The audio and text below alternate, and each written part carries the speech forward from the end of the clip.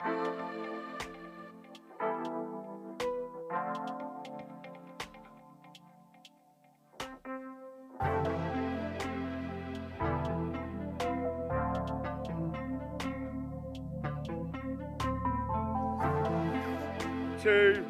one. Hello and welcome to Merchiston Castle School. It is the Merchiston Castle School Under-18 Rugby Festival, the 6th annual festival. 2 days of fantastic schoolboy rugby between some of the best in Scotland and some of the best in England coming up. It is going to be a rip-roarer, and starting off here on pitch 1, it's going to be the hosts, Merchiston Castle. You can just see them behind me against RGS Newcastle, who are just warming up in front of me. A massive, massive day. Now we've got all 4 pitches live. You will notice that it is going to be across www.merchistonrugbyfestival.tv. That is the hub for the Merchiston Festival. Pitch 1, where we are right now, is free to air all weekend. Pitches 2, 3 and 4 will be available on subscription. It's all on that website. It is merchistonrugbyfestival.tv is where you can catch up with all the festival action throughout the weekend. It is going to be a spectacular one, and we have a lot of action coming up. As I mentioned, on pitch 1 to begin, Merchiston Castle School against RGS Newcastle. Merchiston Castle, who are unbeaten this season and have won the past 2 of these festivals. Will they make it a glorious 3 in a row? We will find out. Over on pitch 2, we begin with another Scottish school against an English school again. Marr College against Finborough. Scotland against a sleepy corner of Suffolk. How will that one go? Over on pitch 3, the only club side in the competition, Boroughmuir RFC, will be taking on Yorkshire's Scarborough College. And meanwhile, on pitch 4, it is another Yorkshire side, St Peter's York, who will be taking on Dulwich College. Those are your first games of the weekend. Right, we're going to spin round so you can catch some of the action in behind me, because it is going to be a big day. And while we have that action in the background, a slightly somber note to begin this broadcast. Unfortunately, news has broken to us over the course of this morning that the former Harlequins Academy coach, former Harrow School assistant coach, a real schools rugby genius really, former Wales women's coach as well, currently coaching the Belgium national team, Warren Abraham, has sadly passed away pitch side. Details are still breaking through. We believe it was a heart condition that caught him pitch side in a tournament earlier on today, which is a real tragedy. He was a wonderful, wonderful human being and a fantastic rugby coach. He touched so many people's lives that were involved in schools and youth rugby. As I say, he was involved deeply with Harlequins and indeed with Harrow. So thoughts are with all of his family and friends, a number of whom I know are watching and have been in contact already this morning. It's utterly tragic news. As more news breaks about that, we will try and keep you informed, but obviously we're sort of learning this as things go, just like you are at home. But thoughts with his family. It's horrible, tragic news, but we will focus on the rugby here at Merchiston Castle School. That's what Warren would have wanted for sure. He was a great avid rugby fan and a fan of youth rugby, and in that spirit I'm going to bring in another fan of youth rugby, which is the esteemed Wilf Kemsley, who Wilf, you were at this festival last year. It's a great tournament, isn't it? And unlike last year, we've got some sunshine. If the weather holds like this for the whole weekend, it's going to be fantastic, because last year it did get wet and it did get very windy, and it did have an effect on play. It saw a lot of those Scottish schools make it through to the semi-finals and finals. But I think the competition this year will be a little bit more level. I think there were a few sides last year who were just out of the competition quite early, but that doesn't seem to be the case, especially not with the group that Merchiston have put them in this early morning as well. And that's good to see. I think the standard is raised from last season, when there was still so much good rugby being played. Now, before we get too deep into the festival, I just want to rewind a little bit to last night, where we were live at Preston Grasshoppers, Kirkham Grammar School against Terranure College. Terranure College taking the victory. I think it was 41 points to 10 in the end. I mean, wow, the strength of Irish schools rugby. We were talking about it last night after the game. Where do all these kids come from? How do they produce in just the Dublin area 5, 6 outstanding school sides? We've got Blackrock who have come over and really put up a fight with a few English schools. St Joe's next week, who last year won by St Michael's, another Leinster team. And yeah, Terenure looked outstanding, and they are so quick. And that's something that a lot of the schoolboy sides lack in this country at times. It's just like the pace of play, because the decision making that accompanies that doesn't really develop that early in young rugby players, but Terenure had it down, and they played with such pace. It was just unstoppable. They went 29 points up in about 20 minutes or so, which is very hard to do, especially against a defence like Kirkham. And Kirkham still played well in that game, which was the most remarkable thing about it. They didn't have a bad game at all. They just got outplayed by the pace of that Terenure side, which is terrifying to watch. Certainly is. They were outstanding, and it makes today's Sedbergh versus Blackrock College utterly mouth-watering.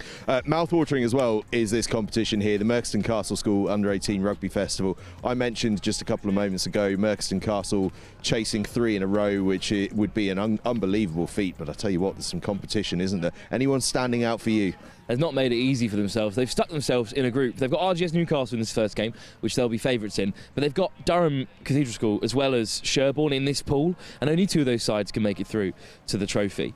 And both those teams have had really good seasons so far. So unlike some schools when they host the big tournaments, they've not given themselves an easy task on day one. But also George Watson's are here. They haven't been here for 2 years, but they are a fantastic school side in Scotland. They've got rights to claim themselves as one of the best teams in Scotland, and I think today will go a big way to show if they can hold up that mantle. But there's other teams as well, like Oakham, who have come up, and Oakham play in that part of the country where every fixture is so difficult because there's loads of schools around there of very similar quality. So I think they'll enjoy playing some new opponents today and bringing maybe a different style of rugby to what a lot of the schools here from the Scottish area will be playing. Yeah, there's been a bit of a shift this year as well, hasn't there? A lot more. Used to be a lot of club sides, now just the one in Boroughmuir, who are probably the strongest of the Scottish sort of youth club sides. But we've got a load more English schools as well, and indeed more Scottish schools. Marr College have come along, George Watson's, as you say, Strathallan have come along as well, who are doubling up. They're at the St Joseph's Festival next weekend. And I'm really excited by this little Yorkshire contingent as well. Scarborough College, Ampleforth College, St Peter's York, Scarborough College, of course, coached by Ben Foden nowadays, no less. So there's a lot of strength in depth, isn't there? But as you say, Sherborne in this Merkston Castle group could be interesting. Beat Millfield earlier this year. They're no shakes, and as you mentioned, Durham, they have been strolling through the season so far. It's going to be really, really interesting. You've got Merkston Castle School first up on commentary. It's that's a 10 o'clock kickoff. Merkston Castle School against RGS Newcastle. I want to talk, and it's going to be embarrassing for them because they're right next to us now as we speak. But I want to mention Jake DL, the Merkston Castle School captain and fly half. He was a lower sixth last year, and he was playing some lovely rugby, and we've just watched him in the warm-up, and he looks even better. He was just leathering kicks off his left boot from right on the touchline, 40 metres out, so don't give any penalties away, especially in the short format, just the 12-minute halves. You give away a penalty in a key area. We've seen how important it was for the final last season, coming down to the last kick of the game, and unfortunately on that occasion the Glasgow Academy side hit the post, and it went wide, and Merkston were crowned champions. So someone like that is going to be massive today, could step up in a really key position in the game, and if he leathers over a kick, he's really skillful ball in hand, and he's so hard to put down because he's a very tall man. But yeah, it's big players like that step up in these short-sided games. His height is probably his only similarity to his gnarly Lions forward coach dad, isn't it? Right, Wilf, I'm going to let you get up to commentary because we're about to kick off in about 2 minutes' time. Wilf's got a Merkston Castle injured player up in co-coms with him. Meanwhile, we're just going to step off the pitch because you can see the two teams are just going through their final bits. Do you know what? I'm going to have a quick word with a couple of the bench here with Merkston Castle. Lads, looking forward to the tournament? Yeah, very. Well, that's an enthusiastic response. You sound excited for the tournament. Ready for it? Absolutely. Fantastic. Final word from you? Yeah, I'm buzzing for it. Yeah. Fantastic. They're buzzing. They don't sound buzzing, but it's because they're game ready. They're really, really ready. Merkston Castle against RGS Newcastle is coming up in about 90 seconds' time, and I can see that Wilf has made his way up to commentary, so I'm going to throw to him where he has got the team news. Thanks, Angus. Yeah, it's RGS Newcastle with a real task on their hand here. They've got a couple of Red Bulls in the ranks, which should be able to give them a fighting chance. But Merkston, going for their third tournament in a row, are the favourites. Well, I'm delighted to be joined by Lucas Fiddis as well, who was part of last year's tournament winning side. But Lucas, it's such a shame you can't play this weekend, but you're still here to support the gents. And how confident are this Merchiston team? Yeah, it's pretty gutting not to be able to play, but I'm fairly confident in them. We were pretty strong last year, but I think this year we'll get the job done. Well, you've got a tough task on day one, though, looking at this group. Durham Cathedral School have got a great record. Sherborne are stacked full of Bath Academy players in key positions. You've not made the task easy for yourselves. That's sort of the running theme this morning, but it'd be embarrassing if Merchiston go on to smoke the lot of them on day one. Definitely. Newcastle, though, are the first test. They will kick us off in that famous black and red against the navy and red trim of the host, Merchiston Castle, who are receiving here, playing left to right. The Merchiston Castle Festival, 2 quick-fire days of action across 4 pitches, but it all starts here with RGS Newcastle, the first on the docket for the defending champions.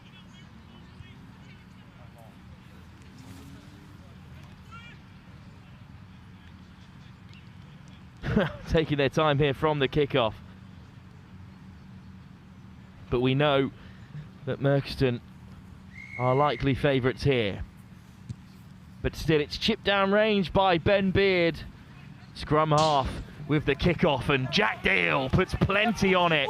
Oh, and it's nudge. Massive kick just beyond Aaron Gosh, who's a really talented player at fly half. But it's Beard at the back, brought down early doors. Merchiston over the ball, and they've ripped it away at the first time of asking. Tackle out, please! Well, Merchiston have it back straight away, and it's an early penalty as well, given away by Newcastle, and round the corner they come, and this could be the first chance here. Oh, it's simple hands, and it's Josh Cully who's going to go over. Sam Lawasai with great hands. Boys, coming from deep. Once the turnover was made, Merchiston Castle make it look very easy. Now, Lucas, that's a great place to win the turnover, and they're so quick to react, Merchiston. Yeah, I don't know who that was that made the turnover, but that's a key move for us, that transition from defence into attack. You just saw it there, and as soon as we get a ball, we shift it wide, and then ends up in a try usually, because our back three is really strong, stronger than last year, I think. Well, they've still got Caden McRae out there on one wing and Finley Watson on the other, but it's the fullback, Cully, who goes over, and it's just short from the boot of Jack Deal. Of course, the captain, part of that SRU Academy. Scotland under 18 in the summer on the tour of Wales and Italy. He'll be one to watch as he off target from his first kick, but Cully goes over for the opening score of the Merchiston Castle tournament. Josh Cully, a clean Clash Royale player. Whenever you're ready. How many trophies is he on? Well, we'll get into that later. There's plenty of time for that. But now it's Beard with another kickoff, and it's a good one from RGS Newcastle, but Lawasai underneath it, and it's a good take by the outside centre. Hands on deck first. Quick ball from De Villiers, and Deal puts plenty on it again here. Got a big boot, this time pops up more kindly for Goal, who returns fire himself. And it's going to bounce over the touchline. Not a bad kick at all. Short, but that's nice. That's very nice. Aaron Gosh with a nice nudge. He was part of the RGS Newcastle side that came here last season. Red there. But it's an unenviable task. I think it was Scarborough College who had Merchiston on the first game of the day last season and was soundly beaten. Yeah, it was pissing it down. It was terrible weather. Just been played back there for De Villiers, and it's now clean ball through the forwards. They've got plenty of talent out wide, but also some hard carriers in the centre, like Edinburgh's Dylan Osborne. Again, boot to ball. Asking Newcastle to play with it. Good pick up from Beard. Good chops out from Durham there. Under a bit of pressure there at scrum half. Leave it! George Rhodes causing mayhem in the ruck. And Bompkin, the Falcon, eventually digs it out. Well, indeed, part of that Newcastle Academy. Not sure what to call them now. Who was that with the steal? I think this time... Make sure you're totally on your feet for me, please. It was good work on the way. I think Ethan Pickard was in there. Oh, sorry, it was, in fact, Kai Geatons. Oh, Kai Geatons, He was on the deck, the hooker. Miles Roseman, the vice-captain, getting stuck in as well. But Deal looks for the corner. That was certainly in his range to kick from the tee, but in the corner it goes. Be interesting to see what they do here. Go for a maul set or go off the top. Well, De Villiers is standing off. It's Osborne who looks to be set to go in at the plug, so perhaps Maul is the option here for Murkison early doors. To the tail, good line out. Very good throw. And it's in the clutches of Geetons. Newcastle getting over the top to disrupt. Davidson getting stuck in, but Geeton still has it. Snap options on. Geetons is still going here, but I think Newcastle might have killed it. Held in. Oh, it's great defence from RGS Newcastle. In the end, they just got over the top of Murkison there. And in the end, Geeton's got sucked in. I think you were right, though, Lucas, that the snap option was there. Just needed to be grabbed by de Villiers a touch quicker. Yeah, definitely. I back our back three to go and, you know, use those snap options. First scrum on Michael. Finley, they Not know when early. it's on, they'll back themselves. Crouch. Will be a scrum though in a dangerous area. Bind. Bumpkin with the feed. Okay. I don't need someone else shouting bind there. Okay. Calls on me. Nice and slow. I don't want head to head or head to shoulder. Keep that gap. Roberts, Geetons, and the other vice captain, Edinburgh's George Rhodes, in the front row. Crouch. This is not an easy area of the field to escape from, although the wind is Set. perhaps howling in RGS Newcastle's favour. Stay in the Sort half. of moving right to left across the pitch here. Goal. Looking to play from under their own posts. Tackle now. Release. Bad carry by the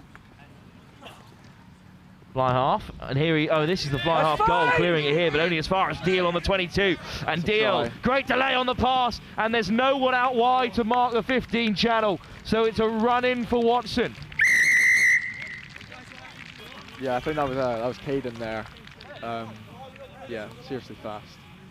Well, it's Caden McRae wearing 14. Yeah, I think they've got it mixed up. They swap shirts, don't really know why. Now DL with an easy take on the 22 here, and he had too much time, the fly half.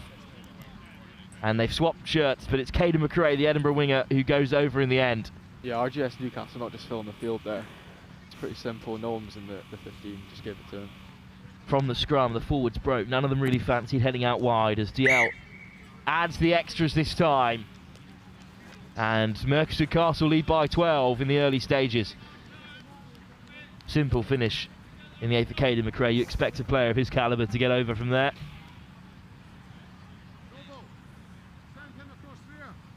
It was Dom Colback with the early carry. Brave, but they still laid it back, and then the kick just didn't have enough on it, unfortunately. Another kick-off then.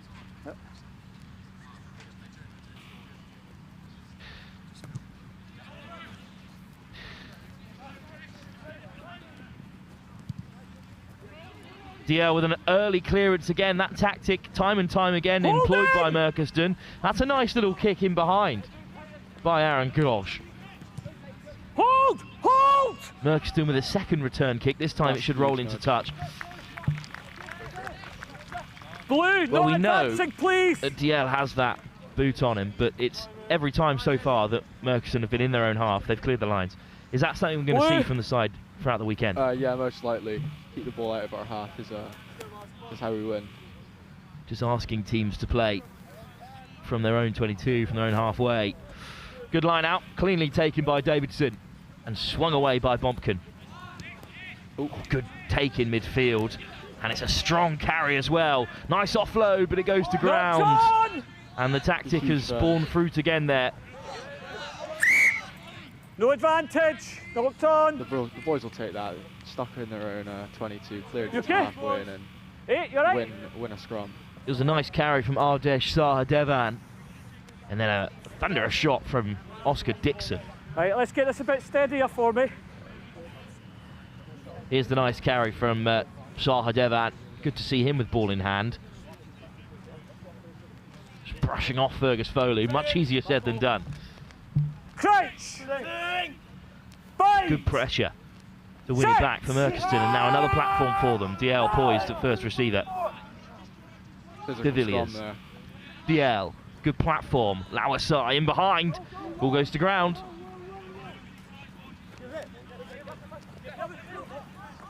Through the back door from McRae, looking to keep the attack alive here. Got the forwards out wide on the wing, but it's a fantastic drive. Release! By Osborne. DL goes himself. We know he has that physicality about him. It's de Villiers. No hands now! You're looking on to the control deck. things at the base. Here goes Restmark. Bit of crossing there, I think. And indeed, that is the referee's call.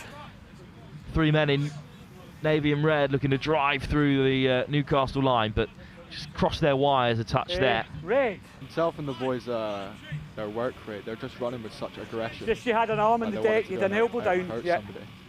Especially number 5, Otto Restmarken, also known as the Min. The kind of content we need more of here at the Merchiston Castle Festival. Bit of behind the scenes stuff for them there. Just a bit of crossing, unfortunately. Roseman just got in Restmark's way. So first line out for Finn Pickard. Yeah, good. Play! Well, tap back. Good tackle from Difficult work for Bompkin, but he does manage to lay it back. And it's Gosh who comes in at scrum half. It's another strong carry. No hands! At first receiver by Newcastle, and no hands was the You're coming into call. the side and swinging your arms round.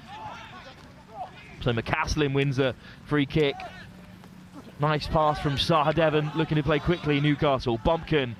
Gosh. Running down a dark alley there. And again, good pressure. Playing the 9, not the call from the referee. Newcastle just a little bit flustered at the moment. Big shot. Gorton driven back. Stay on your feet, Red. Merchiston holding firm. Quick pick and go through the breakdown. Looking to catch them unawares. But it's just been knocked on in the contact. No, hit him first. I think that was Danny Roberts with the quick line speed and chop tackle. No, once you've picked up and you've moved. Yeah, okay, you can. Newcastle just unable to get over the gain line consistently enough there to challenge Merchiston. The defence holds firm. That was a good tackle. And then the quick pick and go. We've seen that work last weekend for Oundle against Haileybury. Crouch! Not this time for RGS. Bind! Six! And they've split the field this time. DL on one side, Lawasai on the other, and here he is, Sam Lawasai looking for the quick pass, gets it away to McRae, and forward is the call from the referee. Yeah, that winger's just bitten in there and managed to kill him quickly. Good defence from Newcastle this time. Got to shut down the likes of Sam Lawasai and Caden McRae quickly. Hook off there, Mark. Break foot out, please. It is pretty chilly. Much better than last year, though. So they should be used to that in these parts. Right. Yeah, definitely. Not sure how forward that pass went as it went through the hands, as the replay showed, but Newcastle will take this chance. Early shove from RGS. I need it steady, all 6 of you. Let's do it again. Well, I'll tell you what, if Give me a bit number more 8 fancies it, little snipe down the blind side here might be the way to go. Yeah, definitely. He's a very young bloke, just turned 16. Could play on the 16s, but he's just that physicality of him. I think Roddy wanted him in the 18s. Oh. Out to away here to keep up Kai Fern. Oh, it's been nicked. But I'm not sure Dixon was aware. Eventually he's wise to the turnover and dragging it up into the contact on halfway. De Villiers, DL, it's another penalty advantage, and it's fantastic hands from Lawasai, but didn't see it offload off the deck from DL. It's another offside from RGS Newcastle. Ardesh Shahadavan just a bit too keen. Yeah, their eagerness is killing them here. That's two. Well, one of them was their winger biting in. That's good line speed. That don't want to get too keen there. You've got to be pretty keen in defence to shut down this Merchiston side.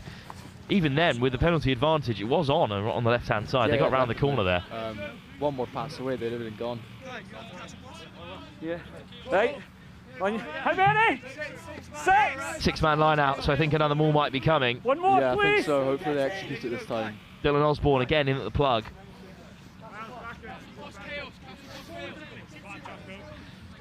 Score! On the line out for Geaton. To the tail again. Simply one there, and now it's round the corner for Dixon. Dixon taking on 2 defenders. Over the ball go Newcastle. Shahadavan driven off. Now pick and go. Well met by RGS. Villiers fishing for it. DL. What a ball that is, but it's just beyond McRae. Half time. Straight into touch off Caden McRae, so that will take us through to half-time. A fantastic performance from Merchiston Castle. Another win perhaps in the offing for them in the opening game of the tournament. They put themselves in a tough group here with the likes of Sherborne and Durham Cathedral School to come, but in their opening task against Newcastle, they're up by 12 at the break. And Lucas, it could have been more. Yeah, definitely. It'll be interesting to see what happens at half-time here, who they bring on. Got lots and lots of depth in the subs, especially in the forwards, that back row. Yeah, serious amount of depth. It's a full 25-man squad for Merchiston Castle, so Roddy Dean has some conversations to be had at half-time. We'll be back in just a few moments' time. Enjoy all the highlights from that first half before the second half of our first game of the Merchiston Castle Festival continues live here in Edinburgh.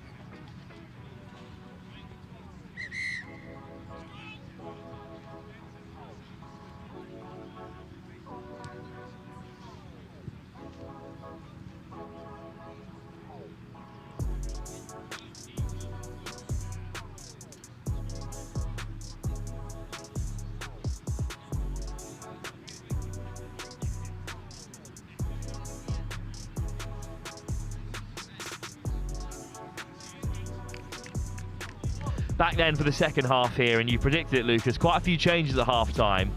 Let's see if you can spot any of them to begin with. I can see the likes of Ben Henderson and Spencer Booth are out there now as well. From Aberdeenshire, and then number 20, Callum Robertson, still in year 10, I think, so pretty young, yeah. Absolutely, that probably makes him the youngest player in the squad. Year 11, I think, actually. Well, but yeah, he's very physical. He would probably be one of the strongest in our teams, but he's been called up for this tournament. Kick-off from Merchiston Castle, cleared away by RGS Newcastle, and it's just stabbed on the toe there by DL, who's racing up to make the shot as well. And the counter-ruck. Give it wide. And it's back with Robertson, and now wide they go. Good hands from Foley. What a tackle that is. Very good tackle. By the Newcastle substitutes. Spencer Booth, obviously known for his huge nudge. Not the most physical player, but he has got an absolute boot on him. Caught this time. Out wide. There will be a line out for Pickard. Thank you. The referee unhappy with the closing of the gap. But now here's Pickard with the throw. It's a good line out. Cleanly won by Emerson. Again, they're looking to carry out defence from Colback there with the carry. Oh, it's just been put down at fly half. Great recovery from Gosh, but then it's spilled again, this time by Barabino. They do recover really well. Great work from Ben Beard. Back foot. And let's try that one again. This time it's a solid clearance. But it's going to pop up here for Watson. He makes good yards. De Villiers. Good tip call from Kai Geetens there. Tackle now! Strong defence from Newcastle, but they're under pressure again. This time it's out the back for DL. Oh, a lot of show and go. Fergus Foley goes straight through, finds the offload. Oh, but it's just been spilled at the very last. Take out the 5. Scrum. Now, Foley made that look very simple. But in the end, it couldn't be finished off. Yeah. Just a dip of the shoulder. Right. Good delay on the pass. Oh no! Get it right, please. Unfortunately, there, Caden McRae's just put it down.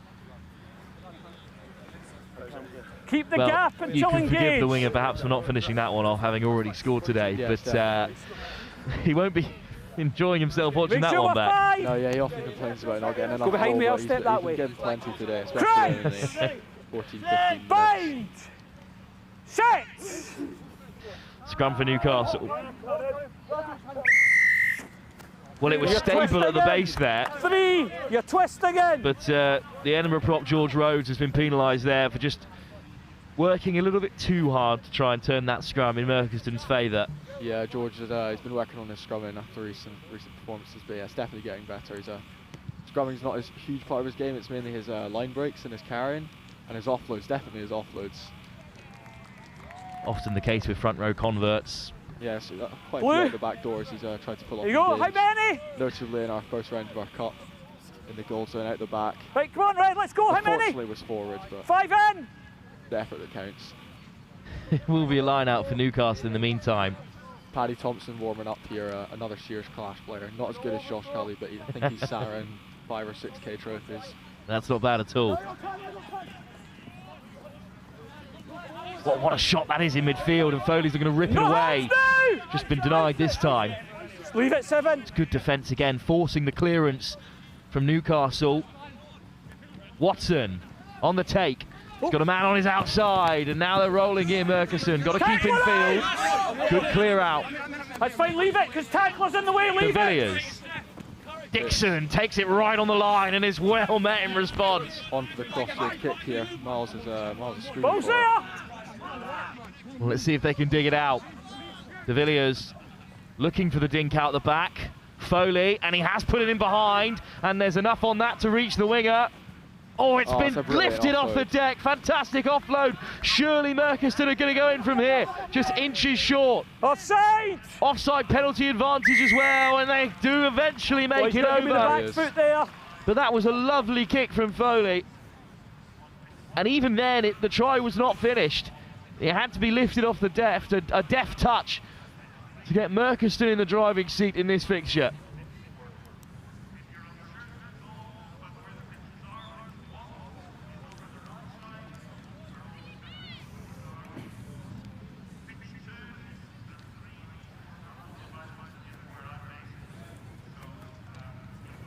Of course, it's Dixon who's playing number 8 for Newcastle. It's Kai Fern, the youngster who's at number 8, who not involved in the late stage of that move, but that's a lovely little crossfield kick. Coming off now, I think for Oka, head taped, probably the biggest guy on that pitch. Oka Zonovagil, number 17, and Paddy Thompson coming on as well as Jack Royan. That's another well-worked try for Merkerston in the meantime. So the crossfield kick was only part of that. It was then lift off set, quick ball from De Villiers, and then it's a nice finish out wide. Whenever you're ready, keep behind.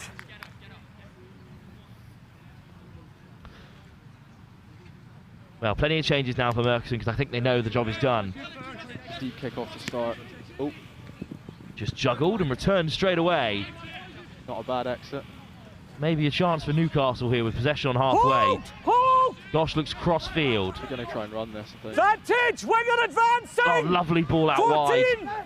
And there's blue shirts flooding through here. 14! Good shot to put the 14, attack down. Not onside, there was still an offside, advancing. unfortunately, there from Jack Chapman. You okay? Take another step for me.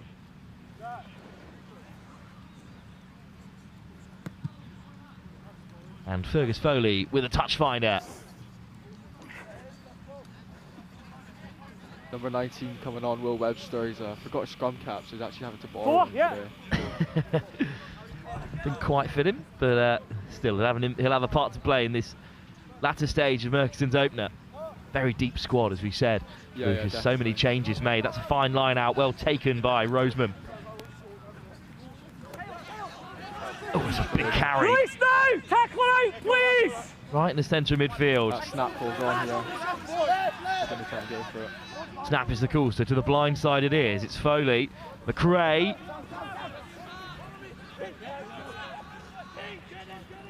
Slow ball here. One phase. Plenty of willing runners. Reshmark. Tackle out! I'll go to width here, I reckon, here. There's plenty of space out wide if they can find it. Oh, and popping up in midfield is Roseman, the vice-captain in second row, skipping through. It's a brilliant line from Miles. No, that was fine. That's not often you see your locks pop up in that wide channel, but it's an excellent finish. Yeah, Miles seems to be caught on those wide edges. We have him out there. Give me an easy life. He's pacey, he's one of the fastest in the team, despite being a lock. And the vice-captain on the board in Merkston's opener. Well, he comes onto the ball at great pace. It's a good ball as well from Jack Roy in the substitute. Another Edinburgh man starting on the bench. Nick DeVille's coming off here for Ivan Bork, and Will McGeoch coming on for Josh Cully. Josh Cully will be probably going on his phone here. Ivan Bork, the new scrum half. McGeoch on as well. But that's Miles Roseman's final action in the game as well. Not a bad first game for Miles. Not at all. And at this point, Merkston can start to look forward to their next game, where they take on Sherborne.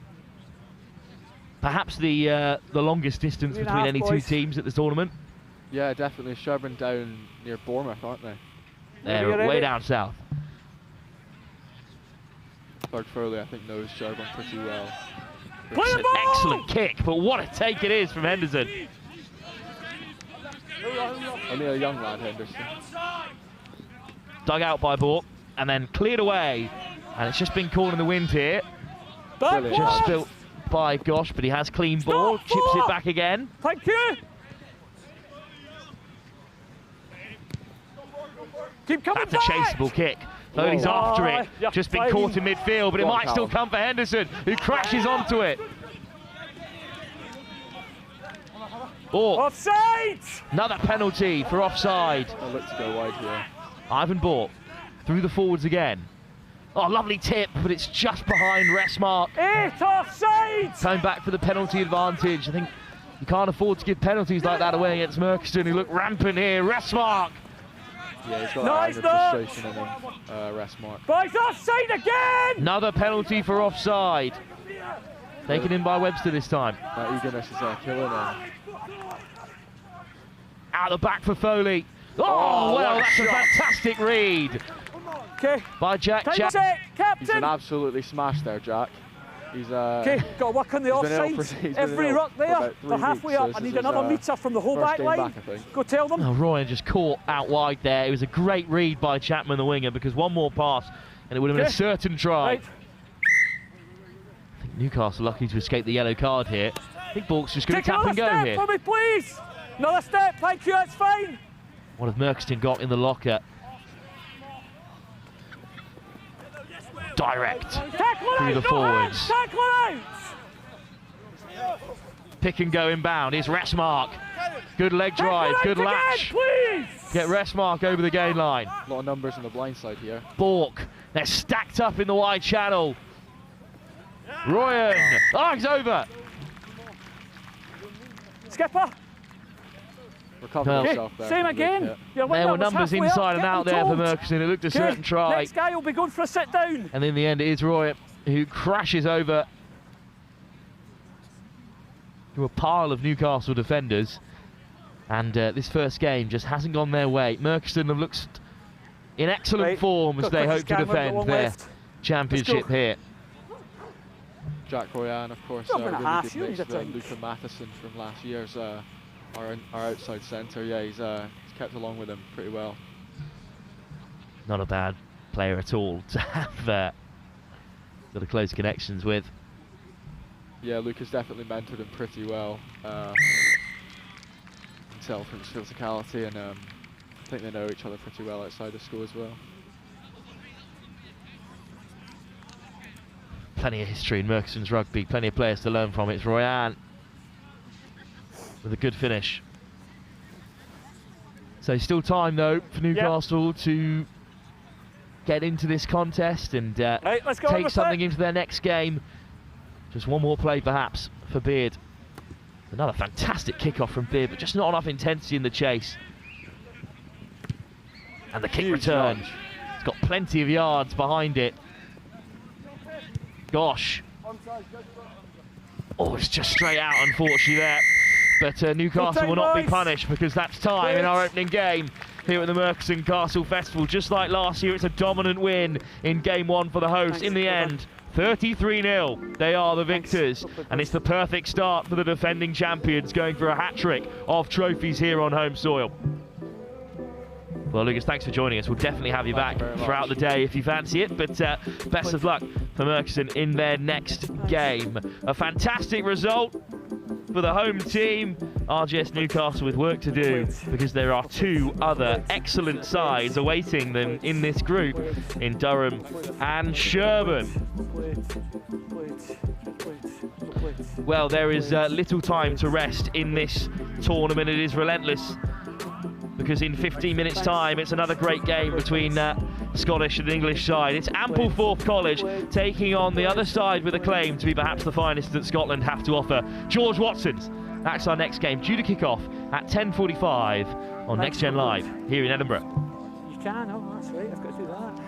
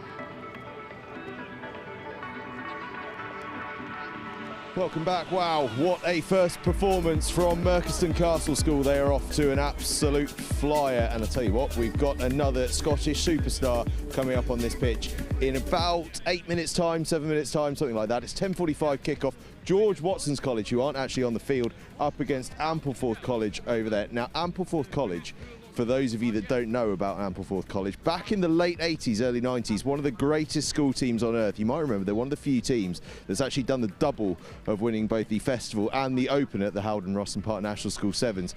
Lawrence Delalio, former pupil, fantastic rugby pedigree, and they're just starting to bubble up on the rise again, but a big challenge for them in the face of George Watson's College, who have not been defeated this season. They stand at the top of the standings in the new Schools and Clubs League that was created this year. I think they've played 11 games in total this season, haven't lost a single one. They are flying. They could even be favourites for this competition. So it is a massive game coming up. Over on pitch 2, Durham against Sherborne. What a massive game that is, in the same group as the Merchiston Castle and RGS Newcastle teams. Then Oakham against Barnard Castle on pitch 3, and Strathallan against Dame Allan's on pitch 4. They're all 10:45 kickoffs. Now, for those of you that are tuning into those pitch 2, 3 and 4 live streams, I do apologise. We've had a couple of technical issues to start the day, namely that pitch 2 and pitch 4 appeared to be the wrong way round. I believe that issue has now been resolved. I will update you ahead of the next game to confirm that that is resolved, but I do believe that is resolved. Any issues, please do get in touch with us and we will make sure that's all up and running for you, but I believe it should all be in working order now. But as I say, do get in touch if any issues, and we will keep an eye on all of that, because they are some rip-roaring games coming up. It's the second of 3 games before the big lunchtime break that we've got coming up. So up next, after this Ampleforth George Watson's game, Scarborough College against Barnard Castle. We then have a big break for lunch, and then 3 games in that afternoon session as well. So it's a massive afternoon coming up. George Watson's have just emerged onto the field to go through their final warm-up routines. You can see them in their maroon and white hoops, one of Scotland's absolute finest. Can't wait to see them in action. Some mighty fine players they've had to go through the ranks. And of course linked to the Watsonians Rugby Club as well, which is one of Scotland's greatest rugby clubs of all. They play down at Marr, just a fantastic place to play rugby, to watch rugby and be a part of it. You might be able to see actually over your right hand side here, Wilf Kemsley up in commentary has managed to coerce a couple of George Watson's players into co-commentary alongside him. I don't know if they're all going to fit up there. It's a pretty tight squeeze, but they look as though they'll manage it. They've got a fairly decent audience as well. It's never easy commentating in front of your mates, let me tell you. In fact, should we go and have a word with some of the mates while we wait? What are we thinking? Don't swear or anything, but what are we thinking about their potential commentary performance up there? Not very good. Not very good, right? Not big talkers? No, they are, but I don't think they'll be very good at that. That's a worry. It's a worrying sign. They'll be brilliant. I've got full faith in them. Wilf can get anyone to talk, and he can get them to talk well. So you can see, obviously, Ampleforth College are going to be in red and black. George Watson's in the maroon and white. Kickoff coming up not too long at all. Let's go and wander along the touches. I can see a young man here in a Scotland hoodie. We're going to have a word with him. He looks like a man. He looks like a man who wants to have a chat with me. So we're gonna come in and have a chat. Tell me, sir, what's your name? Ollie. Ollie. Yeah. Who are you here supporting? Watson's. Unbeaten so far this season. Reckon that'll carry on? Yeah, hopefully, yeah. Tournament favourites? Yeah. Who are the best players? The centres, they've got some strong centres, and the 10. Scotland fan yourself? Yeah. Are they going to get the first ever win against the All Blacks in the autumn? Yes, hopefully. I like your confidence. I like your confidence again a lot. Ollie, thanks so much for chatting to us. Scotland could beat the All Blacks in the autumn. You heard it here first. Finn Russell at the helm. Come on, surely it's time. Surely it is time for a Scotland victory against the All Blacks. I've been waiting a lifetime for it. Surely it's going to happen. Right, let's keep walking. We're going to head back up this way, up the touchline, giving my cameraman a real workout.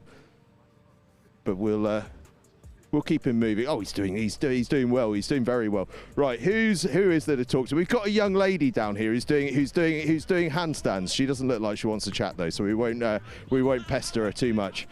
Now, just turn around and have a look at this. Look at what has happened to kicking tees nowadays. Remember when it just used to be a little cone? Unbelievable what they do nowadays. Unbelievable. Right, George Watsons are just about ready to go. Ampleforth College have huddled up.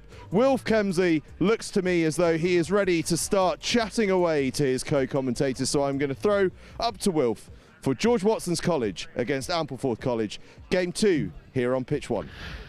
Thanks, Angus. The Merchiston Castle Festival keeps rolling on here. It's George Watson's, one of the Scottish sides, who are in action here against Ampleforth College of Yorkshire. Not the best start to the season for Ampleforth, but George Watson's on that 11-game unbeaten run are going to be stern opposition, especially with that vibrant backline they've got out there at the moment. I'm joined by two locals, Aaron Lucas and Luca Anderson. Gents, thanks for coming up into the box. Aaron, I'll come to you first. It's been a fantastic season for George Watson's, but the Cup is when things really get going. This is great prep for that. Yeah, it's definitely great prep. It also gives a lot of boys a good run out before we've got a big break until we next play Mark in the conference. That will be a massive game, and you may well meet them in this competition, Aaron. That would be perhaps the game of the tournament if those two sides came together. But in that first game for Merchiston, 33-0, they took down RGS Newcastle. What do you make of the host so far? Yeah, definitely a strong start for them, but hopefully if we come against them, we put a few points on them. And Luca Anderson with us as well from George Watson's. Ampleforth side that you very rarely meet, of course, having stayed north of the border for most of the domestic rugby. This kind of tournament, that's exactly what it's about, meeting opposition that you are not familiar with. And, well, they're going to be a stern test today. How does George Watson feel in the camp about taking on these new opposition?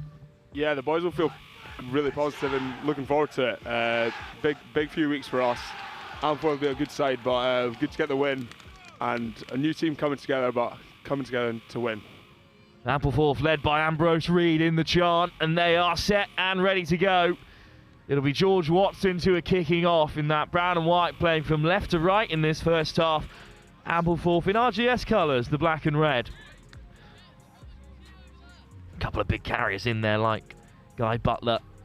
It's not the strongest possible pack that George Watson's could put together, with huge games on the horizon and a busy season already. So they'll have to rely on their pace out wide in this one. But they will have kick-off in our second game here at the Merchiston Castle Festival. It's going to be Matthew Denham to get us underway. Or is it Aidan Fitzgerald? That's what you're going to need to help us here for, gents, because there's plenty of repeats on the shirts today. Aidan Fitzgerald, I think, is kicking it. So Fitzgerald to get us started. Starting at fullback, but with number 10 on his shirt. Putting plenty of yards on it. It's going to drop on the 22 in the bright sunlight here, but well taken. That's a good first carry. No, hands good turnover there, Milo. Oh, I'm lucky not to get it. DC lays it back and just about keeps the hold. Taken back, so it can't go straight out, and indeed it won't. It'll just bounce into touch. Some good early pressure there from the kick, and George Watson's will have their first line out of the day. That's your mark there, Cole Logan with the throw. Well, how important is this set piece going to be today for George Watson's, Luca? Yeah, it'll be good. The northern set piece will get moving well, and hopefully we'll outbeat this Ampleforth line out and get the ball wide and score. First throw for Logan. Not straight. And it's right to the midfield. Scrum. But unfortunately not straight is the call. So it will be a Ampleforth scrum in response. Let's have another look at this first line out. Well, it's on the inside of the George Watson recipient, but not straight is the call. So it will be crouch scrum to be fed for the first time by Josh Gibson. Yeah, big first scrum here for the boys. Let's hope the defensive line can get up and put some pressure on Ampleforth and get the ball back. Taken from the base by Charlie Vaughan, the Yorkshire hooker at number 8 in this Ampleforth side, but it's just been knocked on. Good defence by George Watson. The game will slow down again here. Well, this is a better platform, perhaps, Aaron, for those quick backs out wide to get involved. Yeah, definitely. They look to get the ball probably to Charlie Brinkworth on the left wing, who can, big guy, and hopefully makes him down. Crouch. Batchelor just behind the scrum, but it's Denham at first receiver. And they're all stacked up on that left-hand side, George Watson's. Good scrum from Ampleforth, but they're going to be forced to hold. Denham. Options on out the back here, but it's a flat pass to the line. It's been picked off by Ampleforth and half a break. Okay, that was ball goes loose again, so it's a second knock on there. Okay, you've ran it 15 metres and then you just knocked it. Now the advantage was over, and in the end it was spilt. We're just not clicking at the first time of asking, Luca. Yeah, unlucky there from the boys. Just need to calm it down, keep everything peaceful, and just get slick hands like we've had all season, and get these new combinations running well. Ewan Johnson in the centres there just got caught by Ampleforth. Good line speed. Yeah, Ewan's a great player when he gets the ball in space. Let's hope he can show that in this game and prove it to the viewers all watching and score a great try. Okay, don't close the gap. Okay, that's your warning. Yes, sir. That's okay, boys. Let's go.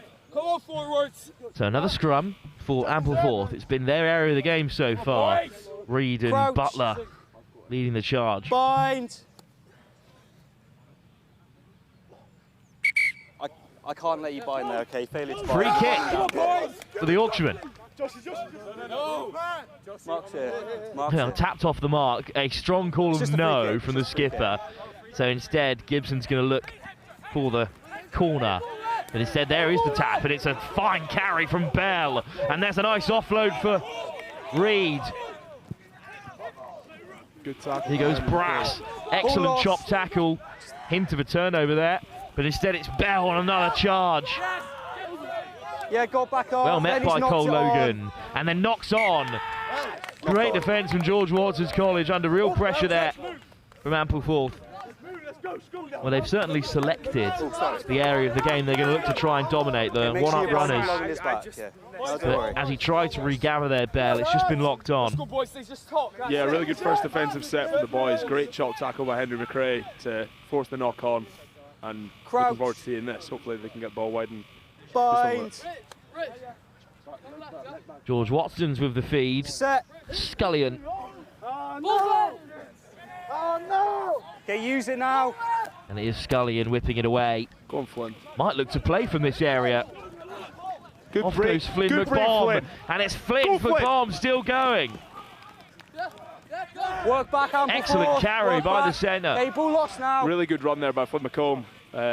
Irish qualified boy, played Edinburgh under-16s this year against Glasgow in the win of that series. He'll be really good to showcase his ability, as like he has been all season. And a penalty has been won in the midfield by George Watson's College, but that was a textbook exit. No need to kick where you can run it out like that.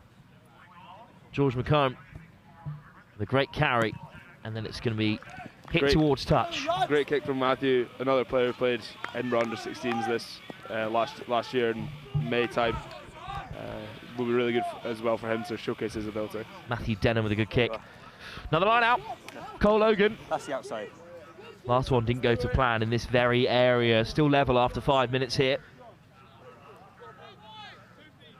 Hopefully this line-out's a lot better. I mean, we've had Glenn Young, Edinburgh squad player, who's been helping us in the first 15 and also about the second 15 in our line-out. So hopefully it's a lot better, and that is a lot better. Clean line out, flung away by Scullion.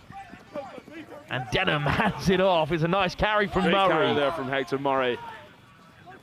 What a pull from Denham. Great Beautiful ball, pass. Matthew. And now it might open up. It's Fitzgerald on the outside. Fitzgerald options inside and great out. try. Finds the pass. And George Watson's College open up the game.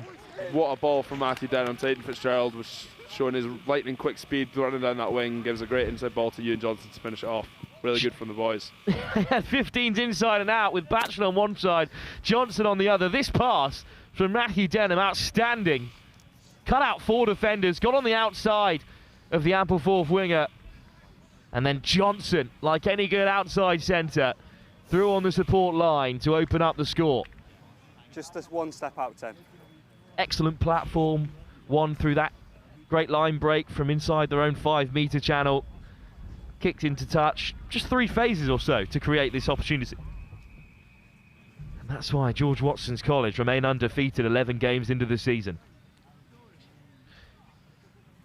Oh, this is a difficult kick in the wind as well, though, to find those extra 2 points.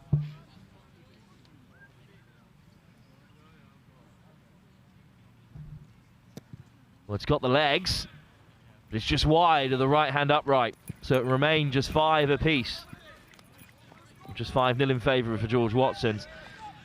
Ampleforth, well, this is a lovely line on the inside from Johnson. You picked him out at the start of the game, Luca, and he's got George Watson College in front. Yeah, he's a really great player, especially in sevens. Rosen Park the past few years, and he's been incredible. Oh, what a take off the kickoff. Under real pressure as well. Electric feet and absolutely rapid, so hopefully he can show more of that Hands today. away now. Taken in by Logan. Ampleforth looking to keep George Watson in this area of the field. Great carry from Rory Ben there. Use it. Still looking to play here. Murray. No hands, no roll from 7. Use it. Another strong carry up the gut from Cuthbert. Right, take him back in. And now the kick is coming. Can't go straight out here, so it will be Gibson's to play with. And Gibson returns fire. In the back now. Maybe a chance to run in the backfield. Scullion. Nice work from Johnson on the outside again. Johnson weaving his way through. In the end, wrapped up by Rothwell. Really good from the boys there to run out from their own 22. And great carry there from Hector Murray. Murray over the gain line again for George Watson's College. Good delay on the pass. Logan dinks it out the back. Give it. And now they might be over. Aaron Baxter. Here goes Batchelor. One to beat. Oh, but it's good work from the hooker Bell to get back and cover. He's onside. He's Quick ball still from George Watson. Nice work from Adair. Denham. Use it. Again, fine hands through the forwards. Johnson gets it away. Barks in to Brinkworth. And now Brinkworth steps back against the grain. Beats the first and the second. Well met in the end by Charlie Vaughan. Logan again. Denham. What a ball that is. And it cuts open. Ampleforth here. Is he going to score himself? Oh. Long pass back on the inside. Scullion puts it down. Well, there were plenty of options there for George Watson's College as they went flooding through. That was the most ambitious of all of them. Unfortunately, couldn't keep a hold. Should have kept it simple, ran himself, or given the quick outside ball to score the try for Aaron Batchelor. Really unlucky, but hopefully we get more opportunities like that further in the game to keep scoring tries. Really good there from the boys. Another great line break from Fitzgerald. This George Watson's College backline is certainly exciting. Crouch. And in the end, it is their scrum. Because I think it was just knocked on in defence by Ampleforth. So still a big chance here. Let's see what they do here with it. Does it go left or does it go right? Ball straight to Ewan. Johnston takes it on the outside. Good ball. Somehow flings it away, and it's just spill. Well, Brinkworth beat the tackler, but in the process, the ball was dislodged. It's a fine try-saving tackle in the end. Right, marks the tee there, guys. I think Charlie will definitely be kicking himself for that. I mean, get another try there. That's an insurance one. And going to the is it in half-time now? Close to it. Oh, he had it in his grasp. Interesting way that Johnson runs with ball in hand. The start of his movement is an outside curve. He gets plenty of momentum on the swing to the outside. Yeah, his acceleration is ridiculously good. It takes off like an F1 car. And he just goes from the first second and just takes the outside and beats the defender instantly. Big moment in the game here for Ampleforth with a minute to go till half-time. A decent exit here to take them through to the break, and they're certainly still in the contest against one of the top sides in Scotland. Gibson with the feed. The scrum has been stable, and it's out the back with the England pathway player, hands away, Charlie Vaughan. hands away. Usually a hooker for Yorkshire, but moves to number 8. Right, you're all onside, and Red. It's hung up by Story. And Fitzgerald puts in the fend. Finds the offload. Hands away, no roll from the tackler. Well, it's a good turnover from Bell, but the tackle didn't roll away. And that's a penalty. I told you to leave it. Well, that's silly, really, from Conrad Trouts to give away the penalty. But George Watson's go for the quick tap instead. Scullion. Denham. Nice ball out the back from Murray, but it just falls into no man's land. Johnson with that fast feet again. And the little whip pass over the top. Loves to wind that one up. Scullion. Cole Logan. Steps back on the inside. No, Ampleforth go fishing for it. Cuthbert. Strong carry by the loose head. Just shy of the gain line this time. Ampleforth hold firm. Oh, put down at first receiver. Okay, and that will take us through to the break. Offside there. It was just a knock on. That's great carry to finish there for Gregory, then unlucky drop ball from Flynn. Really good half from the boys. Let's hope next half we can get a bit more clinical and finish the tries that should have been this half. Well, George Watson's College in control for the first 12 minutes of their opening game, but Ampleforth still in the contest, having only gone the one try down at half-time. 12 minutes still to play here in our second game live on the main field at the Merkston Castle Festival. We'll be back in just a few moments' time to take in the second half. Yeah.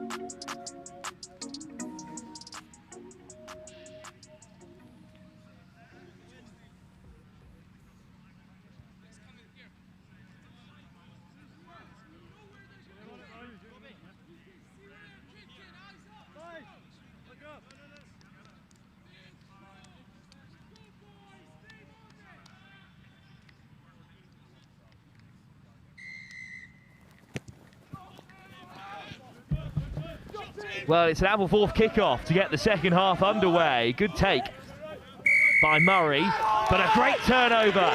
He was the first player. Finally, they are rewarded. This time it's Richard Brass getting stuck in, and he rips it away. Still got Luca and Aaron alongside me. Luca, Ampleforth have been in there at the breakdown at every stage, and this time they've been rewarded. It wasn't the captain.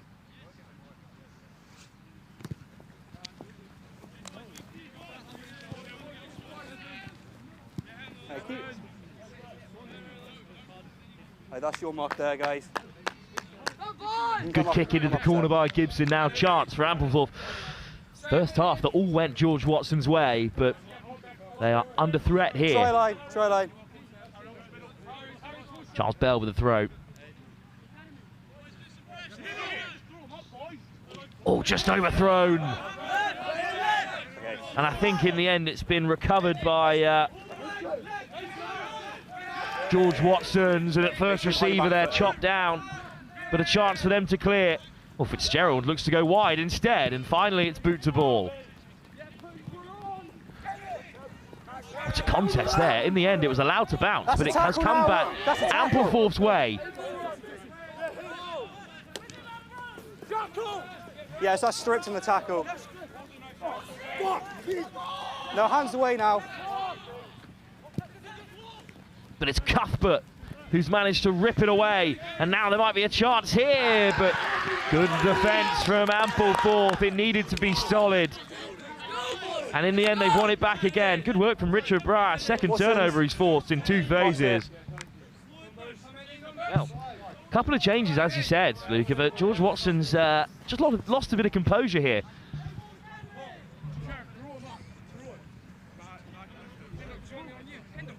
Winger. Not straight at the line out. Back 10, okay? He's back 10. Unfortunately, it's a free kick here because it wasn't straight. It's going to be a free kick.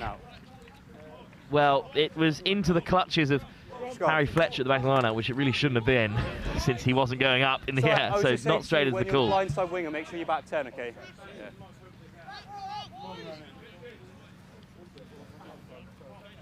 Let's go, guys. Yeah, come on. Go on, bro. Scrum. George Watson's a scrum which Ampleforth have had the better shove on.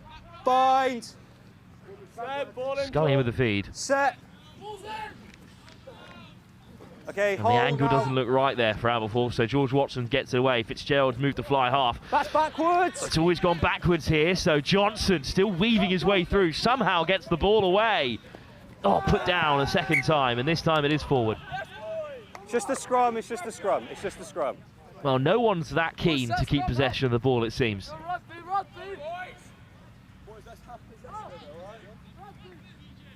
Boys, let's just keep possession.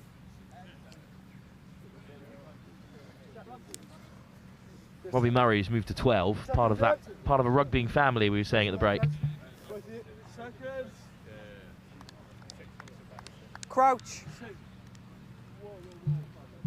Well, we'll have to get him up here at some point. I'm sure Angus will stiff him up sooner rather than later.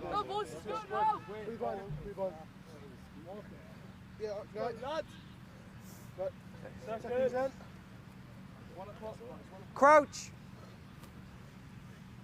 Bind. So, scrum for Ampleforth. They've got to use one of these opportunities. It's the third they've had in this area. And it's picked at the back of the scrum by Vaughan again. He's almost up to the 22. Round the corner come the forwards. Dropped. And that is another missed opportunity. You've gone further than the ball, but it's still come forwards out your hand. Well,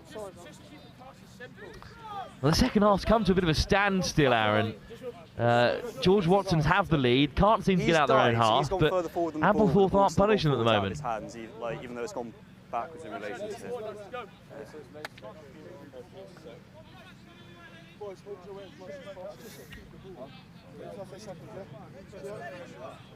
Another scrum, this time for George Watson's. And that was an area of the game that Ampleforth were starting to dominate, but first scrum of the game hasn't gone in their favour. But a turnover here would be a big moment for them. It's a good drive, but they've got to hold. The ball has come loose. Knocked on in the tackle is the call, so George Watson's will survive. Under real pressure here, Aaron. The game is not won. It's just a single try in that first half. Starting to regret a few missed opportunities at this stage. It was a knock on in the tackle. Boys, let's go again!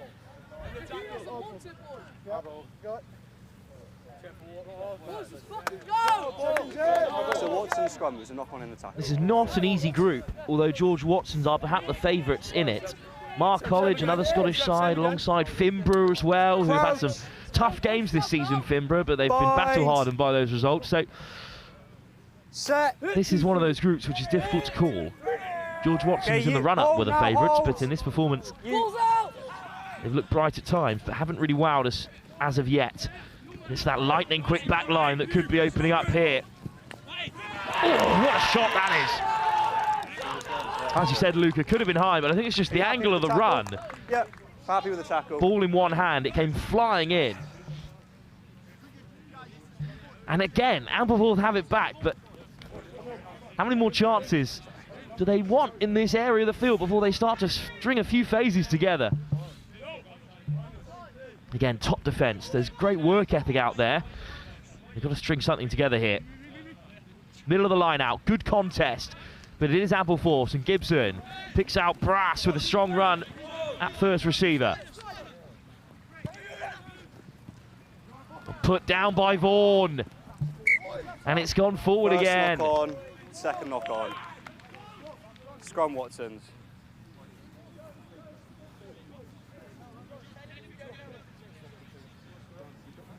Mark's here, lads. Mark's here. It is true, the chop tackles from George Watson are keeping Ampleforth contained, but unfortunately you just can't spurn this many chances in tournament rugby. Only two sides can go through to top this group. Finborough will be confident of making it through to the trophy out of this pool, as would have George Watson's been in the early stages of the competition. And indeed, they will start their campaign with a win if they can hold on for 4 more minutes here. It's another fantastic drive at the scrum from Ampleforth, but they're not rewarded for it. Knock on in the tackle, so it's a scrum advantage for George Watson's. It's a good chop tackle from Fletcher. Stay on side, lads. Ampleforth have George Watson where they want them. No advantage. There's no advantage coming for the initial knock-on. That spared George Watson's blushes, because it would have been a penalty, you think, in Ampleforth's favour. It's just a scrum, okay? It was a knock-on in the tackle by 9, all right? I'll keep an eye on it. Now, George Watson's still yet to enter Ampleforth's half in this second half. Space, okay? Give him space when he... Yeah, you still got to give him space. Crouch. Go, lads. Bind. Watch pitch. Set. 1, 2, 3. Ball in.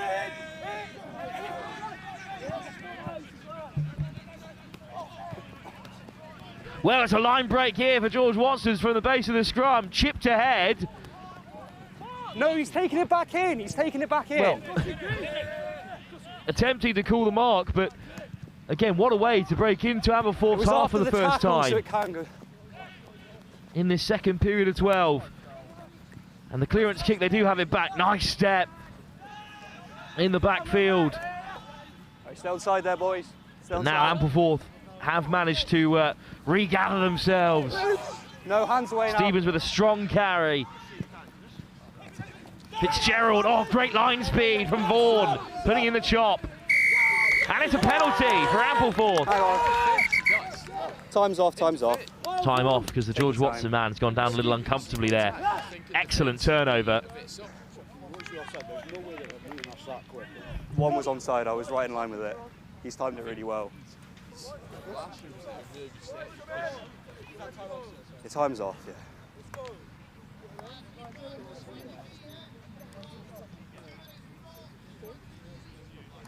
Good, okay, all right. Time's back on. Penalty here. So time back on. The injured man able to get back to his feet, but it's a quick tap from Gibson. Here goes Vaughan. First time we've had him visible with a bit of a run up here. No release, let go. Quick tap no there release. from Ampleforth. Get back. And it's a penalty as well. Okay, no guys. clear release, unfortunately, there. Well, this is better from Ampleforth, Aaron, just putting in some momentum. Yeah, definitely, but hopefully maybe a maul defence. If Ampleforth go to maul here, boys can put in a good maul defence. Watsons, you're going to be on the 5, okay? The last few minutes of the game. Well, this is a huge moment in the game here. The penalty was back at the breakdown, just not releasing quick enough. Hang this on. is a massive moment We got for front lifter doing Ampleforth. his lace here. Time's off. Right. You need to be back 2 metres. Okay. And this is where we Time's really back see on. the metal of a side like George Watson's. They can keep out Ampleforth here, it'd be huge. Paling goes up, and the maul is formed. And it's safely at the back here. And they're rolling towards the line. Surely they're over. Ampleforth crash over there. The maul looked unstoppable from close range. And all of a sudden, despite being under so much pressure in the second half, Ampleforth have a chance to take the lead. Well, this is a strong maul, tightly formed. And in the end, as it splintered here, Aaron, they were always going to get over. Yeah, it was a bit slow at the start, but then they got it going, and there's not much you can do when the maul gets going at that speed, so boys a bit unlucky, but hopefully off this kick-off they can get back. In the end, it's Vaughan who touches down, the Yorkshire hooker. This is a huge moment in the game. Yeah, massive kick here for Ampleforth. They kick this, they go into the lead with not very long left. Gibson in a long way out.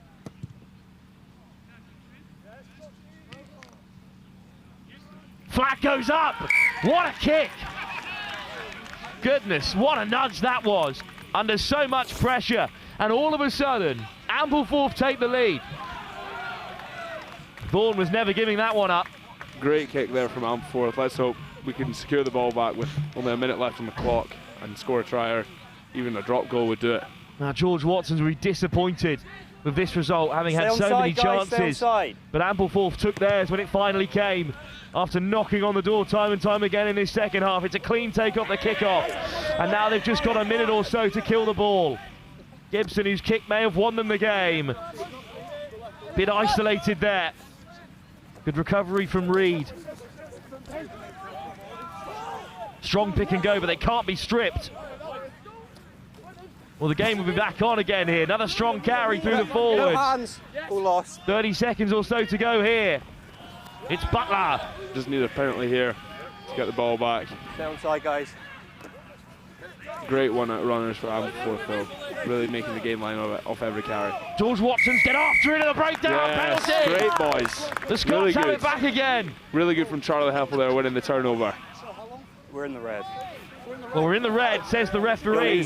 So the options here to go for the post from that 10-metre mark, or to chip into the corner. And you're shaking your head there, Luca. This is the right option in your opinion? Yeah, definitely. I think it's far too risky to go for a kick from 40 metres out on the 5-metre line. Right. And here's your mark, so guys.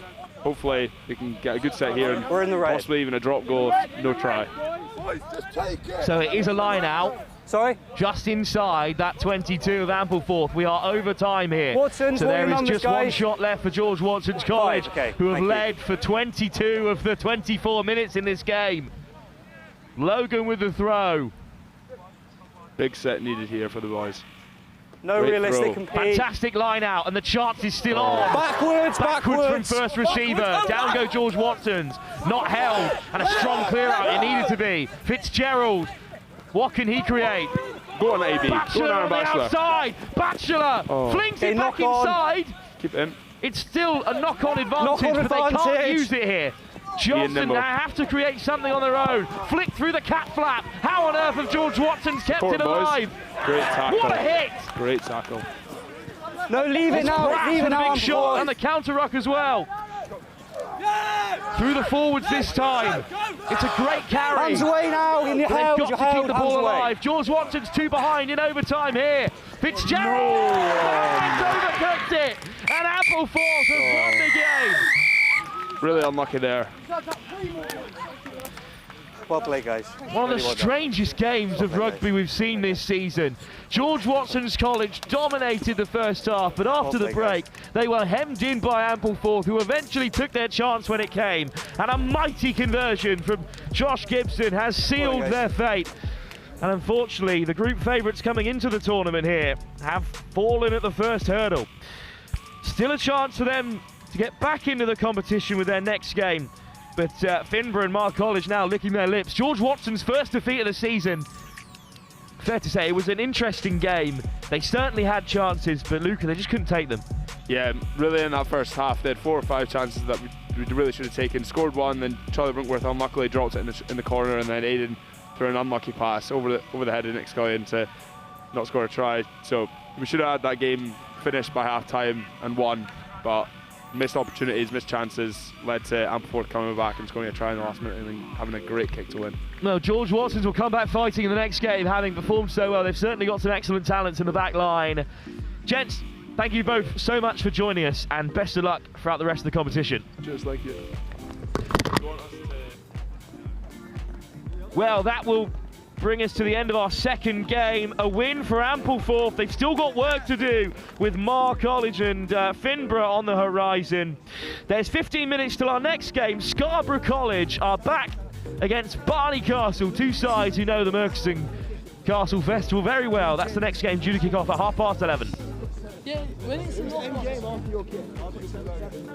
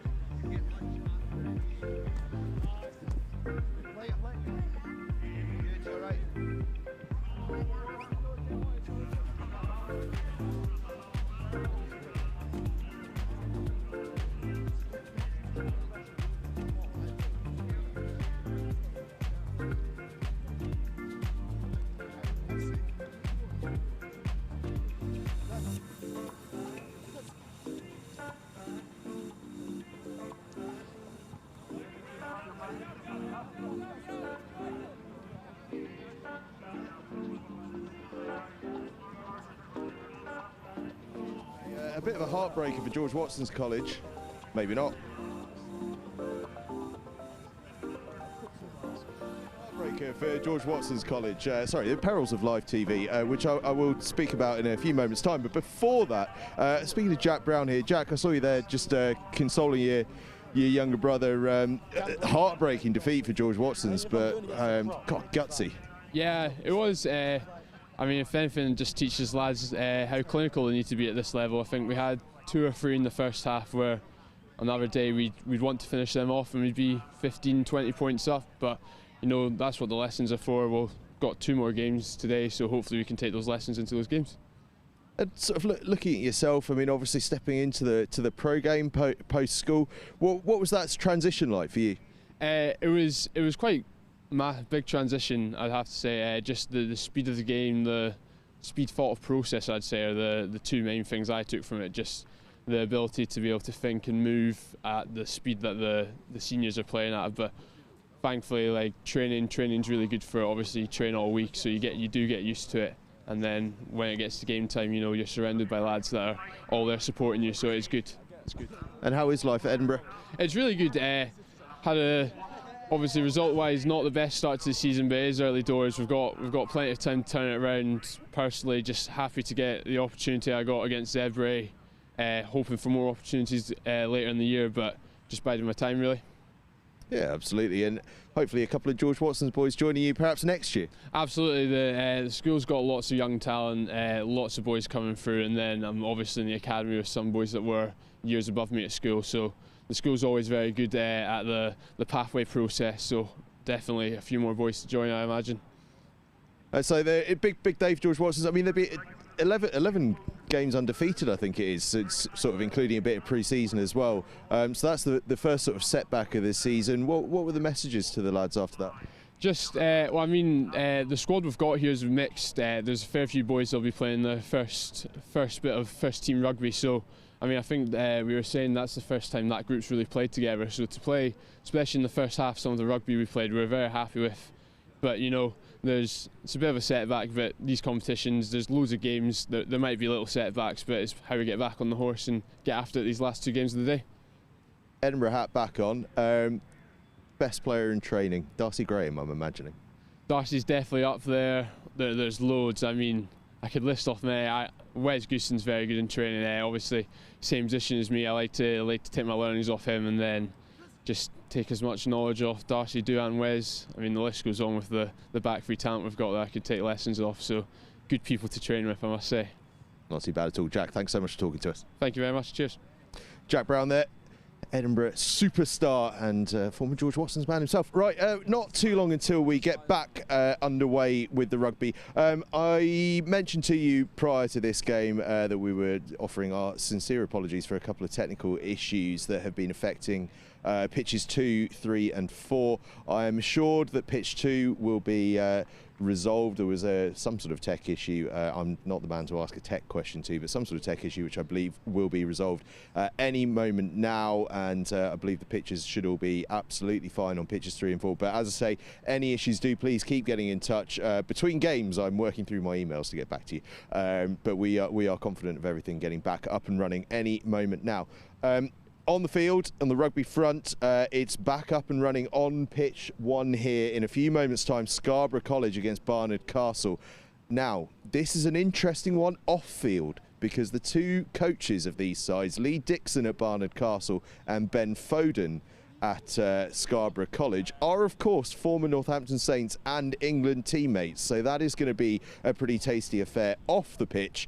on the pitch as well, it should be pretty tasty. Barnard Castle have been looking really, really handy this season, but Scarborough College have been excellent as well, so it's going to be a really interesting one to see how that goes. Over on pitch 2, St Peter's York and Dame Allan's, again, two sides that have been trotting along pretty nicely from a pretty similar part of the world, that northeastern corner, North Yorkshire, and then the sort of south end of the northeast, competing against each other. George Watson's, by the way, are on a pretty quick turnaround. They're playing Finborough next up over on pitch 3. And in the only game of the day that the hosts aren't on pitch 1, they are over on pitch 4 against Sherborne. A rip-roarer of a game. I do urge you to tune into that if you're a fan of either side, or indeed just a fan of school rugby. Merchiston, we've already seen how good they are. Sherborne, of course, I mentioned it at the top of the show. They beat Millfield at the start of the season. They are a top side. It is going to be worth paying close attention to what they do. It's actually their second game of the day. They were unfortunately one of the ones that got affected by those pitch 2 issues earlier on, but hopefully that's all back up and running, and I will be giving you a firm update on that. In fact, what we're going to do is we're going to walk back this way, because what I'll be able to do is hopefully catch someone's eye and see if I can find out an answer to some of those little tech little bits and pieces for you whilst we are live and whilst I walk past. Now look at this on the right hand side here, the resplendent turquoise shirts of the Scottish referees. They're fantastic, aren't they? I quite like those. I might have to see if I can get my hands on one of those at some point.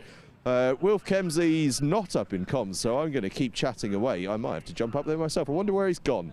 Perhaps nature has called. Barnard Castle are on the field. Wilf's out in the middle of the pitch, actually. There he is. He's doing his research. He's finding out a thing or two about this Scarborough College side. Either that, or he's trying to get an autograph off Ben Foden. We'll find out in a few moments' time, I suppose, as we catch him on his way back. In fact, it's not Ben Foden he's talking to, so perhaps I do him a discredit. Perhaps I do him a discredit, perhaps not though. He's an autograph hunter, if ever there was one. Oh, Lee Dixon's coming past. I'm just going to grab him for a second because he's got a new product out there. He's going to just give us a very quick little moment on. Right. Lee, how are you doing? I'm all right, yeah, good. First game done. How'd that go? Yeah, classic, 3-0. Against Oakham. That's how you do it in festivals. Yeah, you do. No, you've got a new thing coming out, a new coaching platform. Give us a quick 30 seconds on that before kick-off. Yeah, MD9 elite coaching, pretty much for scrum halves, and then I'll probably branch out, but just thought, been there, done it. I might as well just try and do a little bit and help the next generation, especially around the north, but I've got a couple of people from the Midlands coming up as well, so watch this space. There we go, watch this space indeed. Right, you've got some coaching to do. Cheers, crack on. Lee Dixon there, former Northampton Saints and England scrum half, and current Barnard Castle head of rugby. Right, we are still, I thought we were about to kick off. We're still wandering through a couple of warm-ups. I'm going to speak to a couple of Scarborough College lads. What's your name, sir? Oscar. Oscar, how are you feeling about today? Good, very excited. We had a tough game against them the other week, but they were going to come back stronger. So. What's it like having a former England international fullback as a head coach? I mean, it's great. He's a wonderful coach. Learned a lot of things recently. It's been really good. Yeah. He pay you to say that? No, we should though. He has stood very close. I put Oscar under a lot of pressure here. Listen, good luck this afternoon and good luck for the rest of the day. Thank you. Have a nice day. Cheers. Right, there we go. Scarborough College getting ready to go. He's got all the PC textbook answers there. Fantastic stuff. Superb work. Right, let's see if we can find some others to have a little chat to. Scarborough College getting themselves nicely warmed up.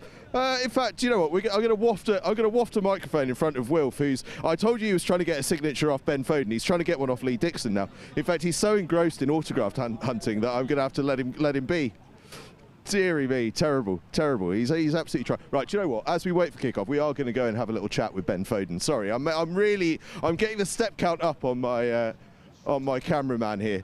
We're going to absolutely doorstep Ben Foden. Hopefully he's going to say a word or two. Ben, while we fill a bit of time, do you want to... hello, Angus. Angus, nice to meet you, Angus. Ben, how's life on the school coaching scene? It's good, yeah, it's enjoyable. Nice to be back in the rugby environment, in a school that's very much on the up and has big plans for the future. Exciting festival this as well, some good teams here. You're telling me, yeah, so there's some very good teams here, and it's good for my boys to come here, test the merits. Nice to have the weather with us. It's been a bit windy and breezy in Scarborough, so nice to come here to Scotland and play in the sunshine. I've just been hyping up the touchline battle here because you're up against a former teammate, aren't you? Well, we've already come out second best already in the cup game. One game this year. It's the only game we've lost, so it'd be nice to get one back with him. But they're a very good side, good outfit, and we'll see. We'll see if we can nick one.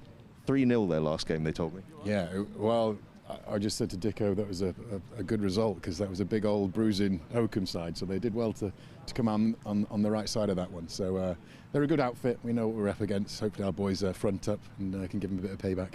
Nice stuff. Cheers, Ben. Thanks for talking to us. No problem.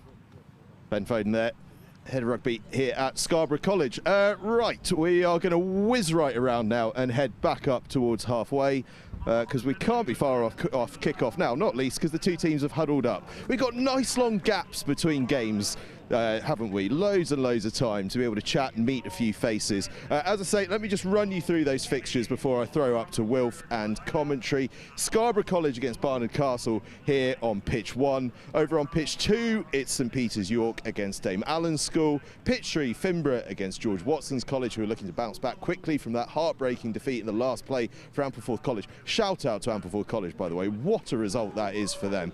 They've been really coming here with high ambitions, and they've succeeded brilliantly there. And on pitch 4, it is the host, Merchiston Castle School against Sherborne. If Merchiston Castle get the victory there, that'll be 2 from 3 for them, and that will be good enough to go through to the trophy tomorrow. Right, it looks as though we are about ready for kick-off, so I'm going to scarper off the pitch and hand up to Wilf up in commentary for Scarborough College against Barnard Castle. Thanks, Angus. It's Barnard Castle who grabbed that momentous 3-0 win in their opening game, who are going to kick us off here in the blue and brown to Scarborough College in the maroon and navy receiving here. They were beaten by Boroughmuir 12-5 in their first game. Not a bad performance against a very talented Scottish club side who made the semi-finals last year. Well, it's a dinked kick-off and it's just bounced backwards beyond the 10. How close was that to crossing over the white line, but instead the referee calls it back. And it's going to be a scrum on halfway, spearheaded by the captain, Oliver Drayton, at tight head.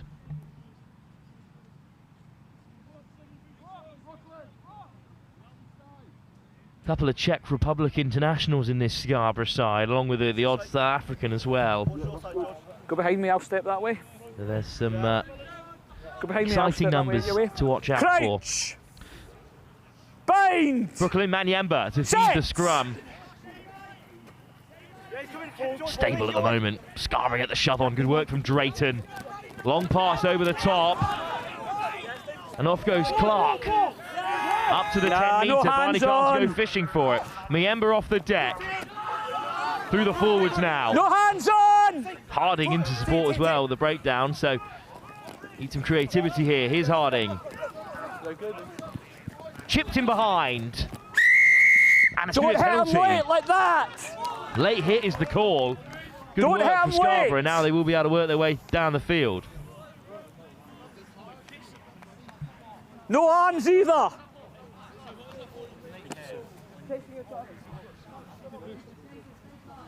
Harding to search for touch.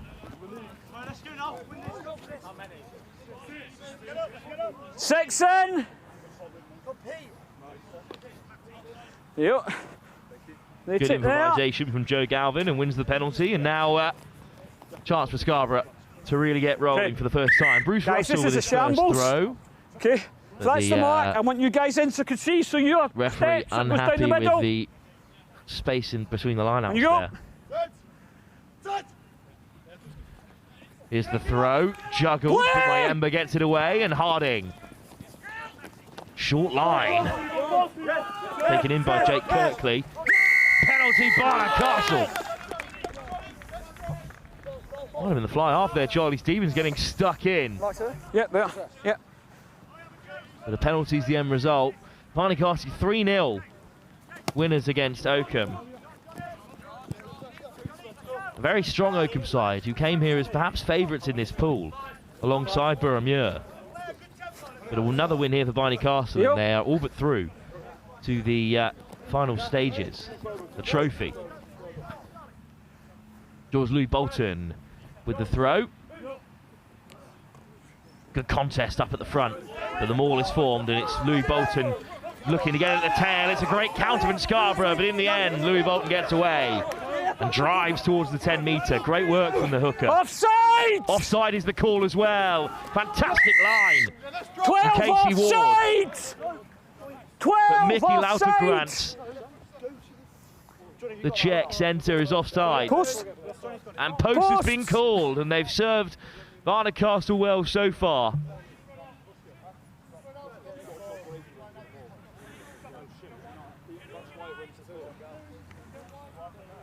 And it's the only man to secure points on the board for Barnard Castle so far in the competition.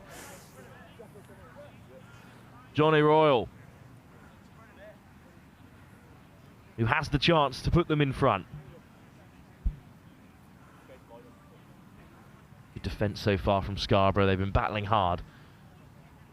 But the penalty from 10 metres in from halfway may separate the sides with 4 minutes on the clock. Royal.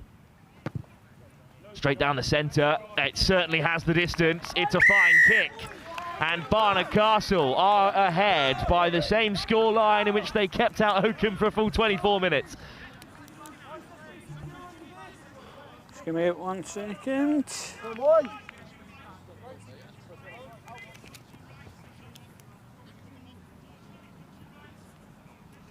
Good kick from Royal. And Barnard Castle are Be in ready, front keep them again. behind. 1 win already on the board against Oakham in this pool. Play the ball! Kick off from Harding. Spilt by Barnard Castle, but always backwards. What a pick-up and what a line break. A bit of broken field for Barnard Castle to play in for. An unbelievable run from Oliver Blake.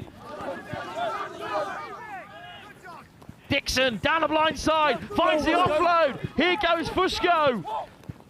Played here last season as well, Fusco. Mayemba all over it. Outrageous turnover from the scrum half. Had to be inch perfect there. 5 metres from the line, but it's Alex Fusco in his second year in the first team for Barnard Castle. Almost went over. But instead, Harding can chip it off the field. Still inside. How many? Big fend in there as well. It's an excellent chop tackle. Look how quickly have this nice and clean. The scrum half, Brooklyn Mayemba, is to getting over the ball there. Still a pressure line out for Bruce Russell. He scrum half, just take a wee step back so I can see, thank you.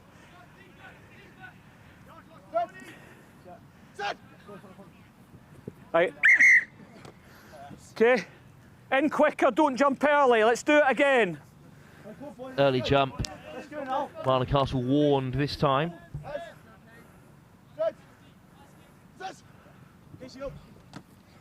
Good take at the front of the line out by Aaron Cornforth. No hands! Great carry by Ronnie Hill. No, tackle it out! Tackle it out! You can't get the ball! Quick tap from Mayemba. What a bright spark he is in this Scarborough side. Taking on George Louis tackle Bolton. it out! Let them have! Tackle it out! Scarborough still in possession. Still looking to play on their 22. Here's the captain, Drayton. Same again! Tackle it out! Penalty. Okay. Right. Time off. Okay. Skipper. Okay. Can't be competing when there's a tackler in the way. Get the tackler out quicker and get the guy to stop competing if someone's in the way. Jake Gorn, the skipper, told clearly by the referee that's twice in quick succession. Barnard Castle were penalised for the same thing. Tackler out, please. And now Will Harding will look for touch. And he finds it. I think that did technically go forward. The referee getting stuck in. Okay. There, please. Go forward. How many? No sarcastic cheer of nowhere from the Barnard Castle bench. You need to step back so I can clearly see you as the scrum half. Finally leaving the game. Infuriating. Another good line out needed from Russell. It's another early lift. And this time a penalty. It's twice that Barnard Castle have been caught by the dummy too easily. Free kick. And the wind is blowing in their face. But Harding is going to just tap this time. Oh, showing over the fly half. Not afraid to take contact himself. Mayemba. Through the forwards. It's an excellent carry. But then it was spilt in the contact and Fusco comes away with it. Cornforth with a strong carry. No more advantage playing because they could be over on the far side. Off goes Oliver Cass. And again it comes loose at the breakdown. Okay, you're on the ground and you're still wrestling for it. Unfortunately, you're he was on the deck before he could steal it. Quick tap for Barnard Castle. Looking for their first try of the tournament. They've got another penalty advantage. Louis Bolton takes it in. Okay, not 10. No, you can't go quick. You can't go quickly, okay? Behind the line. I need you back quickly. Scrum. Scrum is the call from the touchline, and that's what's been taken as soon as you hit the by deck, the you captain, can't keep Jake pulling for the ball. Nice break. Good work from Cass. It came loose there, and he's just put on the deck by the scrum half, Josh Dixon. That's good to work in defence. Behind me. I'll step that way. Clever from the 9. We okay with that gap? Feed this scrum. And I think Fusco will fancy this. Right. I'm not okay with that gap. You're so close, you're touching. Had a good performance at the Sedbergh 10s last year. Right. Reform. Fusco. Make sure I've got a gap. And now in a senior role in this Barnard Castle side. Big scrum, boys. Come on. 8 pick. Crouch! I think he really does fancy this. From 5 metres out. Scrum for Barnard Castle. Still looking for try number 1 in the tournament. Despite racking up a win. Here goes Fusco. And he's going to crash over. Tackle out, please! Short. What a tackle from Harding. Yeah, it's rolled the balls there. Pick and go. On the roll. Excellent turn. And this time they're over. Good little spin from the front rower to disperse the momentum there. And Barnard Castle are over. It's a good solid scrum from Scarborough, but Fusco was the quickest to react. That's an outrageous tackle from the fly half to keep out the number 8 from that sort of range. Yep. But in came Sonny Hopper at loose head. Just take it as quickly as you Driven can, over please. with the support of George Louis Bolton. Only playing short games. So Hopper has the first try for Barnard Castle in this competition.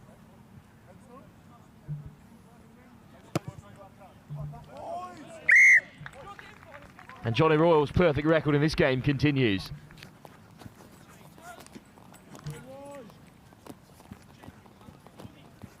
Felt the pressure, knew he wasn't getting over, swiveled his hips and rolled on the outside of the defence. Good work from close range by Sonny Hopper. Scarborough with a second chance to respond. Whenever you're ready. Kick off this time. Something contestable. It's Play hung the up high ball! by Harding. It is cleanly taken by Barnard Castle. In the backfield, this is better. That's the maul! And the maul has been formed, and surely they'll kill it here. Still looking to strip it away. Right, 7 out!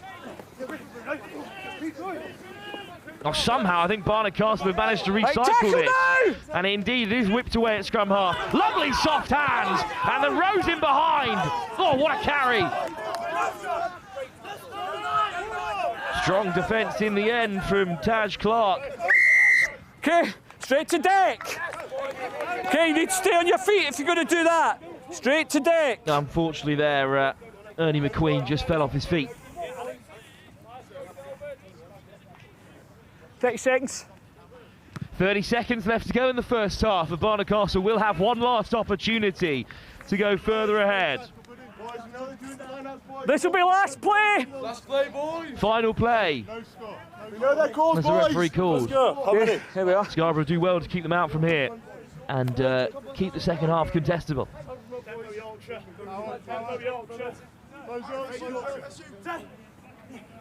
Louis Bolton, great line out. And it's another maul. And the maul is rolling. Yeah. Scarborough have got to slow this down. It's a penalty advantage as well. Louis Bolton on the roll. Still going. George Louis Bolton. Okay, second advantage offside. 2 advantages to play with. Off goes Ewan. Fluent looking on the outside. It's Cass. Lovely step. Oh, maybe just had to back himself into the corner. 2 penalties. Offside in the middle. Offside in the middle. Or in at the side at the ruck. Tries to what do you drive want? through traffic there. Sorry? Corner 1. 2 In at the penalties to side of choose the ruck and from. lifting the legs. Go points to the corner. Side of the ball. And the first half will continue here. Now a minute into overtime.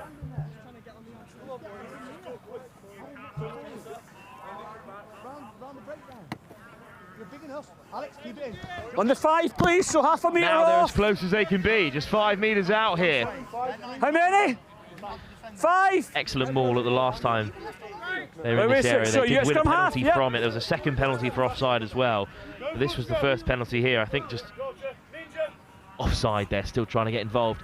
Here's the overthrow. Oh, it's come loose, but it's somehow recollected by Barnard Castle at the tail, and they still have the ball. No, what a turnover. you're not releasing it. Excellent work from Scarborough, who have survived a late onslaught by Barnard Castle. And they'll go into the break just 10 behind when it could have been more. Barnard Castle looking for their second win of the tournament here at the Merchiston Castle Festival to all but secure their place in the trophy tomorrow. Scarborough looking for win number 1. At the moment, they're 10 behind at the break with 12 minutes still to come. Right. Okay. Okay.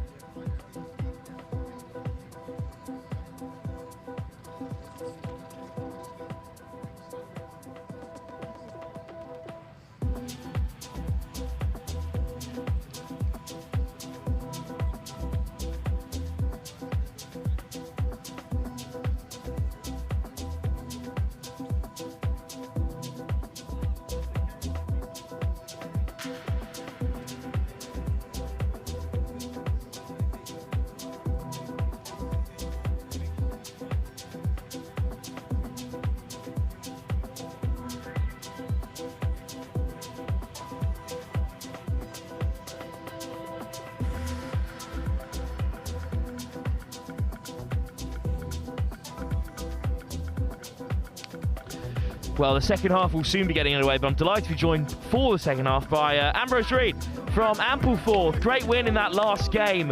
A clutch kick right at the end, but as we were saying, Ampleforth are short of quite a few players for this tournament, so still performing well.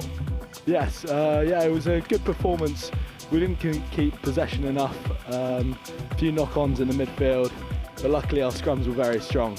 Well, we were talking about the runners and riders for the Merchiston Castle Festival this weekend. Murky, of course, with a big win in their opening game. Barnard Castle looked to be set for a second win with 12 minutes to go here.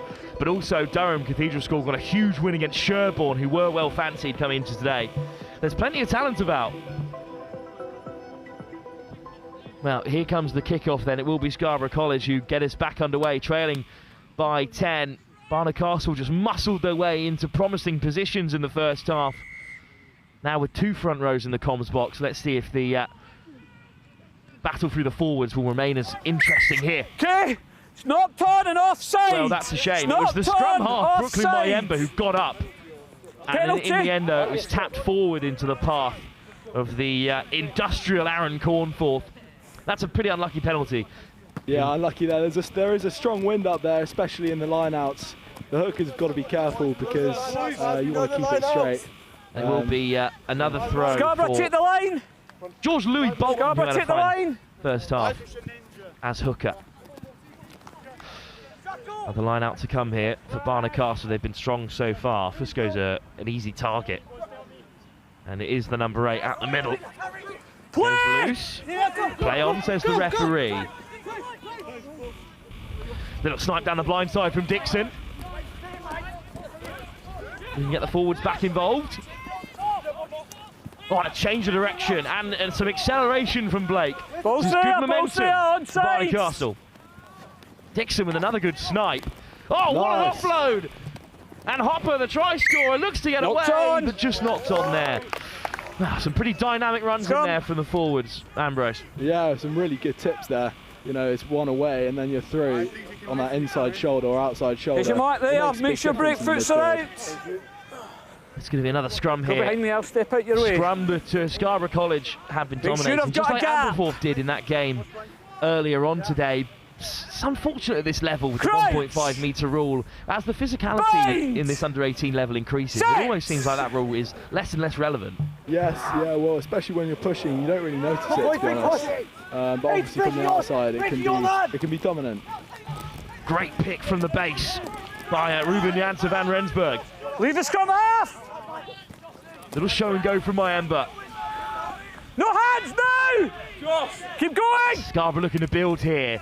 Oh, it's a pick and go from the base of the scrum by... no release, 13! Lucid there, Henry Owen. Then Mayemba, Harding, miss pass. Good physical battle. Tackle it out! Absolutely, the midfield is really congested at the moment. Mayemba, Harding, penalty advantage, so he drills it in behind. Going to be collected by Royal, so we'll come back for the penalty. No advantage, offside! Some strong carries in there from Scarborough. You've got to front up all of them. These northern teams. Give me another step. And it will be a chip for the corner for Harding into the wind in this second half. It's a much better nudge from Harding, and it just about finds its way to touch. Linesman's flag goes up. Important to have the ARs in this level of competition. We were in Preston last night for Terenure College taking on Kirkham, and there were no ARs that day. It didn't have a huge impact on the game. Wait, how many are we doing here? Some talking points in the bar afterwards. It's good to have this level of referee. Coming. Make sure I've still got a gap. And it does have an impact, Ambrose, on how the teams perform. I need this a bit more structured. Exactly. Well, another key line out, this time for Scarborough. Right. So you get 5 in, scrum half, make sure you're not creeping in. Lineouts are a pivotal point in the play. I mean, there's so much you can do off them. If you're in your own sort of 22, whether that be a driving maul. Stolen away though this time by Barnard Castle. All the way back to their 5 metre, just taking a tumble. They're under pressure here from Blake. Oh, it's a good pick, stripped on the contact. Knocked on in a dangerous area. Knocked on. And it's going to be a scrum for Scarborough. It's a great effort. Ambrose, surely this is the perfect position on the field. This is where you want to be. Now it could be an 8 pick and goal or some clever backs move, but you know, the door's open now for them. Really glad we got you on comms for this second half, not just for your insight, but also because there's a crowd of Ampleforth players right in front of us in the comm box who are loving having you up here. Thank you. Thank you. This is what it's all about. Props, let's keep it straight. Castle Festival, and it's a scrum. It's Reece Barker on in the second half. Bind! Set! Ready to pick and go here for Scarborough if need be. Mayemba with a feed. Harding shifts to the left-hand side. Great shove from Barnard Castle. But here's Mayemba going himself. Mayemba skips through the first contact. Great physicality from the diminutive scrum half. Somehow gets the offload away as well for Galvin. Now the tack-in. No hands! Surely the pick and go is the option here. Over comes the captain, Drayton. And Drayton! Good drive from Drayton, inches forward. It's just getting over that game line now, pushing the back. Only inches short, Scarborough looking for their second try of the competition. Spilled in the carry. Okay, we'll take it out. Great effort, great physicality. And Barnard Castle survive. Well, Ambrose, they will be disappointed. Let's have another look at that one. It's as he falls here. It just goes loose. And well, keep that gap so on the engage for me. Weight in the contact can just get dislodged as the ball hits the turf. It's very easy when you've got bodies coming behind you trying to push you forward. You can get easily spilled. And Barnard Castle have done very well to get out of that. See if they can get out of their own half now. And not out of the woods just yet. Dixon with the feed from this scrum. Stay on back, lead by 10 here. And here's Royal. Gets plenty behind the kick. But it's Galvin with a good take. And here comes Scarborough again. Crossfield from Galvin into a bit of space. Royal regathers. Nice step from Royal onto the outside. Bit of speed.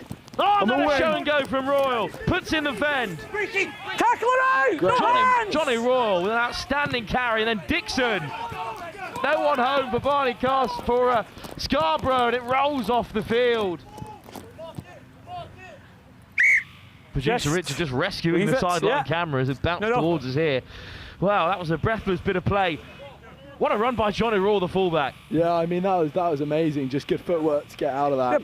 You don't really want to be hanging around in your own 22. So he's done very well with some good acceleration and good step. Lovely kick from Dixon as well. Judge, keep this gap for me.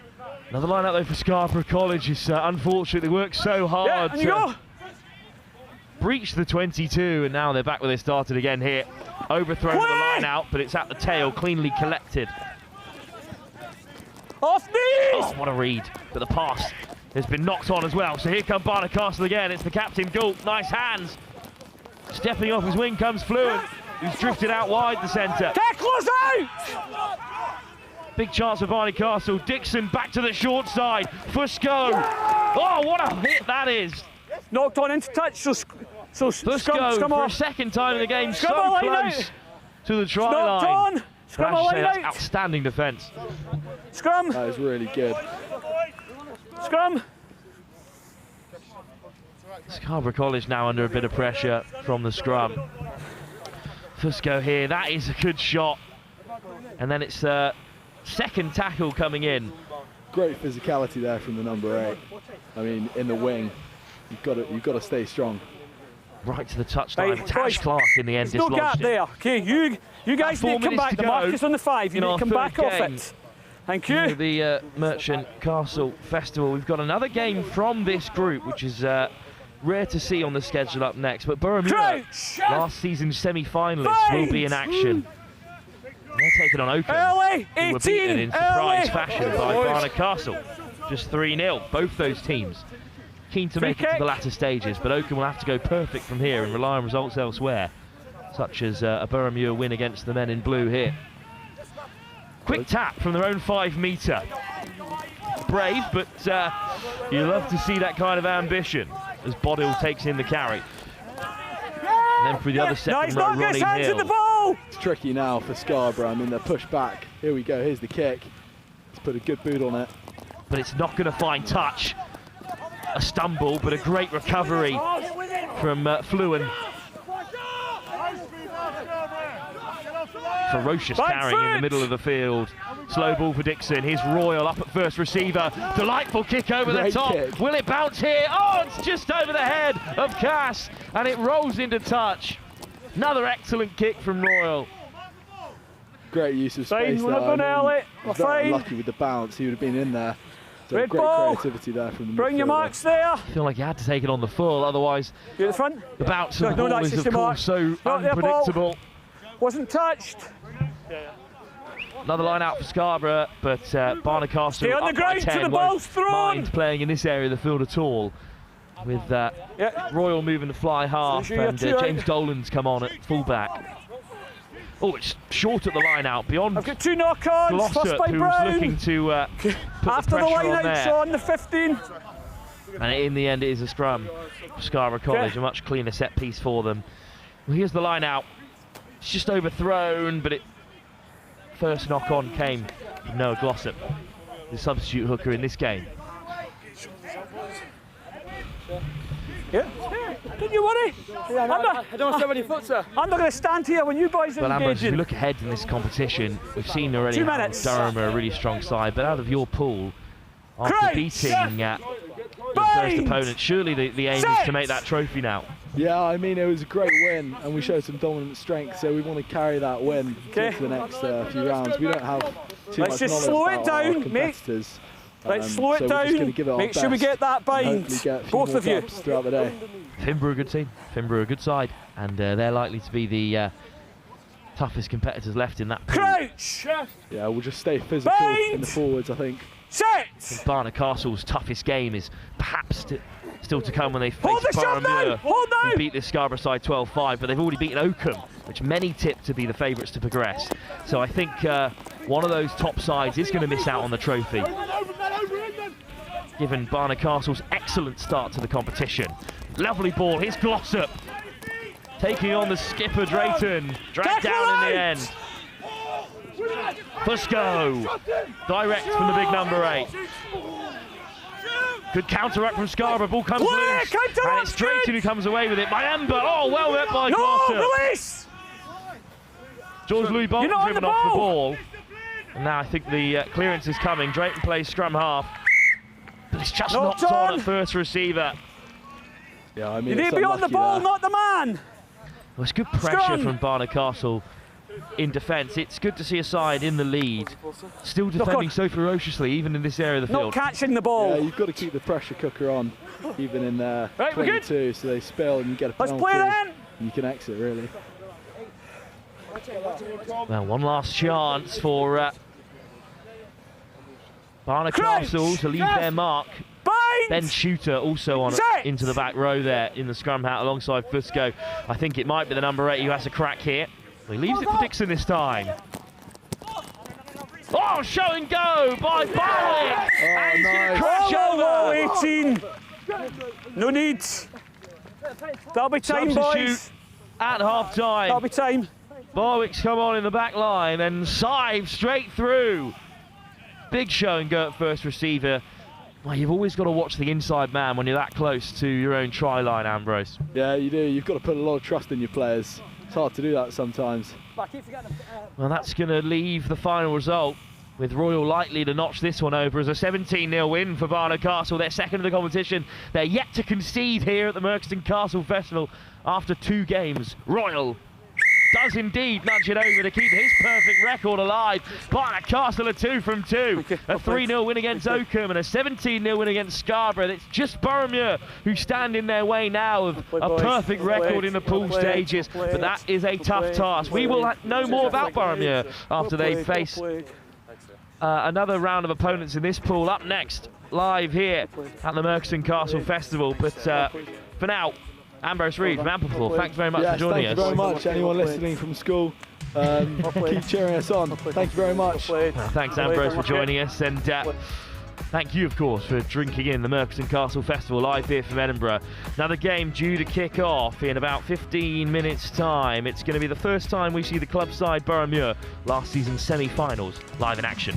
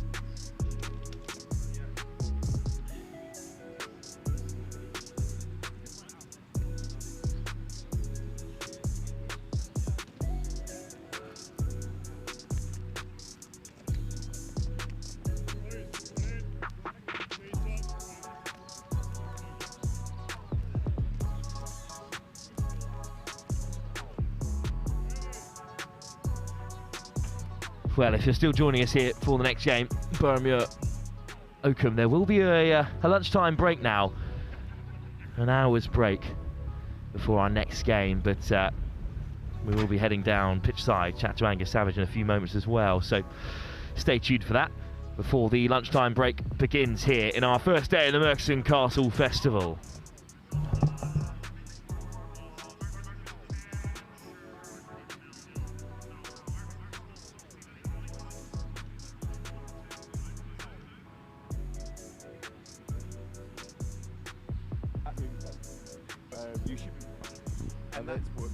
Any updates and stuff, let me know.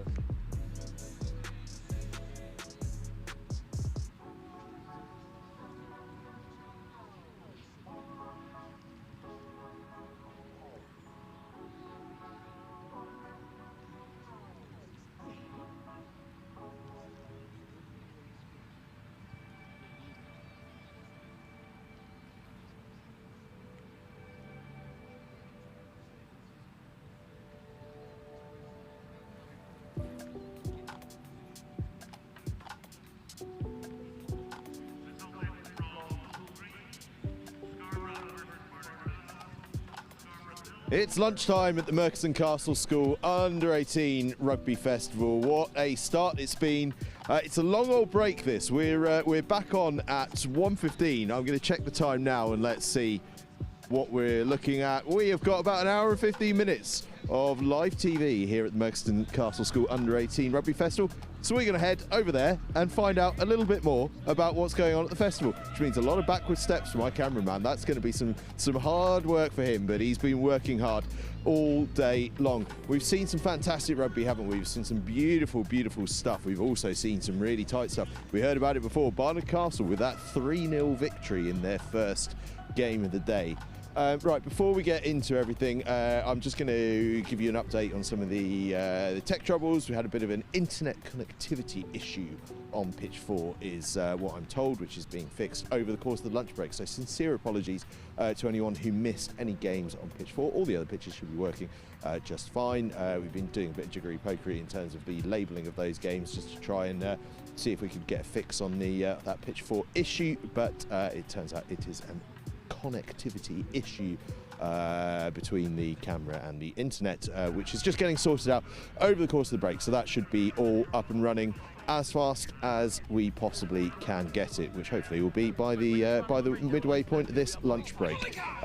So sterling effort from all the commentators trying to keep you up to speed with that. Here on pitch 1, it's been pretty entertaining stuff actually, hasn't it? We've seen some glorious rugby, and we've seen some wonderful teams as well. Right, what have we got over here? We've got the Best Intent, bestintent.marquees.co.uk. I reckon that's very good actually, isn't it? The Best Intent. I think they mean they're the best intents, don't they? So let's go over and see what's happening over there. We might get a free cake while we're at it, so you know it's all good. Right, my cameraman's got a job on his hands here. I'm gonna help him out. Here we go. He's got himself under. There we go. There we go. Everything we're trained not to do, but we do it anyway because that's the way we roll. Right, let's go and see what's happening here. We've got some cakes and stuff. I think I can see a croissant. Oh, it's all going on down here. Maybe I might get a freebie if I loiter long enough. Got some nice stuff here. Oh, we've got. Is there anything better than a rugby stress ball? Oh, fantastic! What we got here? Is that a tape measure? No, I don't know what it is. We'll find out. I need to ask someone what all this stuff is. Fantastic though. Come and join Merchiston Castle School. Heriot Watt University are here as well. What are they telling us about? Rugby Union Club. Any famous names? Hello, lads. Don't know where my cameraman is, but I've got a question for you. We'll see. We'll test your knowledge of Heriot Watt. Best rugby player to come out of Heriot Watt is Luke Crosby. Fair enough. Luke Crosby. He's actually pretty handy, to be fair. Not a bad player at all. How the rugby club doing so far this season? Yeah, we're doing very well this season. I think we're 4 wins from 6 across 3 men's teams, so we're looking really good this season. All 3 teams looking for promotion, so yeah, we're on the up. Who's in the league with you?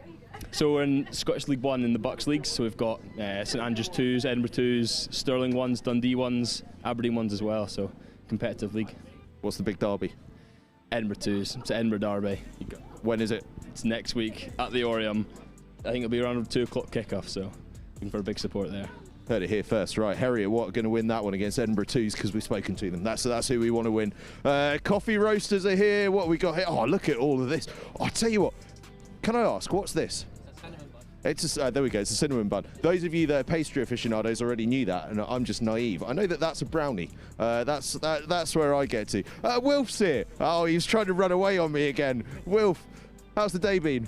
Yeah, it's been a strong morning, hasn't it? I mean, these are because there's 4 pitches here at Merchiston, which you can all tune into throughout the day. It's great to see how spread out the schedule is. And I think it just gives the players time to really drink everything in. They're not scrambling from one pitch to another. I've seen a couple of guys who played early on in the morning coming over to pitch 1, jumping on comms a little bit, like we did Ambrose Reid from Ampleforth in that last game.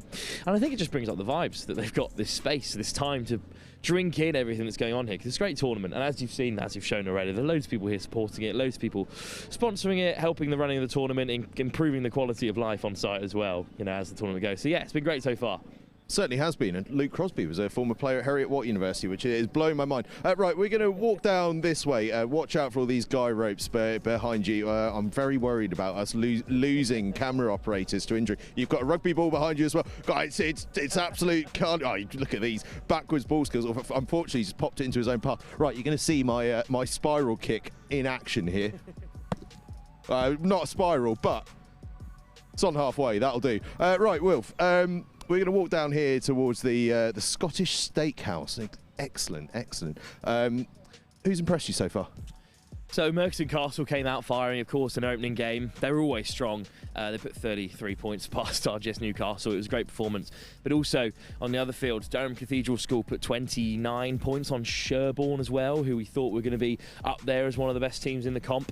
So that group's really opening up, and that game between Merchiston and Durham Cathedral School is going to be amazing as well later on today. So that's been really exciting. That is the most interesting pool so far, I think, after George Watson's were beaten in their opening game as well, which was a bit of a shock given their undefeated season so far. So there are some really top teams out there. I think there are still some talented sides hiding around the field. We're going to see Oakham a little bit later, even though they lost to Barnard Castle in that first game. They lost by just 3-0. 3-0, yeah. Yeah, one for the purists. Yeah, just one Johnny Royal kick to separate the two sides. But yeah, I think when they start to fire, when they start to pick up the pace, they will be a really strong side. But at the moment, it's Merchiston Castle and Durham Cathedral School both in that same pool who look like the top two sides. They certainly do. Right, I'm going to join back up with you in about 30 seconds' time, but I'm going to dive in and just have a little chat with the Army. In fact, Wilf, how do you feel about a tactical gym box? I think I'm going to give that one a miss. Very tactical. Yeah. I think getting up the gantry is enough. Do we think I can do a pull-up? Go on, right, but Wilf, you take the mic. I'm going to have a go at a pull-up. Well, I think Angus is actually much more excited about this than he was giving away. This is part of the charm of these tournaments. The British Army, of course, also at Roslyn as well. I think it's going to be timed to how long he can stay up there for. It's just a hang. 1:45, the current record here today at the Merchiston Castle Festival. I don't know if this is great TV either, to be fair, but I think the longer you go, the better it is. So, absolutely. Well, he's already cleared where I think many of us expected Angus to end up. This is a strong start so far.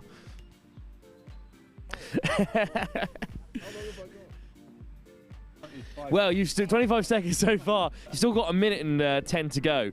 And while Angus is hanging, we'll touch bases with the British Army who are here today, of course, supporting the Merchiston Castle Festival. And, well, how's the interest been so far? What are you here to do and discuss to the young players here who have got potential future in the Army? To be fair.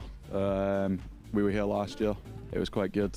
There's a lot more pushing towards the officer roles, which we don't really get when we go to schools and colleges.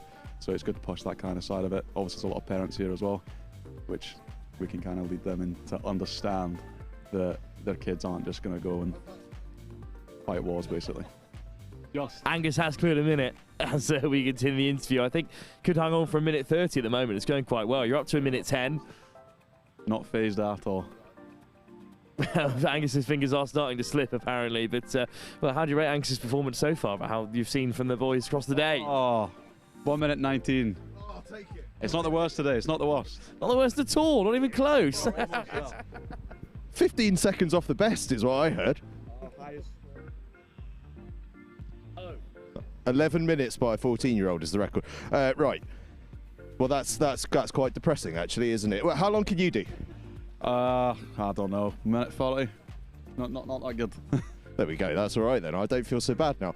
Jeez, these hands aren't going to recover from that. Thanks so much for taking the time to chat to us. Thank you for having us, Arthur. There we go. The British Army putting me through my paces and almost breaking me. I'm absolutely knackered. Absolutely knackered. Cheers, lads. Thank you. I wasn't really expecting to do that. Wilf, the idea there was that I would stitch you up, and yet somehow I've been stitched up. Yeah, I'm really pleased that I managed to avoid that. Just had a nice chat with the British Army reps instead. I think that was my preferred option. So, yeah, but 11 minutes for a 14-year-old. I mean, I'm glad we weren't here when that was kicking off. Otherwise, this would be pretty dull intervention between the breaks. But, yeah, I mean, it just shows the fitness on show has a touching point. As they were saying, they got loads of guys approaching them, mostly from the officer class as well, which is obviously there's lots of really bright young players here. Yeah, it's great to see that the game of rugby, with the physicality and the structure, does lend itself well to military careers. And a lot of these schools, like your Ampleforth, have got really great military history. So it's good to continue to support the armed forces through this sort of sport and this sort of event. Certainly is. Tell you what, I can't feel my hand. I can't grip the microphone properly. I may have done myself a disservice for the entire weekend. American College Rugby consultants up there, elite rugby scholars. I had a nice chat with them actually on my way in this morning. Sorry guys, we're walking backwards right through you all. Enjoy yourself so far? Yeah, it's fantastic. Merchiston the best side out there, do you reckon? By far. Oh, look at that. Raw confidence here. I mean, we're 80-0 up on the scoreboard. Merchiston are feeling good. Enjoying yourself, most importantly. Absolutely. Great event. Fantastic. Thanks for speaking to us. Merchiston Castle are enjoying themselves. As you can see, there's a couple of pizzas knocking around as well. Who doesn't fancy a pizza here at the Merchiston Festival? Right, we're right into the thick of it, and Wilf is doing a sterling job now of operating not just as a top pundit, but also as a floor manager. He's doing a fantastic job here. We're coming up to one of my favourite parts of any festival, the sweetie stall. Fantastic. If I say it loud enough, I might get some free sweets. Look at this. Cola bottles, more cola bottles, rings, jelly snakes, fizzy watermelons. What are these? Gummies? All sorts going on. Oh, now look at this. Wilf, we can check out the Merchiston schedule. I like this. It's a bit out of date though. They played Stirling County the other week. Stunning victory. I'll tell you what I'd like to chat to you actually about, Wilf. Now that I look at this and I see the Stirling County fixture up there.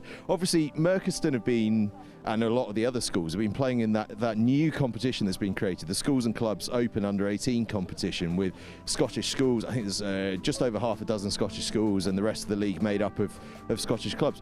Really new, innovative thing, because we very rarely see club versus schools, particularly in England, but not so often in Scotland either, but that's all changed. Quite an interesting concept. Yeah, absolutely. I think the two lads from George Watson's were talking about the conference and how it's gone really well for them so far. They've yet to play Merchiston. That'll be a big game, of course. But it showed the sides like Boroughmuir, as we saw last season when they made the semi-final, they are more than able to compete at this level. And I think there are plenty of clubs like Stirling County, of course, who want better representation across Scotland, because there's a lot of rugby teams in Edinburgh. There's a lot of, obviously, Boroughmuir from around the corner as well. There's a lot of strong independent schools from Edinburgh. But as you go further afield in Scotland, there are lots of people who want to play rugby, but perhaps don't have the quality of fixtures, or perhaps don't have the structure in place to continue to allow these players to thrive. So letting players come from further afield and play against the very top independent schools, as well as the other top club sides, which they maybe won't meet until the national finals in the club competition, it's great to see, and it can only increase the level of competition in Scottish rugby, which is something that a lot of the Scottish sides are after. I'm just having a look at this pitch map as well. A staggering number of pitches here at Merchiston Castle. You see here, 8 pitches up here, and we go down to 9 down here. Extraordinary number of pitches. Shows you how much they love the game down here. Right, let's keep on moving through. This is, by the way, what I referred to earlier, this Scottish steakhouse. I dare say, if we can get away with it, we might try and get something from that in a little bit. A black pudding beef burger. That's a haggis beef burger as well. Haggis is quite appealing as a beef burger to begin with. Yeah, I wonder how they're going to link those two together. Also, the ultimate Scottish burger, which just has everything in it. For £9, we've been to a lot of rugby tournaments. I think £9 for a burger of a certain size is pretty good going, actually. It's very good going. I'll tell you what, Wilf, if you're well behaved this afternoon, I'll introduce you to a haggis bomb later on this evening. There's plenty to get excited about here in Edinburgh at the Merchiston Festival. Right, we're gonna go through this way because we're gonna try and have a chat with some people. Wilf doubling up his role once again as a floor manager, come pundit, come commentator. He does it all. He does it all. We've got a group here. They're smiling at me, which is the last thing you should ever do, because it means I'm going to stick a microphone in. How are we getting on? Enjoying ourselves? A fantastic day. Who are we supporting? Boroughmuir. Oh, fantastic. The only club side here. How's it gone so far for them? They played well. It was a tough match early on, but they managed to squeak through, and then they're playing again in about an hour. So we'll see how they go. Lovely stuff. And lovely atmosphere. Have you sampled the sweet stand over there? Oh, we're going to in a little bit once the queues go down. I think we're definitely going to sample all the stands. Would you let him know that I've mentioned him 3 times on camera now, and I'd like some free sweets, please? Oh my God, yeah, I'll pass it on. I'll also ask for association with that in getting myself some. Quite right too. You're doing God's work here. It's important stuff. Right, thanks so much for talking to us. Best of luck to Boroughmuir for the rest of the day. Boroughmuir playing some lovely stuff, and hey, if you don't ask, you don't get in terms of free sweets. That's the trouble. Oh, we're going to do a little shimmy to the side. Apologies, sorry. We're attempting some backwards walking here. Sorry, we're careering into all sorts. Oh, we've got some Barney supporters. So let's have a chat with Barney. Which of you would like to talk to us? You look as though you've got an injury and you'd love it. You're from Durham, so we'll have a chat with you. How's the injury, first of all? Yeah, it's alright. It's just happened on Wednesday, so fresh. Frustrating. Yeah, very frustrating, especially when this is coming up. How boys are doing pretty well so far, right? Yeah, we're doing alright. Won the first game, got another game against RGS. So. And the season's been pretty strong as well. Yeah, good start of the season. Through the next round in the cup. Won all our games so far, so it's going well. Any players for the rest of the people watching on the live stream to look out for? Look out for AJ and Louis Lewis.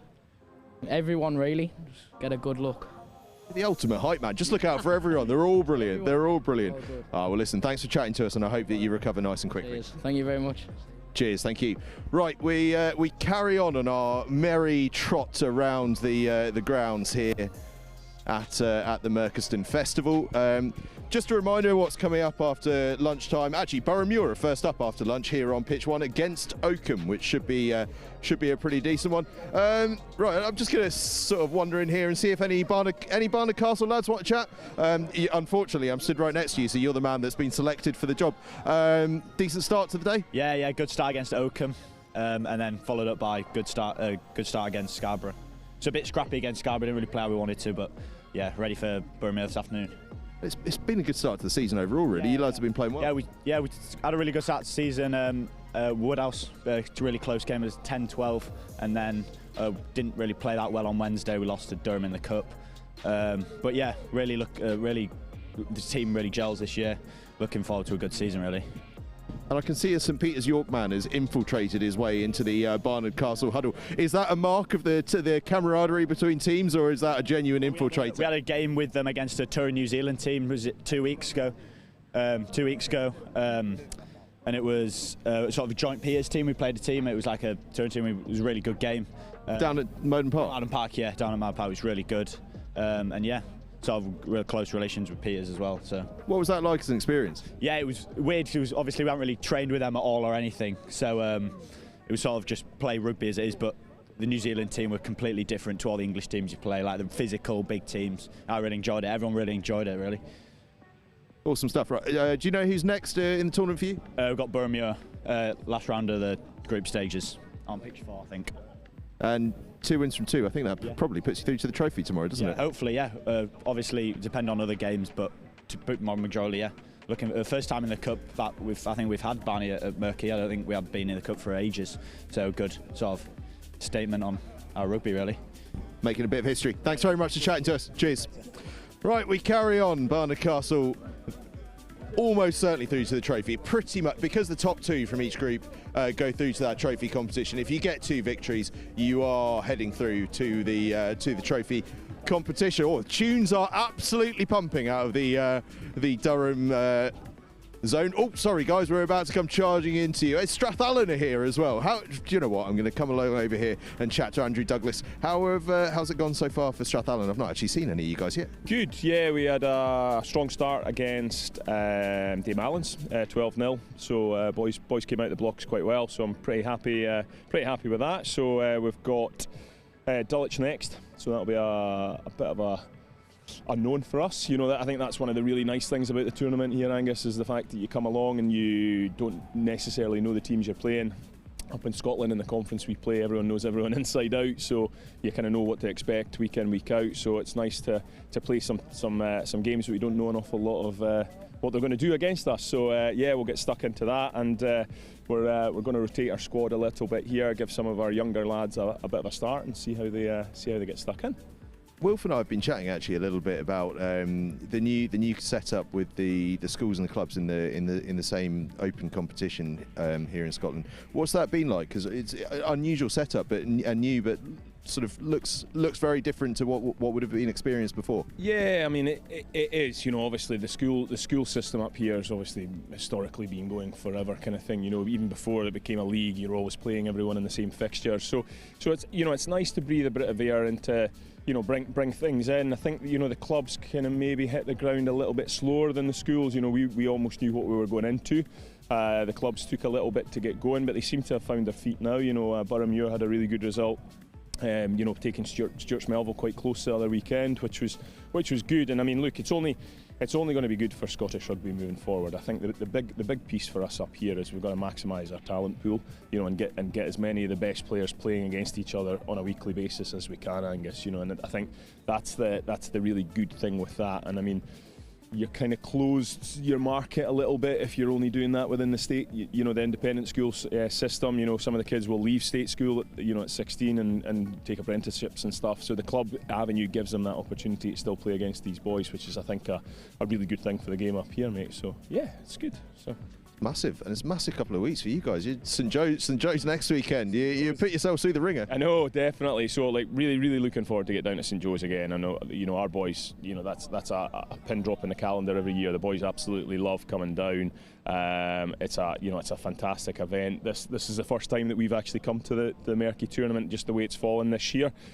So again, it's brilliant to have this on our doorstep and be able to come down and get stuck into it. So yeah, no, really looking forward to next weekend, and then play down at St Joe's, a few weeks off, and then we're kind of into the, you know, quarter-final stages of the Cup up here, conference action, and then out to Salou in December as well for the Global Schools, which will be another fantastic opportunity for the boys to, you know, play against guys that they don't know from all over the world, you know, and being in that environment last year really gave us, you know, something to aim towards. You know, being out at Grey College was just, you know, obviously a bit of a mecca of rugby, and for the boys to be able to play against some of the, you know, your Ethan Adamses and these kind of guys, it's really something special. And do you know what? It really gives them a realistic look at what world rugby is doing, you know. And yeah, no, we place a lot of value on these kind of tournaments, Angus, just, you know, for that. And it's really good. It's really good exposure for our guys as well. You know, we say it to them before we come down, you know, like, there's no hiding places at these things, because you guys are here. It's all on film. You know, you've got to leave it all out there, and hopefully they're going to do that this weekend. You guys certainly push yourselves. We absolutely love it. Cheers for chatting to me. Good to see you, mate. Stop stuff.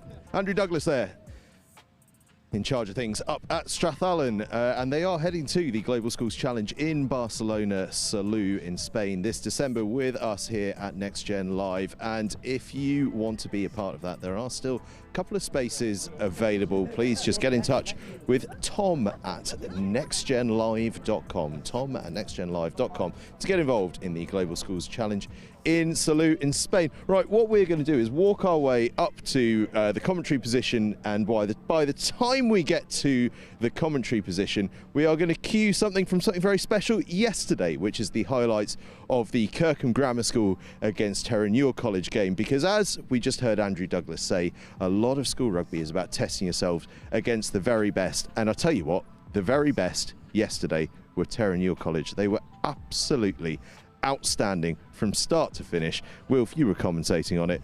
Irish schools rugby, it's pretty impressive, huh? Yeah, we talked about it early today as well, but they are just an outstanding team, as are loads of the sides in Ireland. Of course, they've already been beaten a few times by the likes of Blackrock, so how good are they going to be today when they take on Sedbergh in that amazing back-to-back block fixture? But yeah, it's the pace of play that was so different, and I think we've seen that today from Merchiston Castle. It's the thing that got them over the line against RGS, really. Outside of their talent, they got the ball in their own half, kick it away. They got up in the line, such pace. As soon as they turned it over, bang, bang, bang, find the wing, find some space, try and get in behind. And that pace of play is something that we saw in the World Cup final with Canada, England, and the Women's World Cup a few weeks ago, that their ruck speed was at something like 2.4 seconds, which is amazed. You're such a nose. Yeah, I know, totally. But there was a great bit of Squidge Rugby who we're big fans of, who were talking about the speed of ruck and how much of an impact that had, and how that's like the next great frontier maybe of professional rugby, is how quick can we make the ruck. And that was what Terenure got down so well, was their ruck speed was outrageous, and that is what denied Kirkham the opportunity to get into their game, to get them bogged down in their excellent physicality, which they did have on Terenure. And the fact that a side can outmuscle a side like Terenure and still get 40 points put on them says a lot about the pace of play and how important that might be going forward. Certainly does. Right, well, the rugby's version of Martin's grid walk is almost over.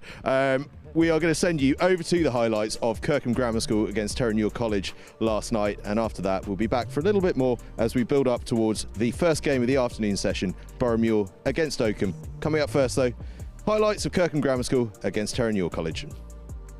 This evening, welcome to Lightfoot Green, the home of the Preston Grasshoppers, a regular stomping ground for Kirkham on their big Friday night lights, and there's another one here against Terenure College. It'll be a great game between last year's runners-up in the Leinster's Cup and Kirkham, who of course were national champs 2 years ago.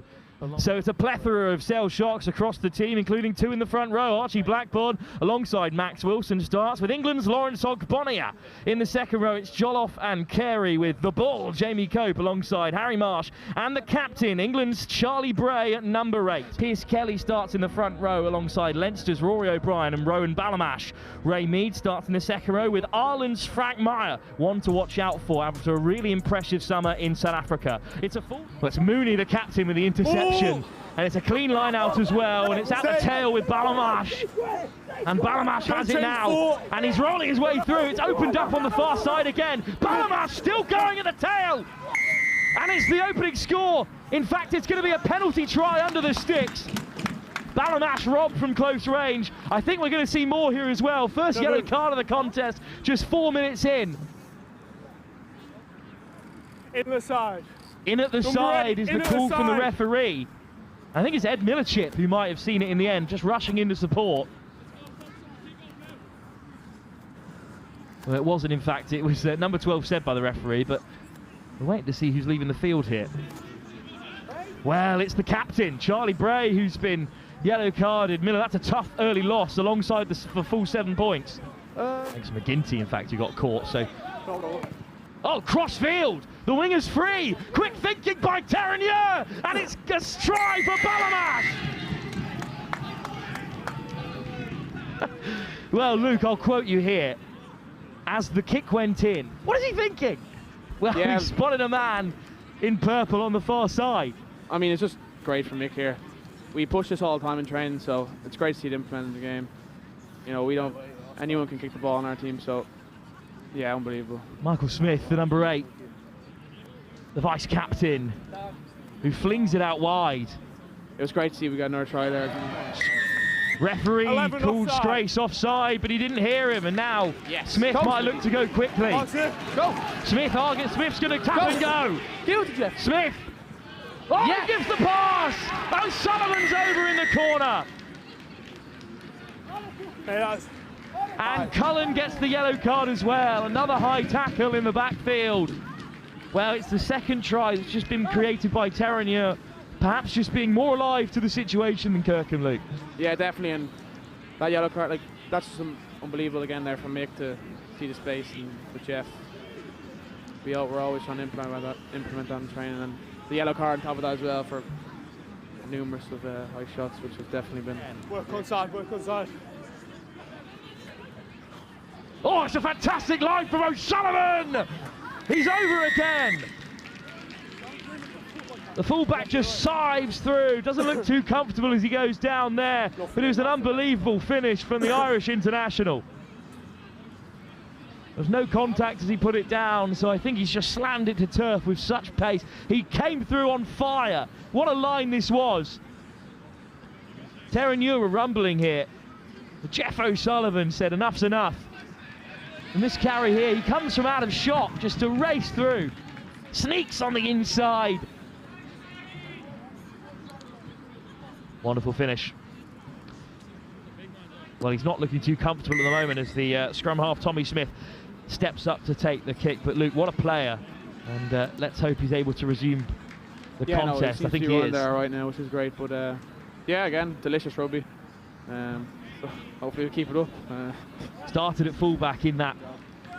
That's Ray Mead, the second row, leaves the field. Jack Penderith on to replace him. Maul! Wheel around Maul for Kirkham, brought down. But it's going to be a pick and go here. To the open side. he sneaked through! Quick ball on the base for Durham. And in the end, they do get over. And it's Harry Marsh who scores. Well, they were getting set up there, but in the end, I think it's the back row, Harry Marsh, who's crashed over Miller. Yeah, I think it is Marsh. We're waiting to see on the camera now, but again, as we said, early in the second half, we've got points on the board, so I hope we can keep this momentum up the rest of the second half. So Kirkham get the first score of the second half. Magic. McGinty with ball in hand.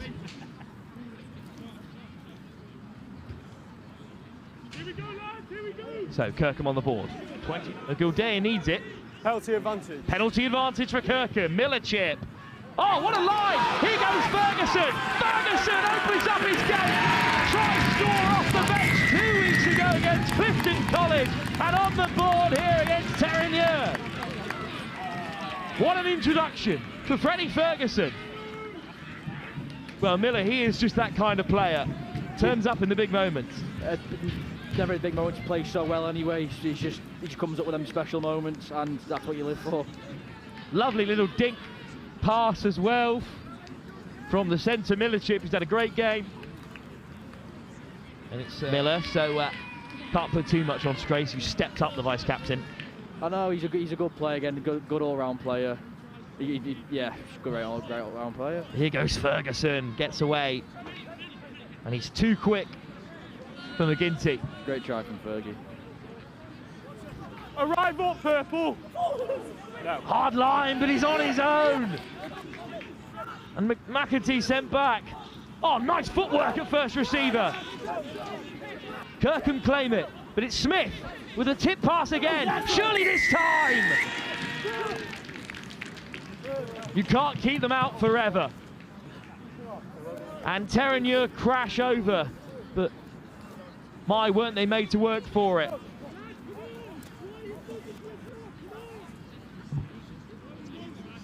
Leo Zellman, second half substitute, in the end scores for Terenure. Well, Miller, they might be... Mooney. Gavin! Oh, he slips through! Setting Gavin, no right to get through that hole. Such great pace from the back rower. When he gets his head down, he's hard to stop. Just a touch too high there, Kirkham, and they've been punished for it. But it all started from that kick through that was cleanly won by the substitutes. This is a side that runs really deep, Terenure, because these are the second teamers that have come on now. It's taken back over. In the end, it's been taken back over, and that will be the final say. No more scores available for Terenure, who have been kept out again by Kirkham within their own 22. That's a bright point for the hosts, who have got sterner tests on the horizon. But for Terenure, it's another Irish side who have crossed the Irish Sea and have put an outstanding performance on English soil. It's the Leinster Cup finalists from last season, Terenure, who are victorious here by 43-10.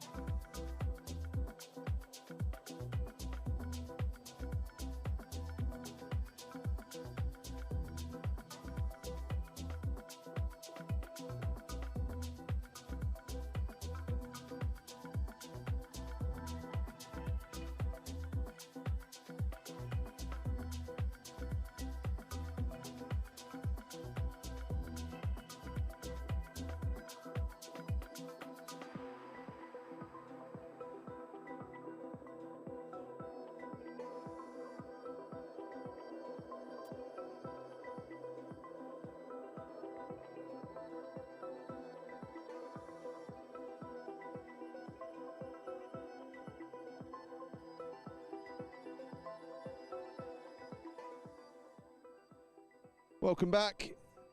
Fantastic highlights there of Kirkham Grammar School against Terenure College. Those Irish sides, wow, they really are just very special. We all saw what St Michael's did last year at the St Joseph's Festival, and Terenure College doing fantastic things at Preston Grasshoppers last night against Kirkham Grammar School. What a venue that was as well. Preston Grasshoppers, an incredible place, so much history. Wade Dooley shirts all over the place, Bill Beaumont, absolute legends of the game. And I dare wager we've seen a few legends of the game playing on that field, not least Jeff O'Sullivan, the Terenure College fullback. What a player he looked to be. But Kirkham Grammar School as well with some fantastic players, the likes of Charlie Bray and Lawrence Ogbonyana, like just some incredible talent. We've seen some incredible talent here at Merchiston Castle as well. Angus's grid walk has sort of finished because everyone's gone off for a bite to eat, but I'm still here to keep you entertained, or at least keep you visually occupied. Entertained is a pretty loose term, isn't it? But we're keeping you going as we head in towards the afternoon. 3 more games to come up on each pitch this afternoon. Great news from a tech point of view. Sincere apologies for some of the issues this morning, but everything is now back up and running. Every single game this afternoon is live. I'm doing my best between live shots to reply to all of your emails, but if I've missed anything, then please do just chase me down. I haven't got to social media yet, but I will get there. Don't worry. If you've got in touch with us, you will get a response very, very shortly. So just to run you through what is coming up after the lunchtime break, here on pitch 1, 3 games: Boroughmuir versus Oakham, then it's Merchiston Castle against Durham, and the last game of the day here on pitch 1 is Dulwich College versus Dame Allan's. Over on pitch 2, Strathallan, who we just spoke to Andrew Douglas about, take on Dulwich College. We've already heard that Strathallan are rotating a little bit for that one, just to try and get some minutes in the bodies, because each team's going to be playing 6 games over the course of this weekend. Dulwich College, meanwhile, if they've heard that, they're probably going to be thinking, hey, you don't rest against us, and they're going to be going full ball for that. Following that one on pitch 2, it's Ampleforth College against Finborough. Ampleforth, who got that dramatic late win against George Watson's earlier on, so Ampleforth with their tails well up. And then the last game of the day on pitch 2 is Boroughmuir against Barnard Castle. Barnard Castle, who are already through to that trophy competition. They've won 2 from 2 already. They'd love to make it 3 from 3 though and go through as top seeds.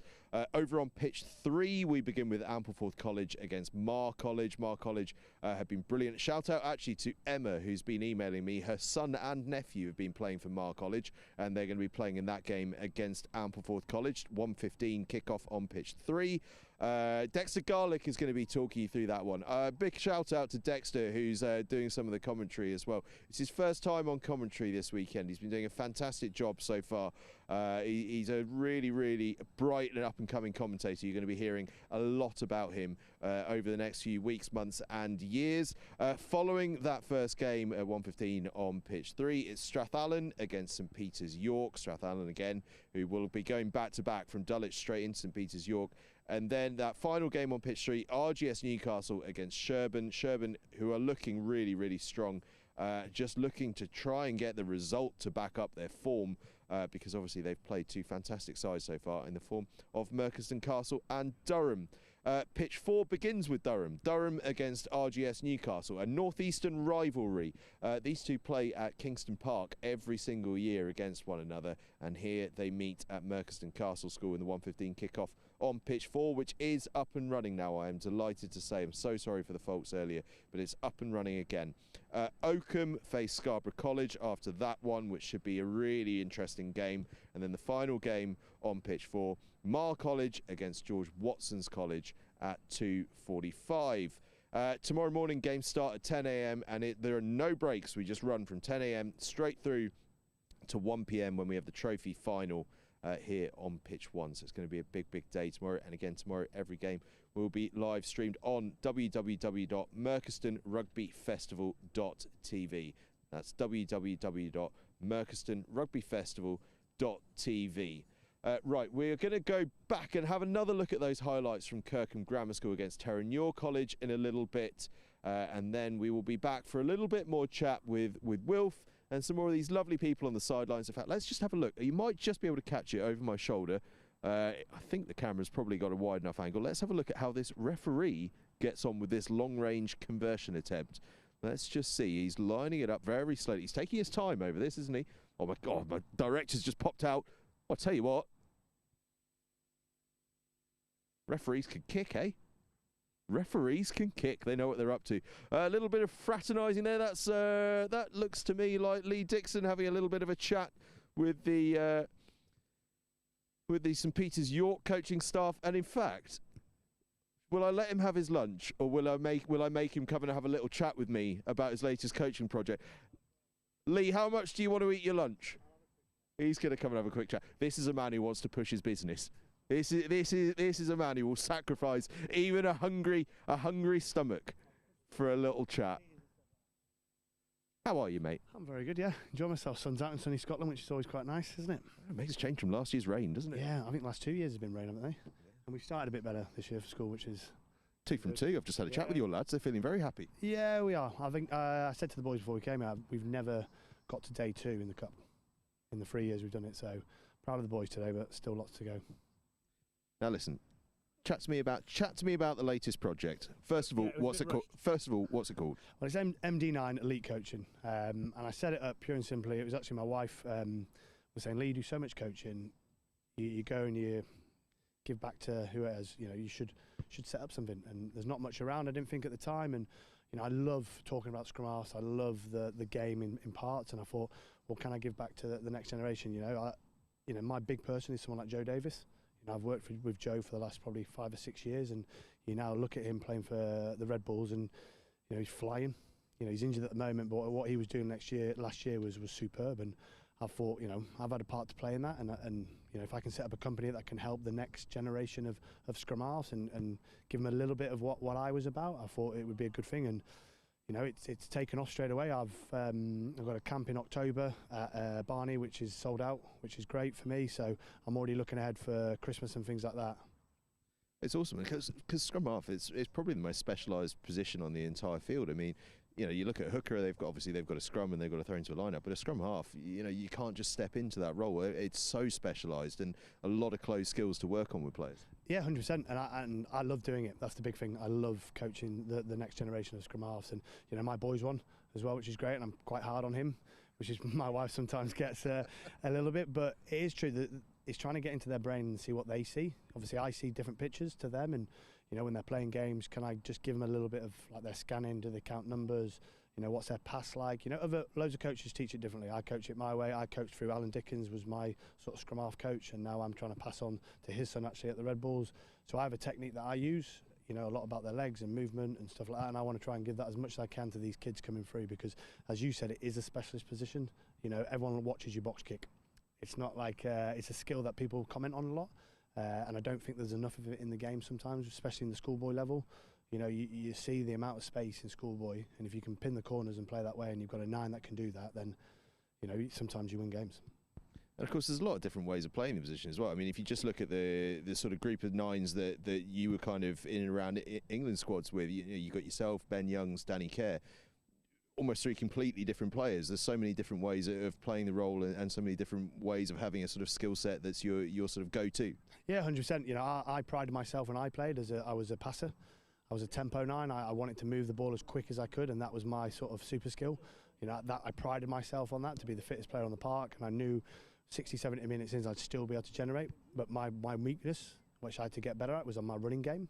I wasn't a big runner, I wasn't a threat, and as the game's moved on, scrum halves now need to be a threat. You know, DC and Ben Youngs were superb at that, and I struggled with that because that wasn't my game, but I got better at it, and Stuart Lancaster definitely said to me, this is something you need to work on, and I went away, worked on it, and you know, it worked out for me because the game changes so much and the scrum half position changes so much, so you can't just be one person. You have to be adaptable to all sorts of games and different positions you play, different teams you play, you need to play in a different way. You know, the 9s are the general.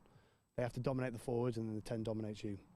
And I suppose, I mean, even if we look at the way the sort of 9s have, particularly in recent years, come through with the England team, you know, you look at a guy like Ben Spencer, who's obviously a fantastic player and very much a general, but perhaps not that rounded side, and maybe that's why he's not got the caps that everyone wants him to. And then you look at the other end of the spectrum of Harry Randall, who's a real running threat, but maybe doesn't have that control of a Ben Spencer, and it's the guys that actually have maybe not the sort of X factor at either end of the scale, but do everything very well, that seem to be the ones that get a lot of caps both at club and international level. Yeah, 100%. I think the star at the moment is Alex Mitchell. You know, he was in the academy when I was at Northampton, and you could see the potential of him. He was raw, but what he's done is he's now got both sides of the ball. You know, he can kick well, he's a running threat, he plays at an unbelievable tempo, but also in the contact side of stuff, he's good as well. So he's probably the pinnacle. I think with the different scrum halves, I think Ben Spencer is unlucky. I really rate him. I think how he plays for Bath has a bit of everything, but fundamentally in rugby, and I speak to the lads about it, it's a person's opinion.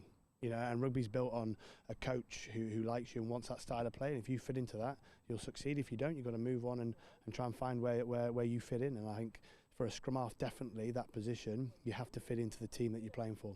So when I was at Northampton, I fitted into Jim Mallander's way. He wanted that type of rugby, so I fitted into that, whereas I didn't fit into England to start with because they wanted more of a running nine.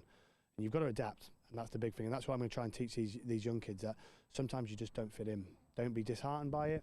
You know, sometimes you'll get told no, and you'll get told you're not good enough by different people. For me, you've got to go away and work on your fundamentals. And any scrum half has to work on their kicking, their passing, and their game management. They're the three fundamentals. If you do them at the highest level, you'll succeed. Who are your favourite nines growing up? Favourite nine, Baron Kelleher.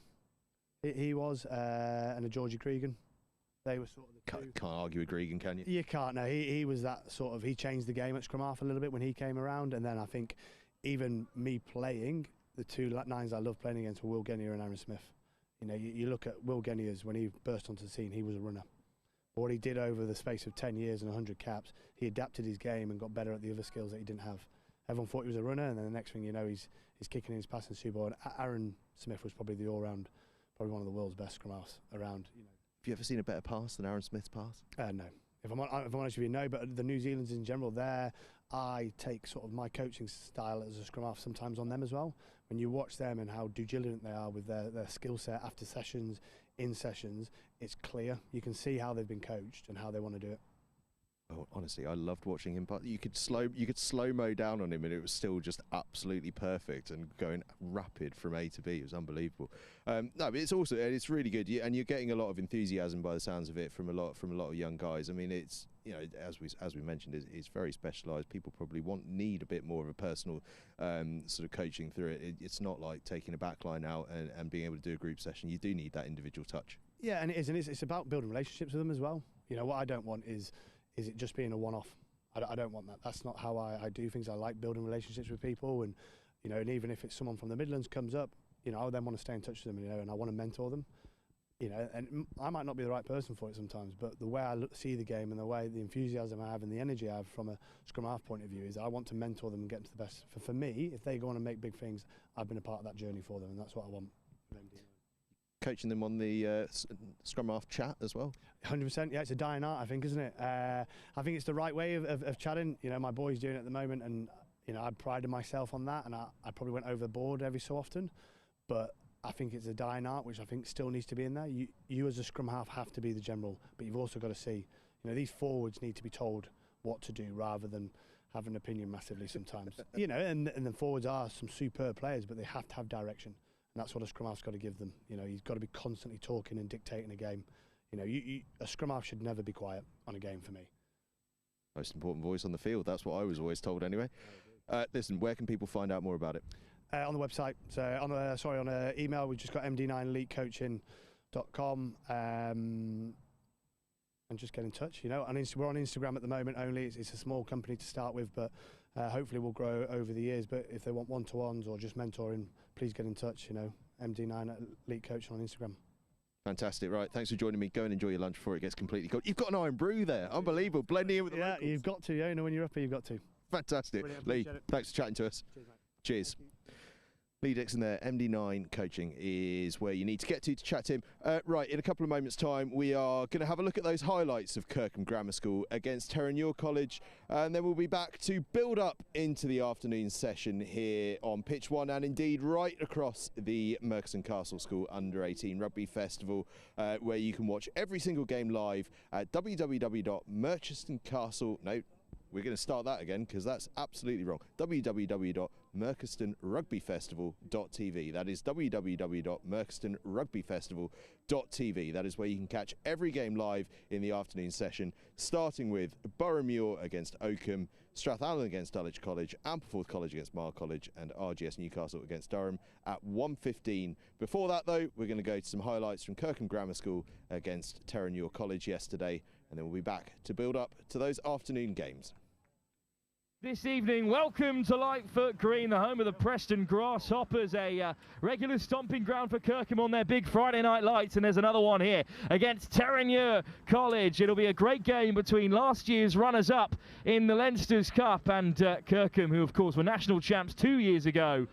So it's a plethora of Cell Sharks across the team, including two in the front row. Archie Blackburn alongside Max Wilson starts with England's Lawrence Ogbonnia. In the second row, it's Jolloff and Carey with the ball, Jamie Cope alongside Harry Marsh. And the captain, England's Charlie Bray at number 8. Pierce Kelly starts in the front row alongside Leinster's Rory O'Brien and Rowan Ballamash. Ray Mead starts in the second row with Ireland's Frank Meyer, one to watch out for after a really impressive summer in South Africa. It's a full... Well, it's Mooney, the captain, with the interception. And it's a clean line out as well, and it's at the tail with Ballamash. And Ballamash has it now, and he's rolling his way through. It's opened up on the far side again. Ballamash still going at the tail. And it's the opening score. In fact, it's going to be a penalty try under the sticks. Ballamash robbed from close range. I think we're going to see more here as well. First yellow card of the contest, just 4 minutes in. In the side. In at the side is the call from the referee. I think it's Ed Millerchip who might have seen it in the end, just rushing in to support. Well, it wasn't, in fact, it was number 12 said by the referee, but we're waiting to see who's leaving the field here. Well, it's the captain, Charlie Bray, who's been yellow carded. Miller, that's a tough early loss alongside the full 7 points. Thanks to McGinty, in fact, who got caught, so...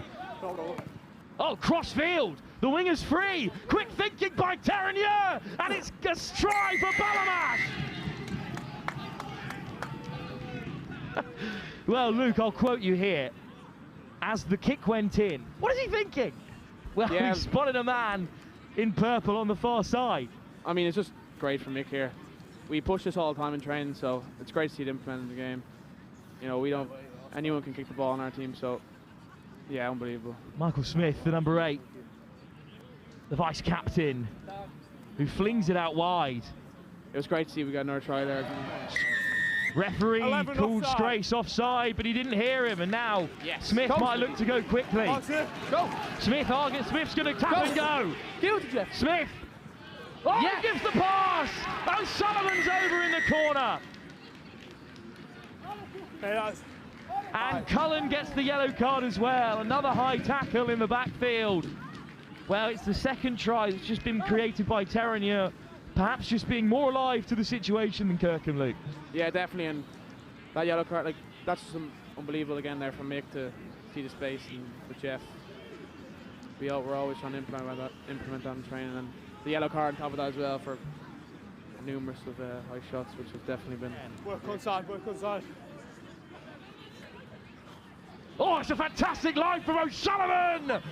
He's over again!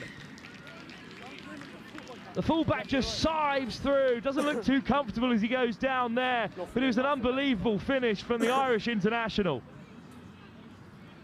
There's no contact as he put it down, so I think he's just slammed it to turf with such pace. He came through on fire. What a line this was. Terranure were rumbling here. Jeff O'Sullivan said enough's enough. And this carry here, he comes from out of shot just to race through. Sneaks on the inside. Wonderful finish.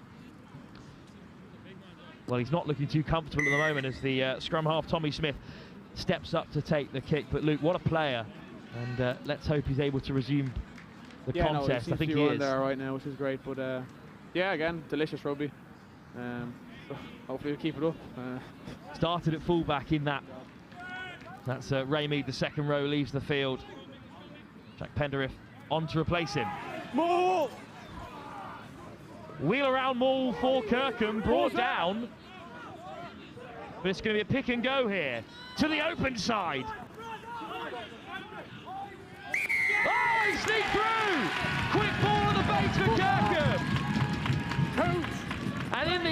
they do get over.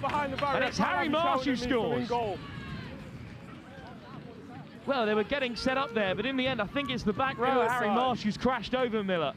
Yeah, I think it is Marsh. We're waiting to see on the camera now, but again, as we said, early in the second half, we've got points on the board, so I hope we can keep this momentum up the rest of the second half. So Kirkham get the first score of the second half. Magic. McGinty with ball in hand.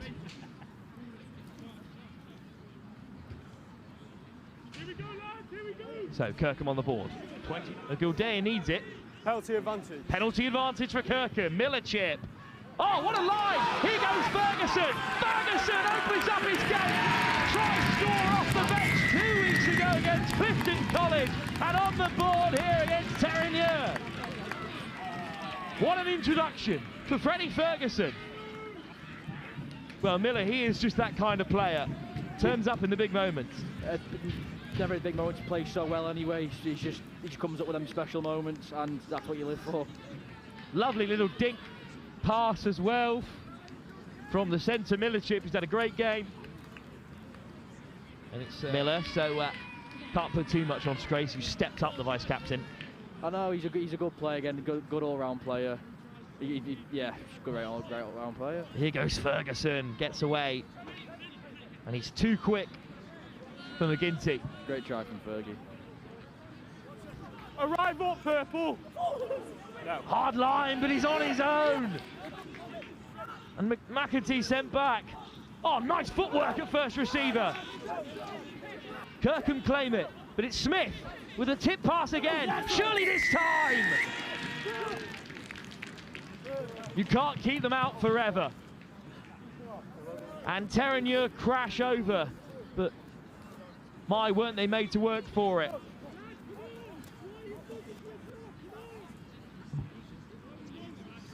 Leo Zellman, second half substitute, in the end scores for Terenure. Well, Miller, they might be... Mooney. Gavin! Oh, he slips through! Setting Gavin, no right to get through that hole. Such great pace from the back rower. When he gets his head down, he's hard to stop. Just a touch too high there, Kirkham, and they've been punished for it. But it all started from that kick through that was cleanly won by the substitutes. This is a side that runs really deep, Terenure, because these are the second teamers that have come on now. It's taken back over. In the end, it's been taken back over, and that will be the final say. No more scores available for Terenure, who have been kept out again by Kirkham within their own 22. That's a bright point for the hosts, who have got sterner tests on the horizon. But for Terenure, it's another Irish side who have crossed the Irish Sea and have put an outstanding performance on English soil. It's the Leinster Cup finalists from last season, Terenure, who are victorious here by 43-10.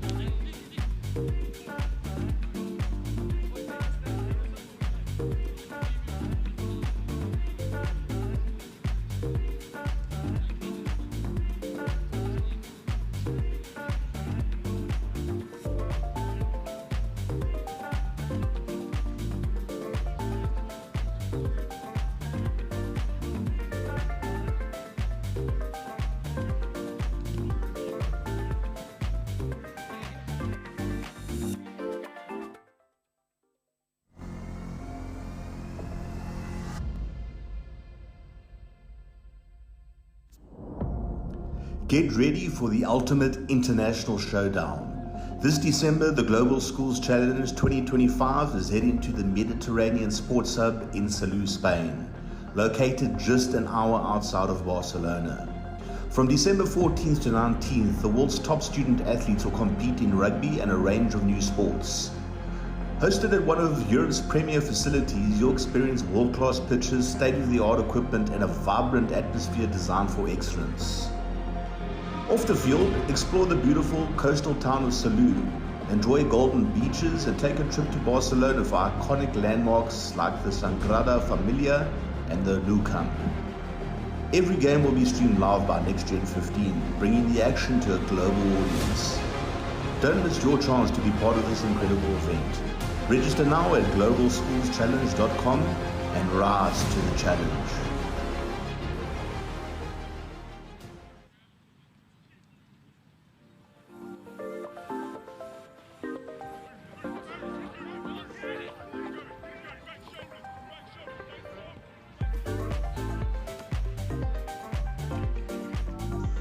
Welcome back then to the Merchiston Castle School Under-18 Rugby Festival. We're not too far away now from starting the afternoon session. In fact, I'm just going to get my phone out very quickly to have a look at the time. 13:03, which means we are starting in 12 minutes time, and it is going to be Boroughmuir up against Oakham. Rupert Harden in charge of things at Oakham with the esteemed Kyle MacDonald. You can just see him there with his classic bucket hat on, getting ready to do things with them. Oakham against Boroughmuir coming up at 1:15. But we're going to go for a wander over to the far side because I like to test out my camera operators and see what they're like at walking backwards. And we've got well, look at this. We're off to a fast pace on this trot, which is fantastic news. Boroughmuir, remember, came third last year, got all the way into the trophy semi-finals, lost out in the semi-final, but won in that third place playoff. A fantastic effort from them. They're ticking along pretty nicely so far as well. They'll be looking to try and get through to that trophy competition for tomorrow. By the way, just to remind you of that, the top two teams from every single group go through to the trophy competition tomorrow. Bottom two go into the plate. Oh, look at this. Look, by the way, fantastic balls here in Merchiston Castle. Got their tell you what, my hands aren't as big as they used to be. Either that or I'm not as good as I used to be. No, they're tired from the army thing earlier. That's what it is. Merchiston, Edinburgh on the balls. They're fantastic. I'll put that back. Oh, sponsored by Danderleith Farm. A good shout out, an unexpected shout out for Danderleith Farm. Fantastic. Hey, the hands are still a bit sore from that army challenge earlier. I wasn't quite braced for that level of exercise, it has to be said. But yes, Boroughmuir did fantastically well last year. And as I say, top two from the groups go through to the trophy competition, and the bottom two from each group go through to the bowl competition. If you lose your quarter-final tomorrow in the trophy, then you drop down and go into the plate. If you lose your quarter-final in the bowl, you drop down and go to the shield. And then likewise, if you then lose your semi-final, you go into a third place playoff. And if you win, obviously you're into the final. Right, we're about to start backing up into a flag, but we've managed to avoid it gracefully. We've clearly got an expert behind the camera right now. So we're just going to wander along and see if anyone wants to chat now. I just caught a glint in your eye there. You want to talk to me about something, don't you? Who are you here supporting today? Here to support Oakham, my brother. Which one's your brother? Number 2. Number 2, what's his name? Parker. And what's your name? My name's Neve. Neve, fantastic. You enjoying it so far? Yeah, it's really fun. Brother playing well? Yeah. Oakham are looking pretty good, I think. Yeah, I think they had a slow start, but they're building up now. Nice. I quite fancy Oakham to go well. And Boroughmuir, decent side. Have you seen them yet? Yeah. They look all right? Yeah, I think so. Backing Oakham? Yeah, I know it. Right, Neve, thank you very much for chatting to me. Enjoy the rest of the day and good luck to you, brother. Neve there supporting her brother at Oakham. Right, Oakham up against Boroughmuir coming up very shortly. Oh, look at this. We've got another hanging grip challenge over here. I managed, what was it, 1 minute and 29 seconds? I think it's gone out by about 10 seconds since then. They say the record's 11 minutes by a 14-year-old, but the record today is 1 minute 45. How is this Barnard Castle man doing? Anyone know how long he's been going for? How long? Just started. If he gets past 1 minute and 29, let me know. Camera operator's got right in the thick of it. Should we get a microphone in his face and find out how he's enjoying it?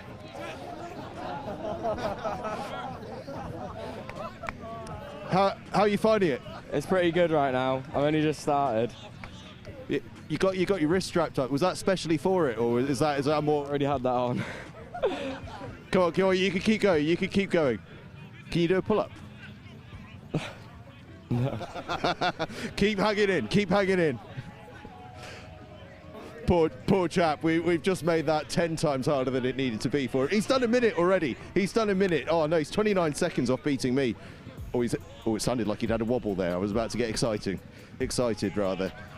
Oh well, what a day of action we've had so far, and what a day we've got coming up as we walk past Elite Rugby Scholars. By the way, you must go and check them out. Look at all those universities that you can go and get involved with through Elite Rugby Scholars. We see some more Barnard Castle people. There's a lot of Barnard Castle people about. Big game coming up. You've won 2 out of 3. Think you can go clean sweep? Yeah, I think it's been good first 2 games. First one definitely a struggle, definitely a forward game. Penalties got us through it. Second game, I think we played a bit more like expansive rugby.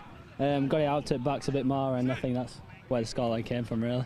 How many people have you got with you? Because everywhere I look, all I've spoken to is Barnard Castle people. You seem to have about 1,000 people here. Scattered around, aren't we? But yeah, it's a good squad. As you know, we're here to enjoy the experience as well as the rugby. So we're just seeing what the experience have to offer, especially for our younger lads, and for the ones who are leaving this year is our last one. So you might as well make the most of it. Absolutely right. Go and support your mate because he's hanging in up there. He's going as long as he can. Right, right. Should we head back down that way and then we'll head back across the pitch because we're not getting too far away from kickoff now. Actually, we're starting to move that way. Look at these skills there. You get a nice view of my feet for a couple of seconds there. It's all classy stuff here at Next Gen Live. Should we have a little chat with? Here's a Boroughmuir man that we're about to pass. Excuse me, my friend. Are you with Boroughmuir? How's it going so far? Not bad, yeah, going well. What are the results like so far? We've just played one game and it was 12-0 to us against Scarborough. So better go in second game. Looking promising, strong result from first and played well. Very nice. You come into it with a bit of form. You know, you pushed Stumel really nicely. That was an encouraging result as you head into a competition here where you've done so well last year. Yeah, I mean it was good playing against them. It was good competition. They came out firing and stuff, so it was good to put them under the pressure, especially first half. But it's good to be here. It's a game and good competition to play in. And for people that haven't seen you guys play before, who are the players to look out for in this next game against Oakham? Don't want to glaze the boys too much, but probably our captain Seven Elliott has put some good hits and good ball carrier, as well as like our front row is very strong. Big boys, big carriers from both Bob, Cammy and Kieran will put in a good performance. Bodes well for Scotland. That we could do with some depth in the front row. Fantastic. Thanks for chatting to us. Enjoy the game. There we go. Bit of front row depth starting to develop in Scotland. We need a long-term replacement for Xander Fagerson, although Ollie Blythe-Lafferty is a man to keep an eye on for those of you that have been watching your age grade rugby over the last few years.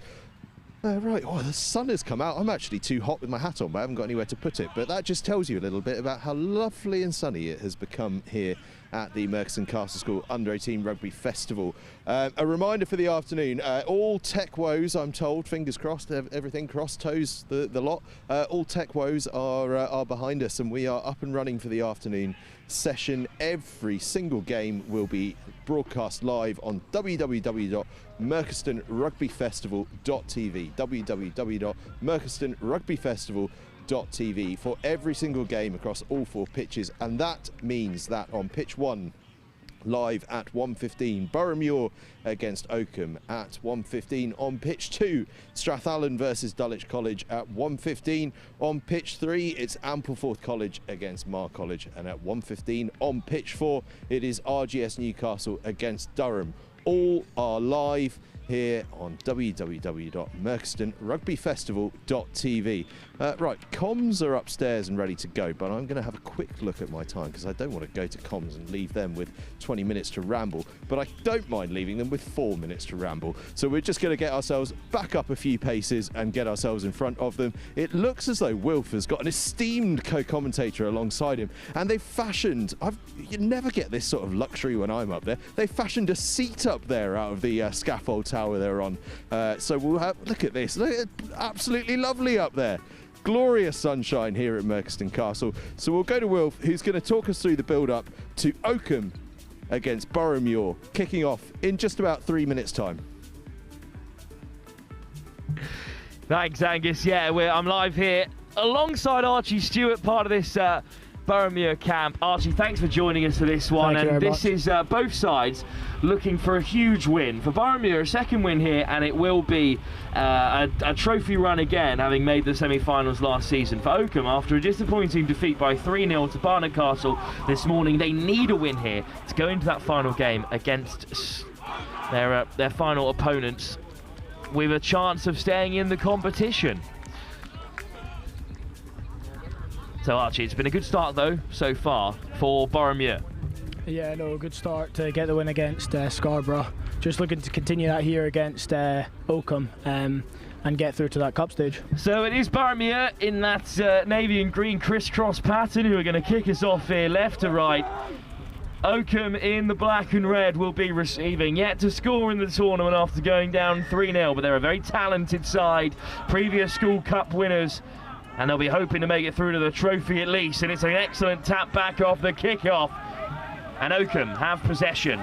Oh, strong carry by Jelly, who's hammered hard by Boroughmuir, and then out the back there by Clapworthy. Right over goes Loveday of the Leicester Tigers. Eternal fullback, sorry. Oh, and it's just a knock on there in the tackle by Boroughmuir, but exactly what we expect from this side. Great physicality, great heart in defence straight away, Archie. Yeah, no, looks to be a good game already shaping up. Some nice hands out the back from Oakham and some good shots coming in for Boroughmuir. It was almost another club side that took victory here last season when Glasgow's academy side made it all the way to the final, beaten by Merchiston on that occasion. There were 3 Scottish sides in the semi-finals. It was great to see. A reset at the scrum here. Well, again, it's been a big season of upheaval in Scottish rugby, especially at this level with the new schools conference. Boroughmuir have been playing the likes of Merchiston and the likes of these top Scottish schools all season. It's been interesting, Archie. Yeah, no, it's been good. I think it's just all about the best teams from Scotland coming together and playing each other. You know what I mean? And for us, it's maybe been a bit tough. A couple of injuries at the start, but we're getting a lot better and we're starting to prove ourselves in it. It's Jack Bowser slipping in at scrum half, I believe, and whipping it off the deck. Quick ball here for Oakham from the base of that scrum, and a good first carry as well. Bowser back to the short side. Little show and go from Loveday. Clapworthy. Wider still, there's a bit of space opening up out wide here. Boroughmuir caught a little short-handed. Good offload back on the inside. And Oakham have momentum here. Bowser, long pass! It's just over the top. Unfortunately there of Jelly, the number 8, coming through. And in the end it rolls all the way into touch. That's good scramble defence from Boroughmuir.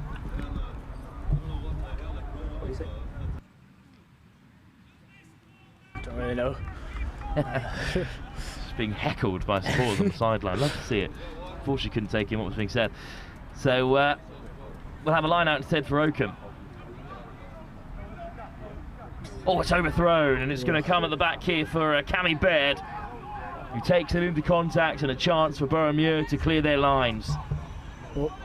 Oakham won it back. Oh, it's been nicked back. That's such a shame. And it's Casimir with a big strong carry at second row, and then the lovely footwork from Hendry of the Northampton Saints. Loveday up at first receiver, goes direct. Not a hard line, but a one-up runner, so Bowser skips him out, instead picks out Krutkov, the Tigers loose head. Hallam. Bowser, nice offload. Couldn't get one more away that they needed to finish it off. This is an impressive period of the game though for Oakham, piling on the pressure. Here goes Southwell. Oh, he dinks it out the back instead. Allan, inches short. Oh, has he been held up there? He sneaks it over. And Oakham do have the first score. Boroughmuir go behind. And this is the kind of result that Oakham needed to stay alive in this competition. Archie, just good sustained pressure, constantly getting over the gain line, and if you can do that for long enough inside the 22, you're going to carve out an opportunity. Yeah, no, some brilliant lines run there by Oakham, you know, just making more meters, keep them putting the pressure, and then, you know, they've eventually got the try from it, which is brilliant stuff from them. So the opening try of this game goes to Oakham, and it's a kick right in front of the post for Loveday.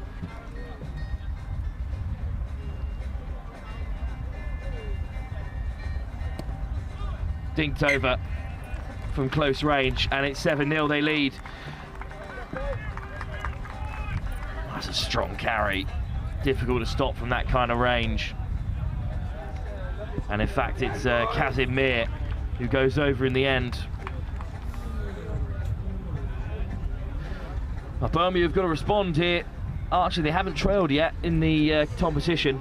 Yeah, just need to get the ball in their half and keep the pressure on, you know, and it'll eventually come. Good kick-off there from Struan. That's an excellent kick-off from Wood. First it was off a Boroughmuir hand, then it's off Boroughmuir first, which is such a shame. Scrum, Oakham. So it's going to be an Oakham scrum. The chance for this Boroughmuir front row to cause some damage. Big units in there, Bob Ferguson and Miles Goldie. Yeah, definitely both staying down, you know, off at unit this year, so some big boys, you know, to, you know, disrupt that scrum hopefully. Will be fed though by winger come scrum half Jack Bowser. Come back up. That was all 6 of you that time, okay? You need to keep the gap, okay? Well, as you can hear from the referee, not enough gap there. Well, Archie, you'll hope that Boroughmuir can respond straight away. They've just got to keep Oakham in this area of the field. Yeah, that's exactly it. If you keep them there, you know, pile on the pressure, eventually it will come, and then, you know, we can get back into this game. Set. Not straight on that side. Unfortunately on the far side, just boring in a touch, so it's going to be a penalty for Oakham, and Loveday with a chance to clear their lines. That's a shame, Archie, a soft out for Oakham. Yeah, unfortunately, it just gives them, you know, the scope to get up in our half and keep putting the pressure on us, which is not what we want at this stage in the game. That's your mark there, big line out to come for Oakham here, looking to pile on the pressure.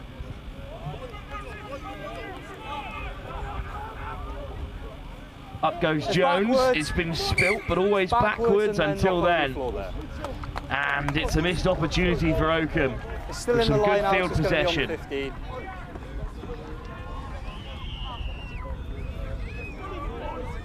That's a good turnover for Boroughmuir, but they've got to create something with ball in hand. We just haven't really seen them fly yet. Yeah, no, this is a good opportunity to, you know, show what we're like, you know, in the backs, and get up there and really show them what we're like. Bind. Nice scrum. Last one went awry for Boroughmuir. This time, Oakham do get the strong shove on, but it's whipped away by Steele. Nice move to create a bit of space. Oh, nice fend and flying away. Go Boroughmuir, but there's great cover. Across comes Loveday again. He's everywhere at the moment for Oakham. Yeah, just unlucky there. Some nice hands out the back, getting out to Noah on the wing. Just unlucky there, you know, getting taken out. It's an Oakham line out, guys. Will be an Oakham line out there. The throw from Roman Persona. Bowser. Clatworthy. And Bowser at the base. There's space on down the short side, but it's out the back from Loveday. Nice work from Clatworthy. Bit of space for Oakham here, and look at the acceleration on the outside. The pace. Red hot on the far wing. And it's Otto Stone as well, the second rower, who's got out there and ripped through. Not expecting that kind of acceleration from a lock. Yeah, that was very fast. Good stuff from Oakham, getting the ball out wide, you know, just need to get set quicker for Boroughmuir, you know. Goodness, the pace from the lot there, outrageous. Motto Stone, the Leicester Tiger. 3.5. Had no right to get away on that far channel. It was good work on the wing from Johan Hurst-Edwards. Now this is a tough kick for Loveday.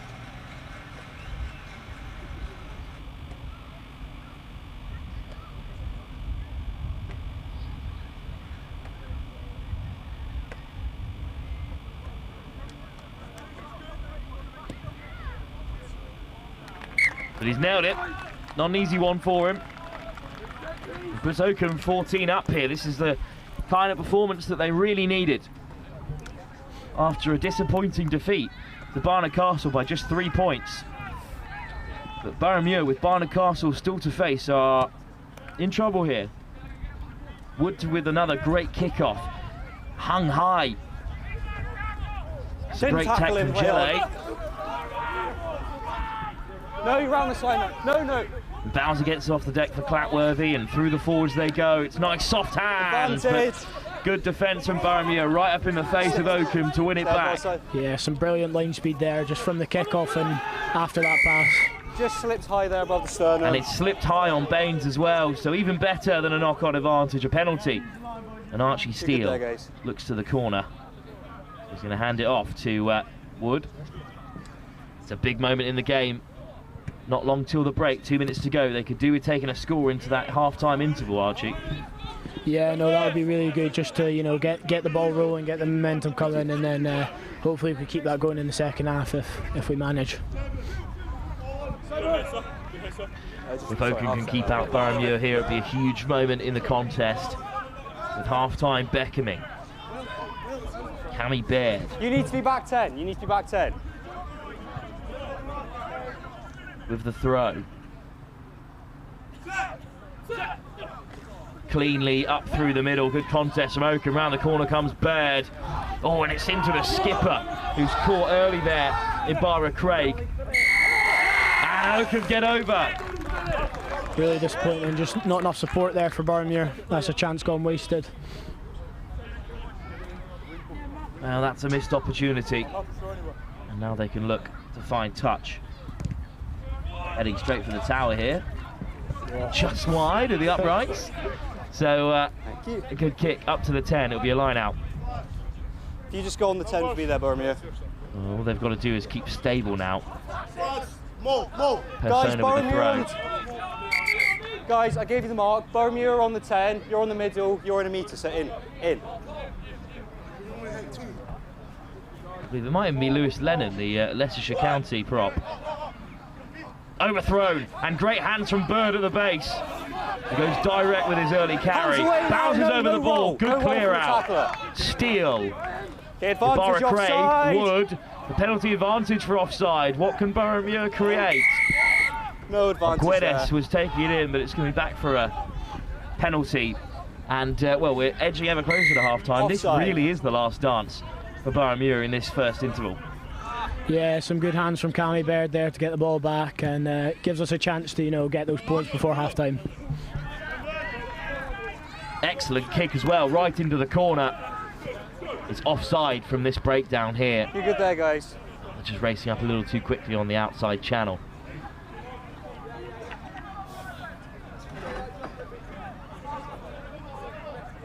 Cammy Baird, it's a great first half. Former Edinburgh hooker. Oh, nicked away by Gele at the line out.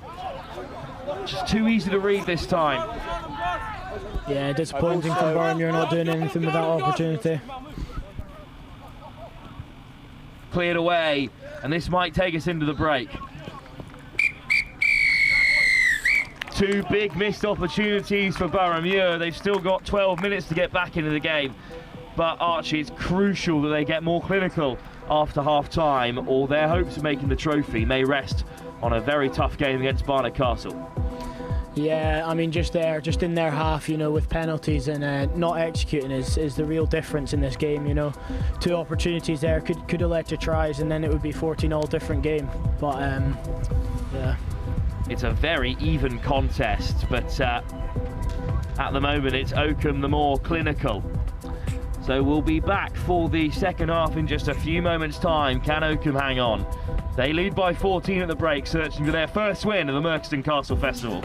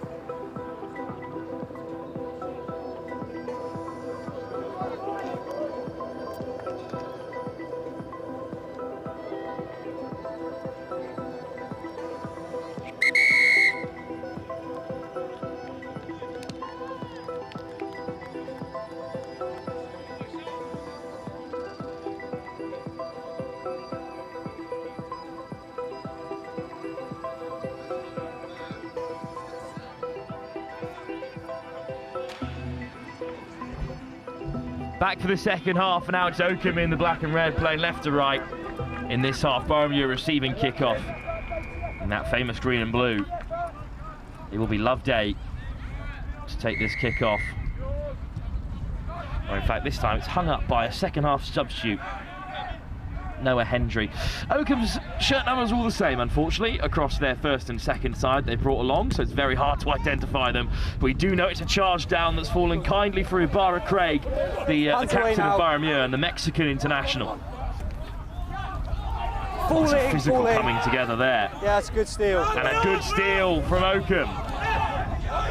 And Bowser rushes in off his wing to return to scrum half. Backwards. Oh, it's gone backwards. Not quite the start you want for Boroughmuir in the second half, chasing the game. They did well to win it back, and then unfortunately they've nicked it again, and it's Barra Craig taking it in.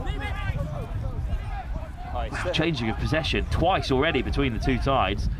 Just someone's got to hang on for it here. Almost slipping the net there. Good work from Wood, and then he's driven back confidently enough. Stripped! Stripped as well by Pollard, and here goes Bowser. Still going Bowser.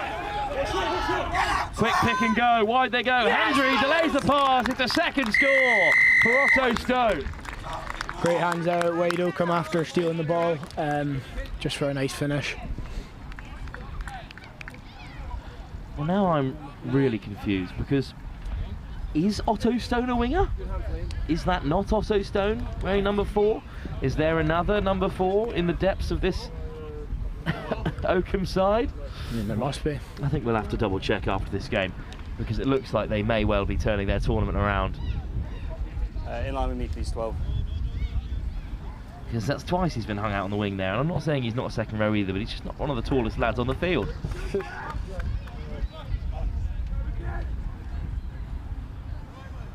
This was good thinking though in the front row, and soft hands from Hendry, excellent work, and now Loveday with a chance to add the extras and keep his perfect record in this game alive. Into the wind here.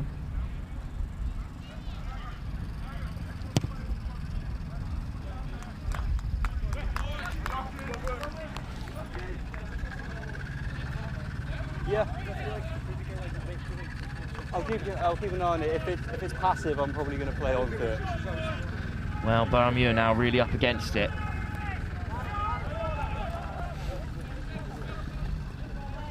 But they need to win this back from kick-off. It's another excellent nudge. And they're under real pressure there, Oakham, but they only spill it backwards so Hendry can clear. It's a great kick to clear his lines, and it rolls towards the 22. Here's Wood. Retreat, Boroughmuir, Sends one retreat! back. Yeah, good. And it just pops up in the end for Bowser. Floats it across. Oh, what a break. Excellent line break as well. Hands away. Advantage 13 offside. Penalty advantage now for Oakham as well. And this could be the moment that seals the game. Yeah, lovely hands out the back there from Oakham. Just be careful. Still plenty of time to come in this contest, but 4 tries is an almighty hill for Boroughmuir to climb. Just the defence there from Boroughmuir not getting set quick enough, and it was easy for Oakham to get it out the back and just round.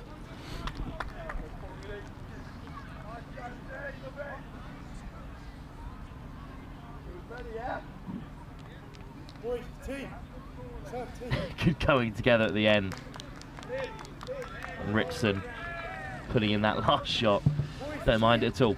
You got 30 seconds, you might have to drop it if they don't get it here. Well, there's no tee at the moment for Oakham. Looks like it's going to have to be a drop kick. Let's see what Hendry's got in his locker. Oh, he's just off target. Prepping for the 7th season already before Christmas.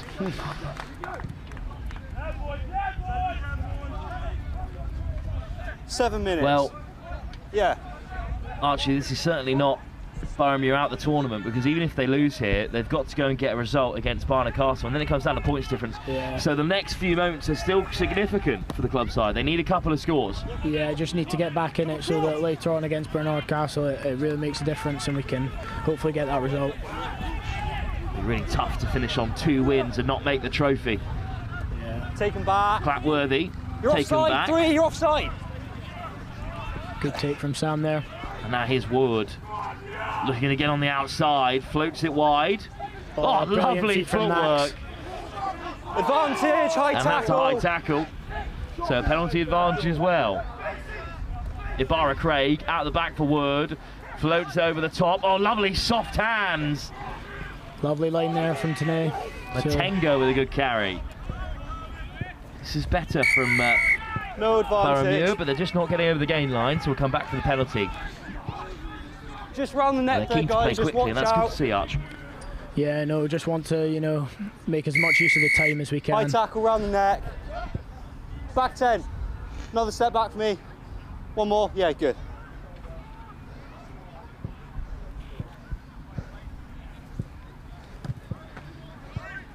Oh, and it's chipped into the corner, and it was so close to being a fantastic kick, but I think instead 22 or just strong where he fallen on the kicked wrong it. side of the touch line. Well, that's a lovely step. It went round the back. Yeah, no, just makes another wasted opportunity there, you know, to get the points ticking on for Boroughmuir. So, you know, it makes this game a lot tougher. It's going round the back. I think it's going to be a scrum from where the kick was taken.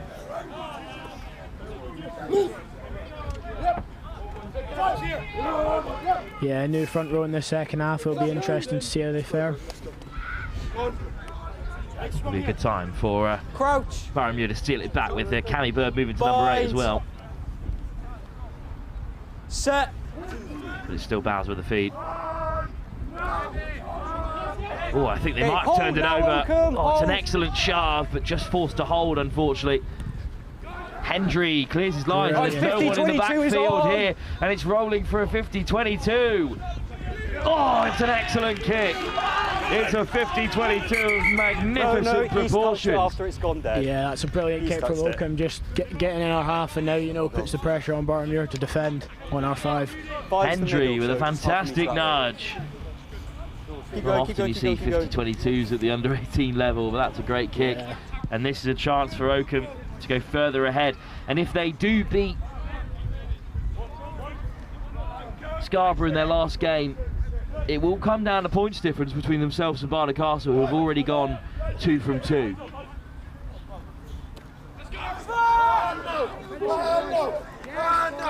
Excellent drive, and Southwell does have it at the tail. Down it goes!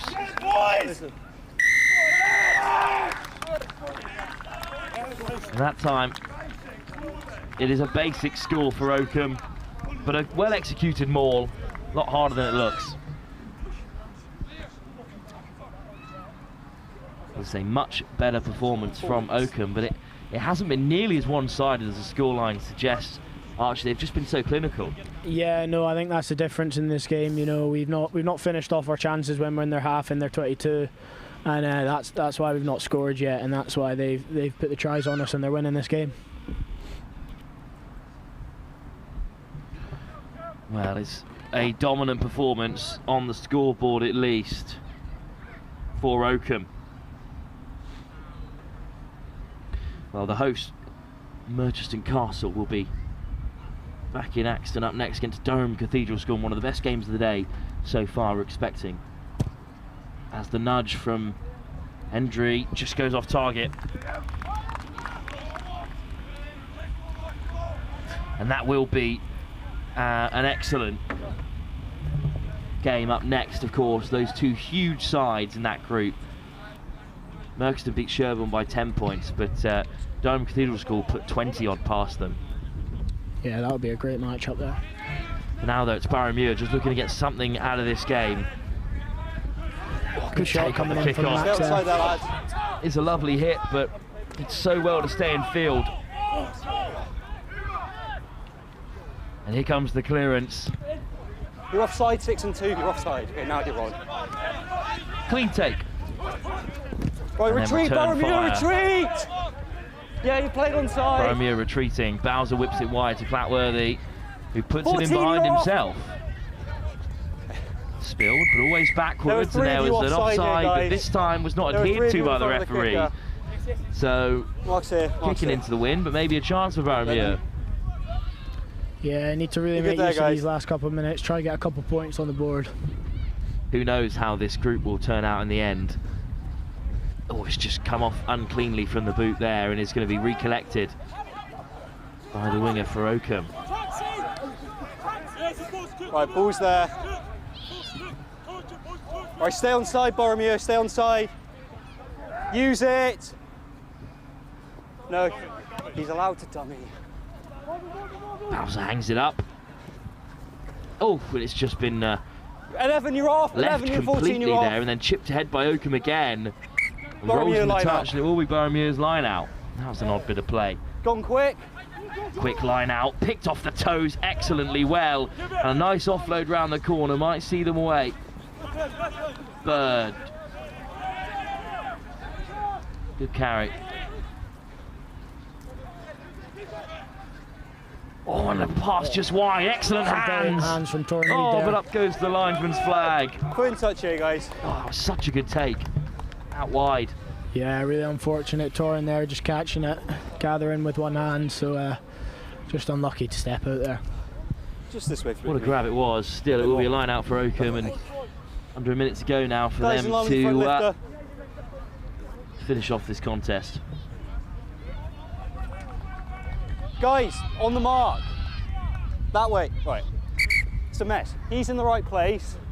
You're that way. Bit of a drive ending to this fixture. Better. That's still too big. A metre. Thank you. With some scrappy play from both sides. Southwell fires it in. Excellent throw.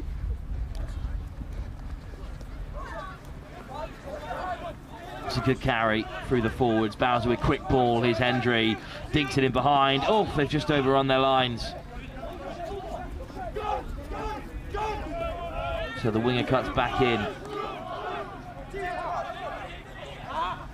Good pick up. Don't fall on him. Nice ball back in behind from Oakham, the box kick, but it will be slid and touched down, and that might be the end of the contest here. That's full, guys, that's full time. Well, in the end, a dominant performance by Oakham, who were very clinical here against Boroughmuir. They win by 29 unanswered points, and that might tip the balance in their favour towards qualification, with the winless Scarborough still left to play. It could come down to points difference between themselves and Boroughmuir if Boroughmuir can get a win in their final game against Barnard Castle. Otherwise, it looks like Oakham will sneak through in second place. Well, Arch, thanks for joining us, and we'll definitely have you back on again if Boroughmuir are back on pitch one. For now, though, we'll leave you with all the tries from this fine performance from Oakham. Don't go anywhere, of course, because in about 15 minutes' time. There's a huge game next in the offing. It's Merchiston Castle, the host, taking on Durham Cathedral School in a group decider.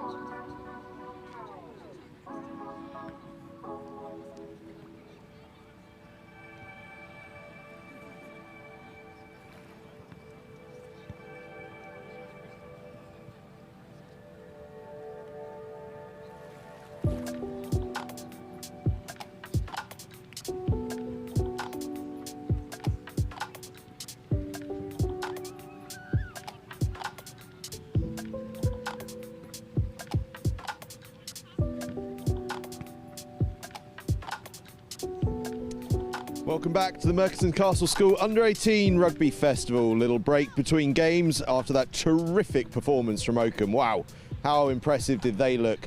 And up next, it is the hosts, their final game of the day, Merchiston Castle School against Durham. This is for top spot in the group. Both have been utterly fantastic.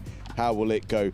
It's the penultimate game of the day overall, though, because after this, Dulwich College against Dame Allan's in the 2:45 kickoff. Right, we're going to have a little wonder just while we wait, because we're going to have a word with the referee if he's willing.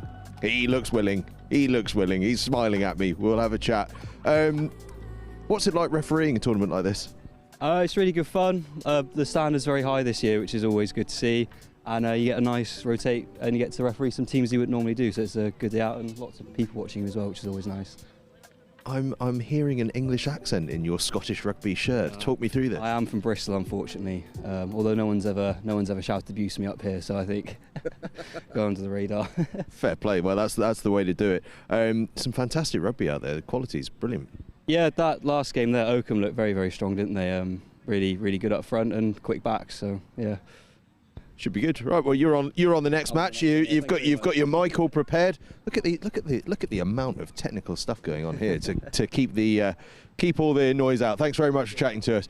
Referees, obviously, I mean, so important. Without them, no tournament at all. Who else can we have a little chat with? There's a good gaggle of youngsters up here.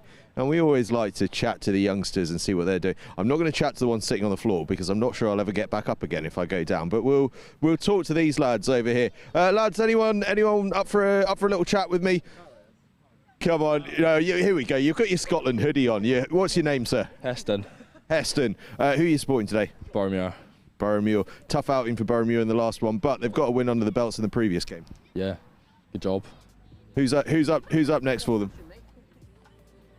Scarborough. It should be a decent one, that one. Wait, is it Scarborough? No, I think they already played Scarborough. Oh, they've got the win against Scarborough already. What's it like down at Boroughmuir? Good club? Yeah, great. Playing there anytime soon? Yeah, under 16s. Lovely stuff. Thanks for chatting to us. Enjoy the rest of the day. Always difficult in front of a crowd, isn't it? Everyone's staring at you. It's never easy, is it? We'll keep wandering down here. I can see Wilf is deep in conversation with some parents. That's because he wants to get that Oakham team sheet because he had a few confusing numbers on there. So do you know what? We probably won't interrupt that too much. But you can see if you just turn to the left, Rupert Harden making sure Oakham don't rest on their laurels. Certainly letting them know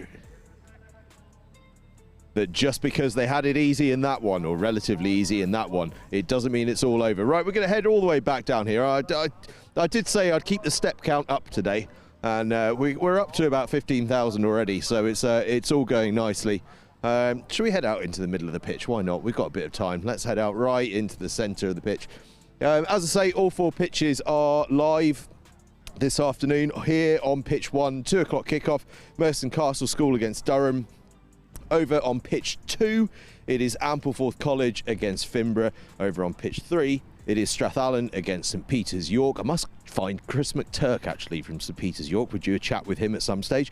And Oakham have got a quick turnaround. No wonder Rupert Harden is trying to get them game ready and switched on, because Oakham play Scarborough College over on pitch 4 at 2 o'clock. So we've got games on all 4 pitches at 2 o'clock. Let's get ourselves right up into the right up onto the halfway line. So Jake DL, who's going to be playing at fly half in a couple of moments' time for Merton Castle, if we stop here. If we get our cameraman to stop on this line here, Jake DL, from this precise point, was kicking conversions in training all the way down there. Merton Castle School fly half, Scotland Youth International, wonderful player, son of course of British and Irish Lions forward coach and Scotland forward coach John DL, kicking penalty goals from about 55-60 metres. Not bad for a schoolboy, off that left peg. Right, let's... well, Wilf is still deep in conversation, so I'm not going to throw to commentary and him. So let's go and wander over here and chat to some more people. Is that... I thought for a second that was a young Alex Groves, but it's just a guy who looks like Alex Groves. Boy, you got to have your wits about you around these parts. But let's head down here and see what's what over there. We've got lots of people we can chat to. Oakham have just finished their team talk. Wilf's going to grab Carl McDonald there and get a team sheet from him so that we can be up and running, particularly ahead of tomorrow's game. But of course we are live on pitch 4, so if he gets one, you will hear the commentary there. Shall I find out who's on commentary on pitch 4? You'll be in the esteemed company of Chris Beaumont on pitch 4. He'll be desperate for that team sheet that Wilf is getting down. Right. Well, I've got someone looking at me. They maybe wanted to be on camera, but unfortunately we've gone the other way for them. Bad luck them. We've already spoken to you, sir. You've given us great insight already. Let's see if we've got anyone under here. Let's keep ourselves rotating around here. Boroughmuir having a little assessment of what happened in the last game. They've got another one coming, don't they? Don't need to worry. One more victory and they're into the trophy. That's the beauty here. 2 victories will probably take you into that trophy competition. And even if you don't get there, you've got the bowl competition. There's rugby over the course of the next 24 hours. Absolutely fantastic, and we can't wait to see. I was just going to see, I thought I spotted John DL, but it's just a tall guy. But that actually is John DL over there. Shall we see if we can doorstop him? Scotland and British and Irish Lions forward coach. He's deep in conversation with someone else. It's going to be incredibly rude. But we likened this to Martin's grid walk earlier, didn't we? It's Angus's grid walk, and we aren't afraid of just barging in on conversations. So let's see. Well, it's no wonder it's because he's chatting to him. Shall we just go and walk in with a microphone and see if we can get in the way? Gents, do you mind if we're incredibly rude and interrupt your conversation and have a chat with you both? Hamish Watson and John DL, for those of you that are unaware. I'm really sorry just to come in and completely interrupt a conversation, but such is live TV and we've got a bit of time to fill. Hamish, how are you? I'm very good, thank you. Yeah, just enjoying the school. I used to go to Oakham School, so just came down and see how they're getting on, really. Looking pretty good actually in that last game, weren't they? Yeah, they looked really good. I think you need to win one more, I think, to get into tomorrow's tournament. So yeah, hopefully they'll get through that and get into the finals. Coach has tapped you up for a few words of wisdom? Not yet. Hopefully, I've been hiding from that. I don't want to have to give a hype up speech. It's not really my game, that. You were down there not too long ago, actually, weren't you? Doing a dinner ahead of the Lions tour, actually, which we'll get onto in a second. A little sort of Lions legends chat with former Oakham players. Quite a list of Lions they have.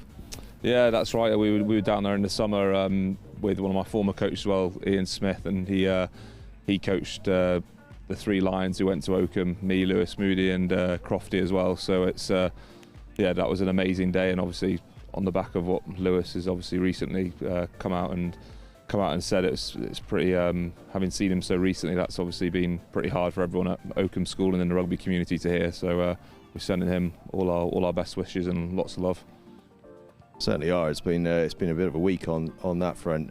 It's been a bit of a start to the season for Edinburgh as well. Probably not how things were hoping to kick off, but some promising signs within it.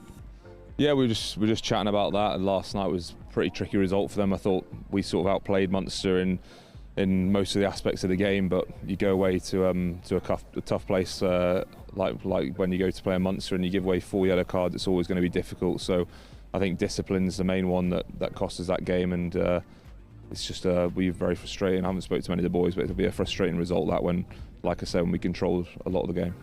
Right, I'm just going to do a little swap around for you, so we can bring John in, because there's a reason you're here as well beyond just a pure interest in rugby, which is that your lad's playing 10 in the next game coming up.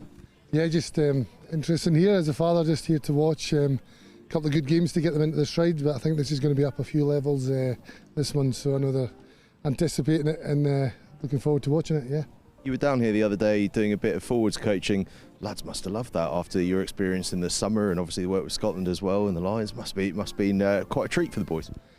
Probably not, but no, I was down. I think we were trying to look at a bit of restarts in some of the line-outs, so my son being a 10, it was quite good that he didn't have to listen to his father. I was with the forwards, the guys with the brains up front, so it was a good session. Like I thought they've transferred a lot of the stuff that we're doing at them into their first 2 games today as well, so happy to help when we can. On the summer, how was it? Great experience?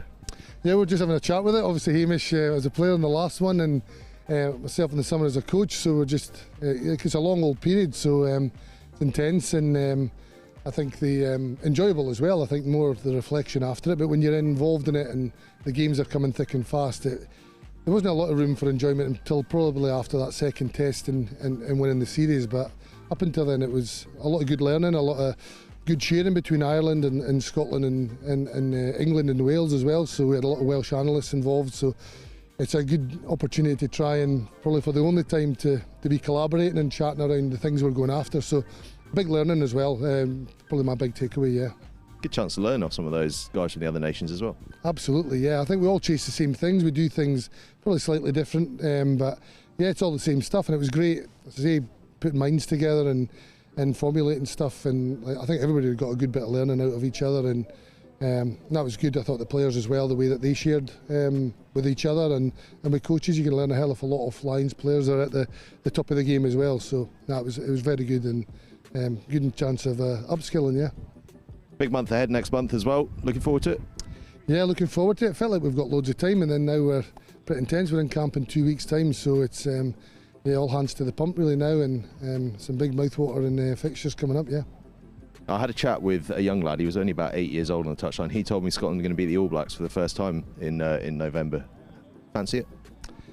It'd be great, wouldn't it, for the first time ever? So, no, I think the lads will come through. We had a lot of lads on that tour in the summer. We had a lot of on our own tour as well. Some younger lads getting opportunities as well. So we hope every time you come back into the campaign that you're learning lessons and you're getting to a position where you're stronger as a group. And we've got a good age profile, a good in terms of cap numbers in the squad. So, yeah, they've got to be going into these games now and looking to win it. At some point, we've got to get that win offer back and get over the line. Yeah.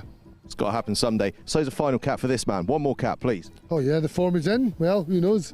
You know, he's been playing excellent rugby at the tail end of last year, and he's continued that again. So, and they certainly missed him last night. So, a couple of weeks there, he's got another couple of games. Yeah, should be ready to go. Fantastic. Listen, cheers, gents. The game's about to start. Go and watch your boy play. Thanks so much for talking to us. Cheers. Thank you. Cheers, guys. Hamish Watson and John DL there, and John's son is about to take part in this game for Merchiston Castle up against Durham School. So I will throw over to Wilf, who is going to talk you through the second game of the afternoon session here at the Merchiston Castle School Under-18 Rugby Festival. Thanks, Ang. It's a game of mixed opinions now. It was supposed to be the group decider, but Durham were beaten by RGS Newcastle in their last game by 10-7 in perhaps the biggest shock of the tournament so far. Merchiston have gone 2 from 2 after beating Sherborne by 10 points. They're yet to concede in their home tournament. They went on a similar run last season as well. They'll be kicking us off here. It's hung up by Jack DL. And I'm delighted to be joined again by Luke alongside me. Well, thanks for being back with us for this game, and this group's been turned into turmoil really as AJ Edwards, the England fullback, hacks it away. I expect Newcastle to put up a fight against Durham and beat them by 3 points in the last minute with a penalty. That's totally switched things up. I think Sherborne will go through now. Well, it really depends, because Sherborne were beaten by some way. It's a fantastic read in defence, and Durham have won it back. Good tackle. It's a big shot from give it no time. Louis Mars-Lewis, the vice captain and Newcastle Red Bull under-18. Well, it's interesting because Sherborne were beaten by Durham by quite a sizable margin, so it really comes down to points difference. Even if Durham are defeated here, if they can keep it close, then it's up to Newcastle to do the job in their final game, and they might sneak through against Sherborne. But if Sherborne beat them, that will be their first win of the day against RGS Newcastle. It really is all up for grabs here. This is a huge game. Scrum for Durham. Fed by Spencer Scrimger, the Falcons under 17. Or should say Red Bull now. Edwards with a wide pass. Move to fly half to start for this Durham team, having been a fullback over the summer in South Africa. Quick pick from Louis Mars-Lewis. Real talent in the centres. He'll be everywhere today. Good counter ruck from Merchiston. And they've got them contained on the 10 metre for now. If Durham win this, then the group is really all over the shop. Yeah, the Murky boys need to pile on top of them, just play over the top of them. Durham have just played, and I'm sure they'll be feeling it. Oh, what a line. What a line! And a little half end as well to see them through. It's a fantastic covering tackle by DL, but what a break, and a pick and go as well. The pace relentless from Durham. Off they go again. Hands away, no tackle. Hands away is the call, so Merchiston have to leave it alone. Excellent break by, I think, Gareth Boland at fullback. And now through the forward, chop tackle. Merchiston straight over the ball, fine clear out. Mars-Lewis, short line again. Stay on side, boys. And now they want it out wide here, Durham, but it's slow ball and it will go through the forwards. And here come the men in green and white. Goodall wanted it, but it's another pick and go.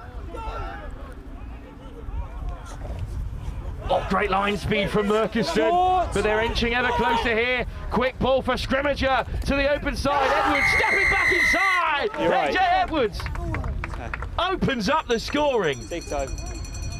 And this would be a turnaround of some size if Durham can win here.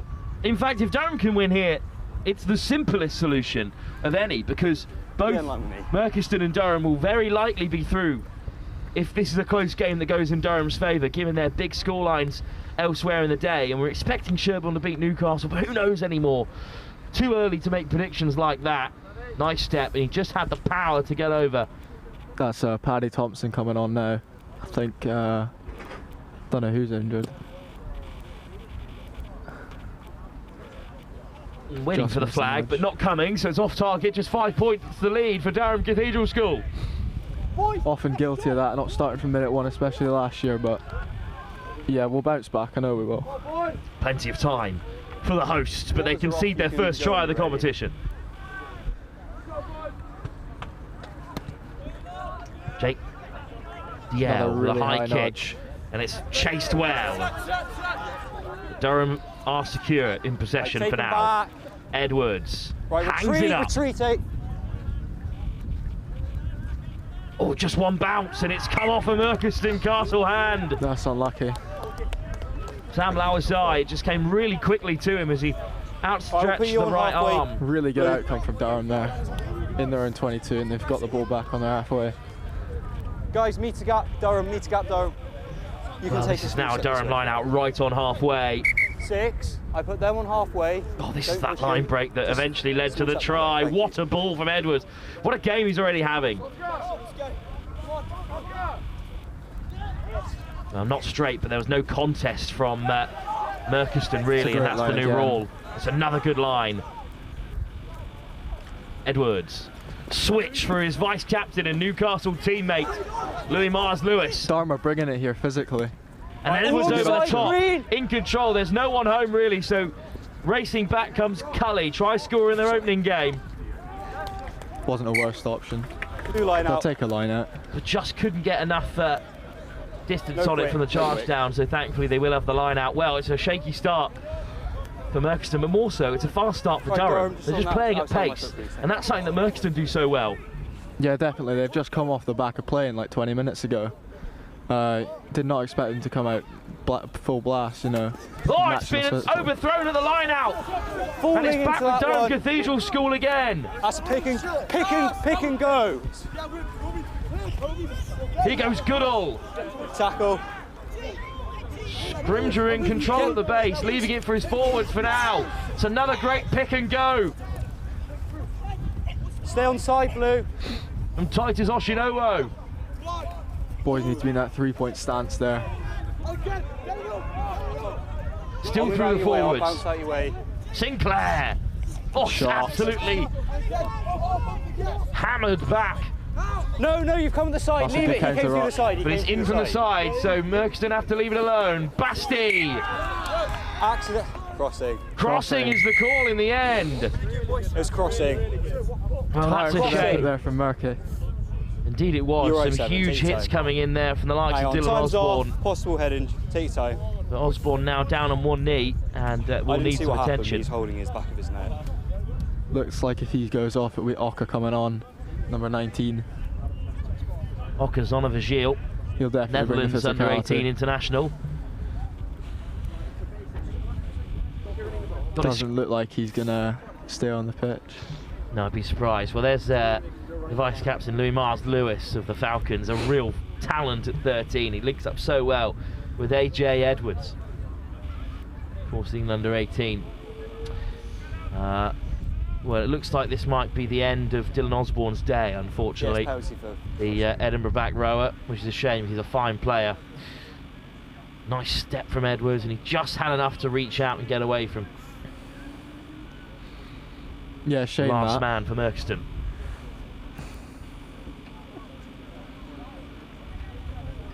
Plenty of changes in the offing for Durham. Oh, it looks like he's staying on. Well, it's good on him. Making a sub.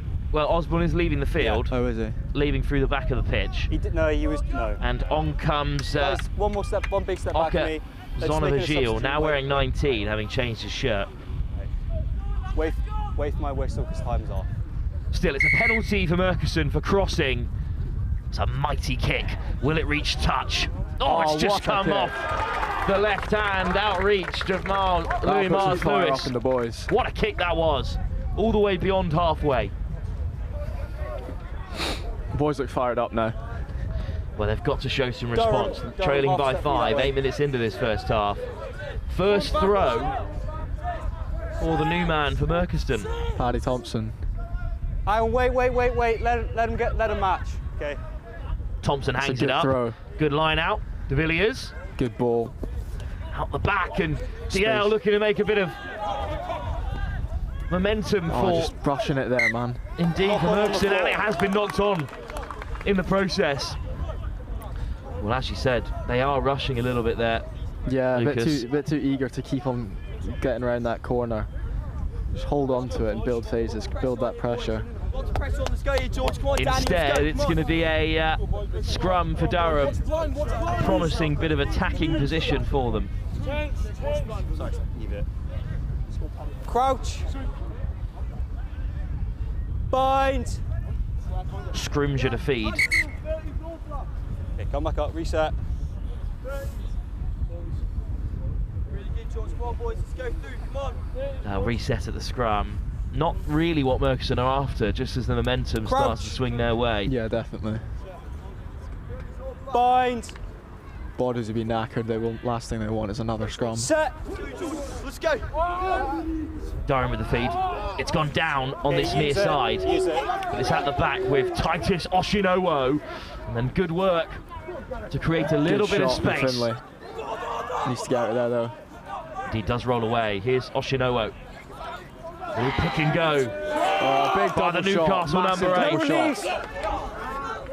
Lawasai in there as well, the centre making the big shot. Edwards, it's gone a touch forward, but it's still knocked on, and it might be on wide, but instead it's stepping back on the inside. Here's the line break. Has he got the legs?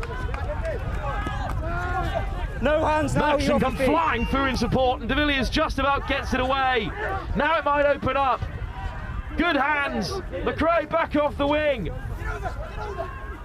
What a break by Fergus Foley. But Durham are all over it. Penalty. I was looking to see if he made the turnover. Outstanding break in the blistering sunshine here. But Durham just about scramble back. That's much better though, Lucas, from this Murchison Castle side. Yeah, I think it's just the lack of support, like lack of men being on their shoulders. Saw it there with Ferg, that could have been a turnover, and then it happened with Caden on the edge. Just not enough boys following him. Yeah. It's a good clearance as well to find touch. Well, here's the moment, a big turnover there for Durham. Then 2 stabs at it as well.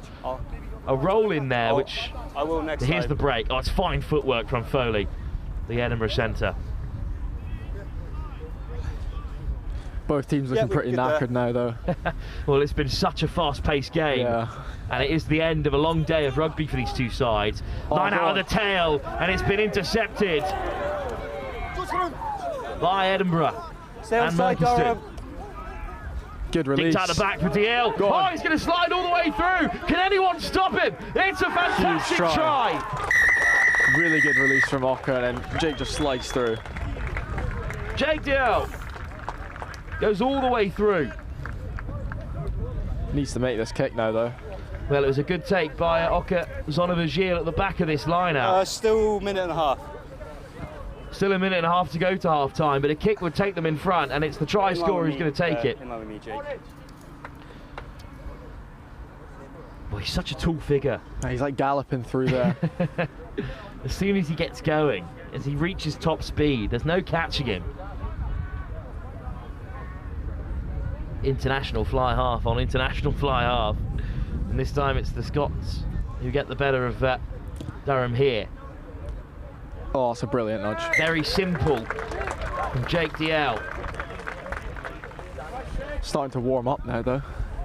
45 Indeed, seconds. the sun is blistering down. It's absolutely beautiful at Murchison Castle. Durham now trail by 2. And a very narrow defeat might still be enough for them, but they do need Sherborne to do them a favour against Newcastle.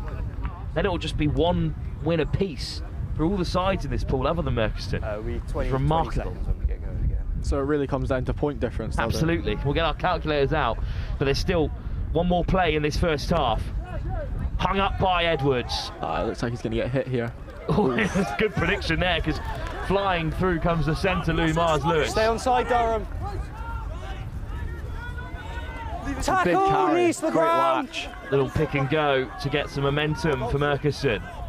Ooh. That's time. Just going to get rid of it. Time up here and a smart option. Yeah, boys will take that. Definitely. JDL clears Murchiston's lines and they will go into the break in front, but it's the toughest test they've faced on home turf so far in this tournament. Well, Durham's still very much in the game, Lucas, and this second half crucial for both teams. It's for Murchiston, the third win, the momentum they need going into the latter stages. For Durham, their tournament might be on the line here. Yeah, definitely. Did not expect Durham to put up such a fight, definitely, after they've just come off playing about 20 minutes ago in a really hard-fought 10-7 loss to Newcastle, which no one predicted. For now, though, at half-time, one try apiece, but through the boot of Jake DL, Murchiston Castle lead by just 2 points.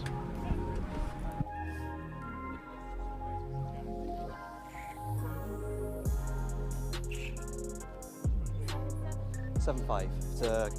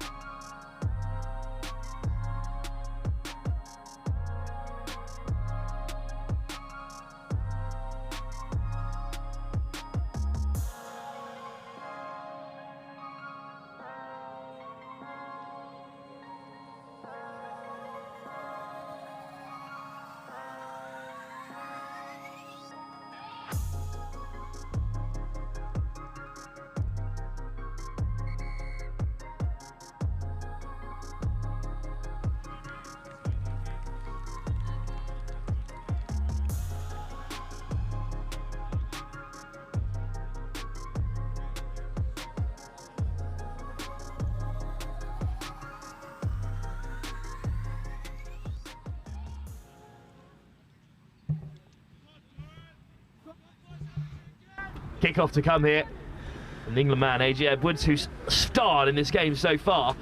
But Durham need a win to secure a place in the latter stages of this competition. If they don't... It's a good kick-off, that. It's contestable. It's out of their hands, but it has been taken cleanly off the kick-off by Toby Huntley.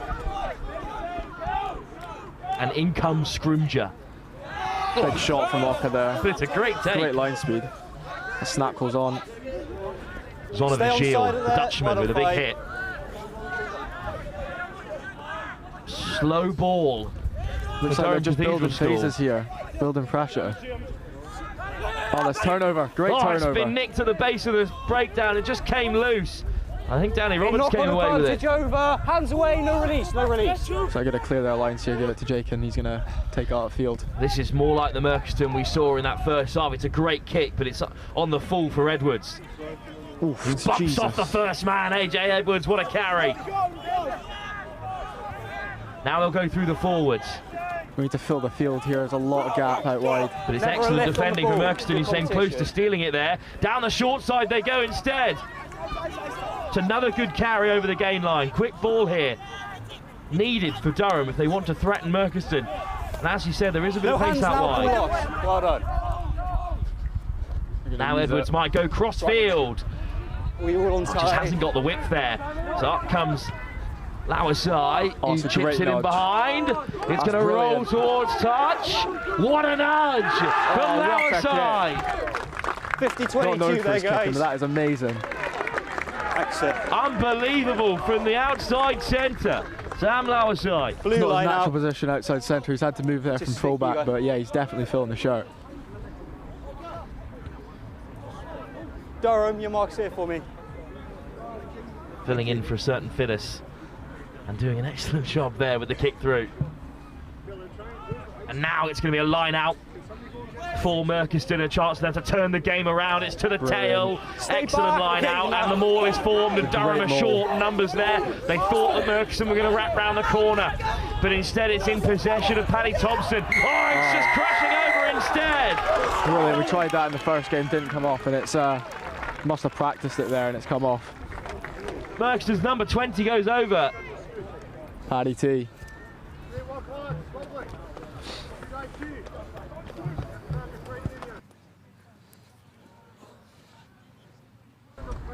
Well, in the end, it is Paddy Thompson who scores. On their sheet, number 18. He's got 20 on his back today, but he's crashed over there to finish off.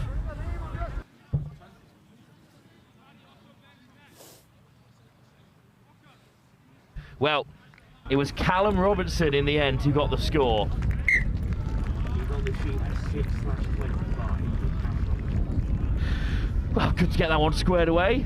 It's Callum Robertson wearing number 20 who goes over in the end from the maul. And in the end, they made it look very simple. Yeah, definitely. It's well executed. I don't think Durham could keep up with the strength of Murky's pack. Not on this occasion, anyway. Still, they have time to respond. Yeah, Murky just need to keep the ball in their half. Don't let them get into our half. Edwards hangs it up. It's another contestable kick. Knock on and it's just been knocked on this time and crashed up by Goodall. Another Falcon under 17s in the front row. Tackle! Okay, knock on advantage over. It's a good ball. Oh, lovely hands, and there might be a bit of space on the edge for Durham here. Oh, that's a huge shot! Massive shot to shut down the momentum for now. Still Durham come flying through, but that's the kind of tackle. Josh Colley. It seals close games like this. Back down the short side. No, hands beyond the ball. Well left. Oh, it's a wide pass and it's been intercepted by Merchiston, and Foley clears it away. Fine grass, get the ball down there. It's a great chase midfield. Well, options for Bolam here. He looks to go himself, Bolam, skips away from two and finds a nice offload. He's done well there. But Merchiston swarmed the breakdown. No, they are both off their feet. Use it now. Stay on side, Blue. Box kick from Scrimger, contestable, but it's been knocked back and it's Cullen who comes away with it. Not the biggest man on the field, the fullback, but what a tackle it was on the far side. It's got something like last year, 20% gym rate attendance, but this year he's totally stepped it up. He's making that shirt his. Clear offside, but they retreated there, so it's DL who hangs it up. Bolam's got to get across and take it. It's a fine take as well from the fullback who takes on McRae upright. Let's fire that. And it's two in the breakdown, looking to win it back. And McRae, in the end, it's just about ripped away. Georgeman stepped there, I don't like that. Top work though from Edwards. Now the call is to leave it. So through the forwards they'll go. Double tackle again. No hands, no release. Durham just using their forward pack, hammering us. Stay on side, Blue. Not really much going throughout the backs. Again there. That's a tackle now.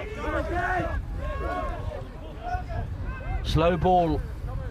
So the box kick is the option for Durham. Plenty of height on it. The DL is there. Oh, he steps inside and out, but then loses his footing. Good ball from DeVos. Oh,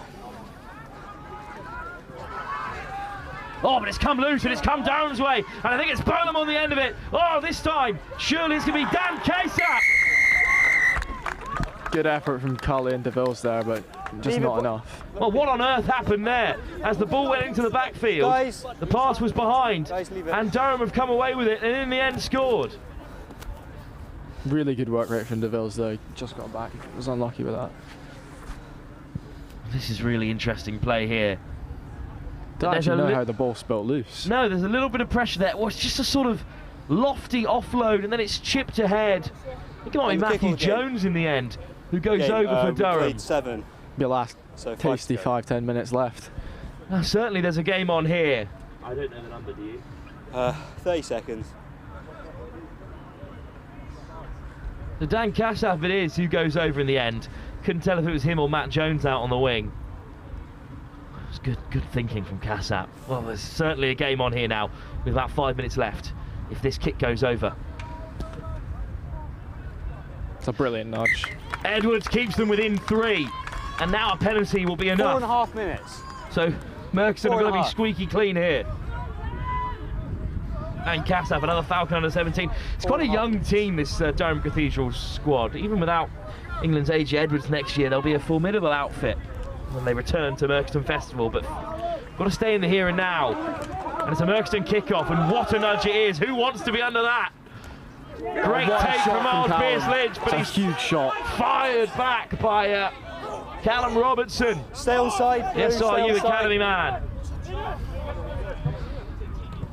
Edwards gets it away. It's an excellent really clearance. What a shot off kickoff. Good work from Robertson. To have a player like that, Durham on not the even crack your first team as well at times. Yeah, so young as well. He's 5th form, which is about year 11, I think. Durham are on the 10. Yeah. Well, this was a massive shot from Cully that we saw earlier as well. Yeah, huge. For someone who's not the most physical lad, he does pick up boys. Oh, it's a good line out. Lawasai at first receiver, once on the wraparound. DL. A really nice move there. Lawasai. Oh, it's out wide. It's just been held by Cully again, just bundling his way through. No clear release. No clear release.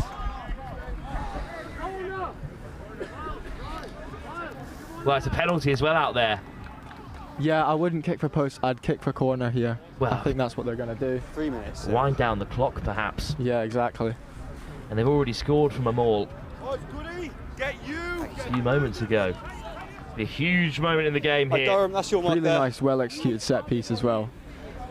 Just find the gap outside 13 and take it through. Guys, make sure at the back you're in line with the the player Newcastle at the front. Red Bull man, Louis Mars-Lewis, because it was almost an excellent turnover, but he just slipped off his feet. Yeah. Line out to the front, here we go. It's cleanly at the tail for Murchison, who get rolling straight away. Look at the momentum there, can they be stopped? I think it's Rhodes at the back, but it's down anyway. Who's that? It's a second score at the Maul, but this time Oka. It's Oka Zonnevigil, the Netherlands under-18 international. It's his first play back today after his concussion, after getting a head knock in training, so he'll be gassed about that. Zonnevigil, a substitute in the first half, made some big shots and was a big part of that opening try for Murchison. And now he's scored one himself, and that might take the game away from Durham. Yeah, certainly. If Jake makes this kick, it looks like the game's buried. Touch wood. Looks like Will Webster's coming on here. Jill. Off target. Gilliam Webster. Oh, he's found a scrum cap. So he's no, no longer wearing Zonnevigil's. Trying to figure out who else has come on. Well, a couple of changes, but they might not matter because we're a minute and a half to go here, and Durham now need 2 scores of some kind. Edwards with the kickoff. They've always been contested all off his boot. Another great one. He's going to win that. Oh, it's just fallen. Great take from kindly for the try scorer, Zonnevigil. Keep it on field here. Whoa. It's spiralling up from DL. It's got snow on it. Take. What a fantastic take. Good shot from Will and Caden there. Stay on side, Blue, Lewis stay on side. unfazed by that delivery. Get under the bus. Strong carry. Snap options on. Edwards in the backfield with a beautiful pass. Great tackle from Josh. A scrag tackle of real importance He's not from holding Cully. on to it. I can't give it. He wasn't holding on to it. You got it trapped under his body. No turnover this time for Murchison at the breakdown. Good line speed again. Too quick. Oh, too eager. And a quick tap 10, as well. You're not 10. Get your 10 now. Well done. Shot. Good carry from Titus Oshinowo. No release. No release is the call for the referees. It's another pen. Discipline. And this time they'll slow it down, and Edwards will look for the corner. Back 10. Is that they're going to lose another 10 yards there, Murchison. On the 22. Is that a couple here. of seconds left, that's it? I think, on our clock. We're beyond the final whistle. But they will have time to chick this into the corner. They'll need this, definitely for points difference as well. They'll definitely need it.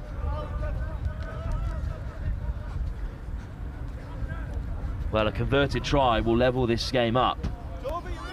And unless Newcastle pull off the spectacular, that will be enough to see them through to the trophy tomorrow.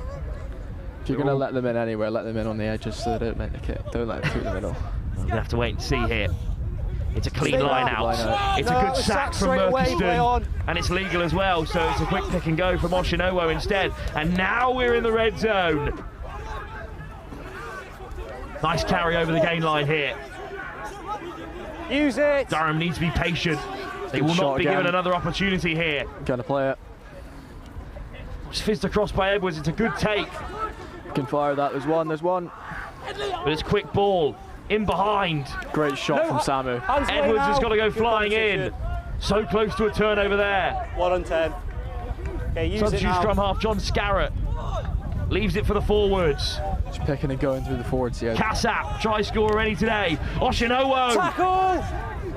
Oh, it's come loose. No release. But it's another penalty. You weren't going quickly. It was over there. Well, this is a really interesting position for Durham to find themselves in here. Do they just go for the quick tap? I think they will, yeah. They'll try and barrel over us. That's what they've been trying to do all game. I suspect they'll do it again. We're in the red. Do it again. Wait. This has got to be perfect for Durham. You've got a player just doing his laces. All the boys in the three-point stance are ready to meet them at the line. Guys, wait until he's tapped it, okay?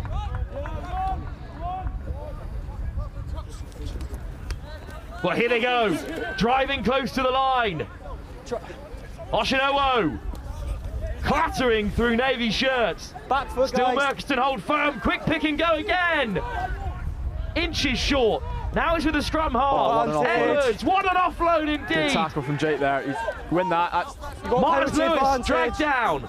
It's another penalty advantage. Edwards. Good tackle from Samu again there.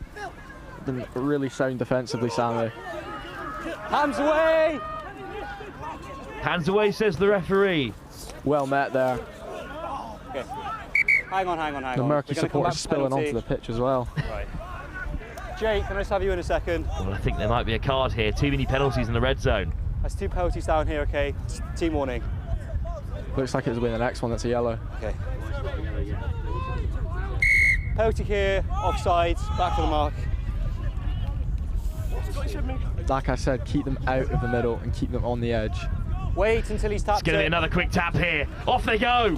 Oh, great acceleration. Bring him over, hold him up. Looking to lay it back though. Good work from Oshinowo. Okay, advantage offside. Edwards, another penalty advantage. Edwards! Oh, he's going to be held up here. Has he got it down? AJ Edwards on the double. Ball is clearly on the ground. Durham score, and now it comes down to the England man again. You're currently down by 2, so you need the conversion to draw. Well, clear as day for the referee. What a performance from AJ Edwards, the Newcastle man, the captain. They've got 2 conversions. Big players need to step up in big moments, and this could be a crucial point because it could secure qualification of the trophy for Durham Cathedral School. Merkiston will continue undefeated regardless. But we await results elsewhere. But if Sherborne have beaten Newcastle, then this kick will be huge for AJ Edwards. I reckon he's got the bottle. I think he'll make it. It's Edwards, the England man, against a wall of navy blue. He's done it! And really Durham Cathedral School have equalised in the final play. Muted celebrations for them because they do not yet know what this result will mean for their qualifications later on. But they've done all they can here against the host. Well, Lucas, it's a fantastic performance, and Merkiston have been made to work harder than they have at any point before so far today. Yeah, it wasn't the prettiest of games from either side, but there's a lot of physicality in it. Well, we'd love to see Durham continue on in this competition because they are a fantastic side. Edwards squirms in under 3 players to score, and then he knocks it over himself to equalise. We'll have to wait to see the result between Newcastle and Sherborne before the fate of this group is decided. But an excellent game, 19 apiece. Closest game of the day. between Merchiston Castle and any of their opponents. Well, don't go anywhere because there's one more game today. It's Dame Allan's taking on Dulwich College, our final fixture of the afternoon.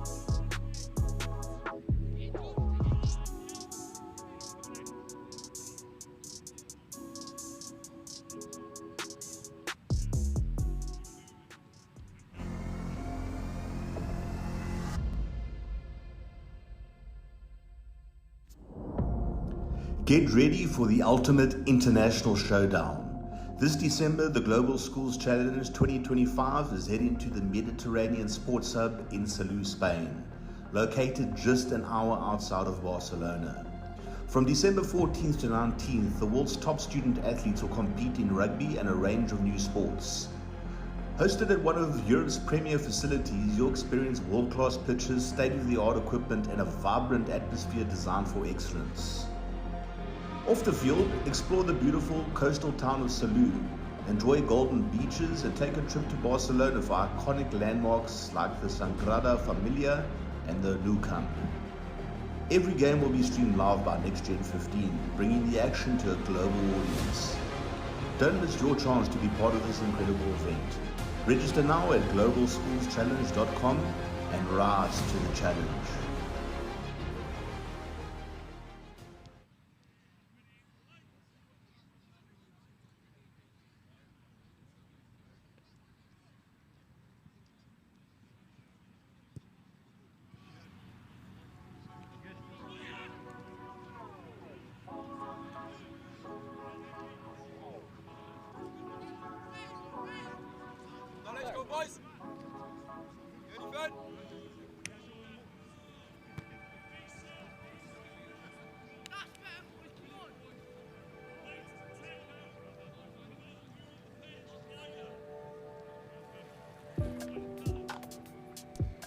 Welcome back then, a 19-all draw in that fantastic Merchiston Castle School against Durham game.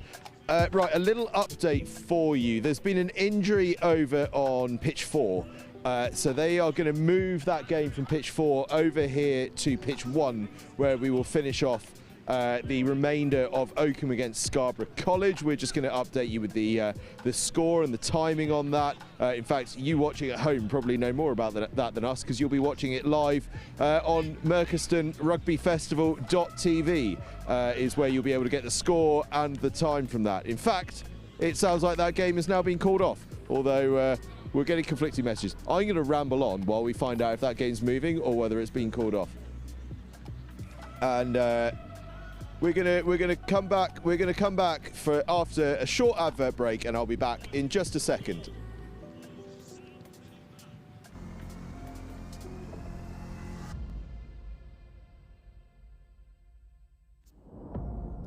Get ready for the ultimate international showdown. This December, the Global Schools Challenge 2025 is heading to the Mediterranean Sports Hub in Salou, Spain, located just an hour outside of Barcelona. From December 14th to 19th, the world's top student athletes will compete in rugby and a range of new sports.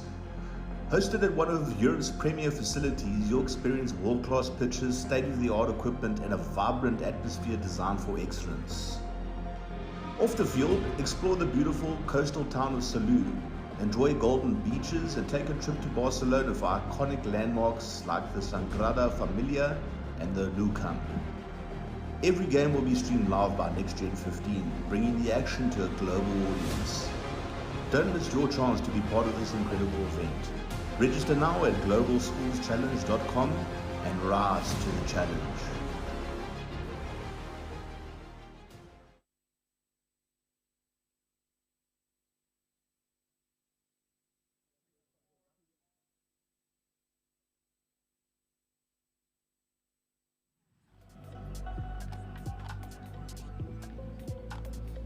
Welcome back again. Right, sorry, we had to just nip away there because we had no earpieces, so we're flying blind here. But I've got an update for you, which is that they've decided, with that game being 21-0 over on the other pitch, that in fact we don't need to move it across. The result has been called. So that one is done and dusted over on pitch 4. Here on pitch 1, what that means is we've got a little rest now, and then it's going to be the final game of the day, Dulwich College against Dame Allan's. And you can see Dulwich College on pitch behind me. Now, before we get into the games coming up there, how about we have a little chat about the brilliance that was that Merchiston Castle School against Durham game. 19-all. What a fantastic game that was. JTL there just passing through. And again, another couple of Merchiston players. They're looking a little frustrated with that 19-all draw, but I think they'll be absolutely fine. They're through into the trophy competition, aren't they? They've had 2 victories and a draw, so that's absolutely ideal for them. They're straight through. Good news for Wilf as well. I can see that he's got a co-coms from Dame Allan's school coming his way by the look of things. He's looking to try and get right up to the top deck, in fact. Do you know what? He's mates with our camera crew. That's why. There we are. That's what's happening there.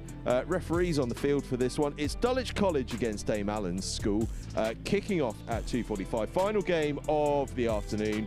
Here on pitch 1. Over on pitch 2, final game is Boroughmuir against Barnard Castle. The final game of the day on pitch 3 is RGS Newcastle against Sherborne. And the final game on pitch 4 today is Marr College against George Watson's College. I think the injury has been moved from pitch 4. In fact, if our cameraman just follows me around, I'm going to back away a little and just peer over the edge.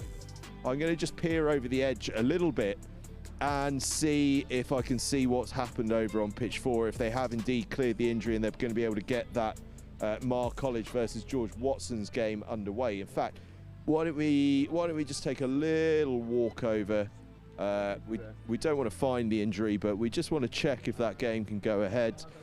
Good luck, Dame Allan's. Enjoy. A couple of Dame Allan's players there.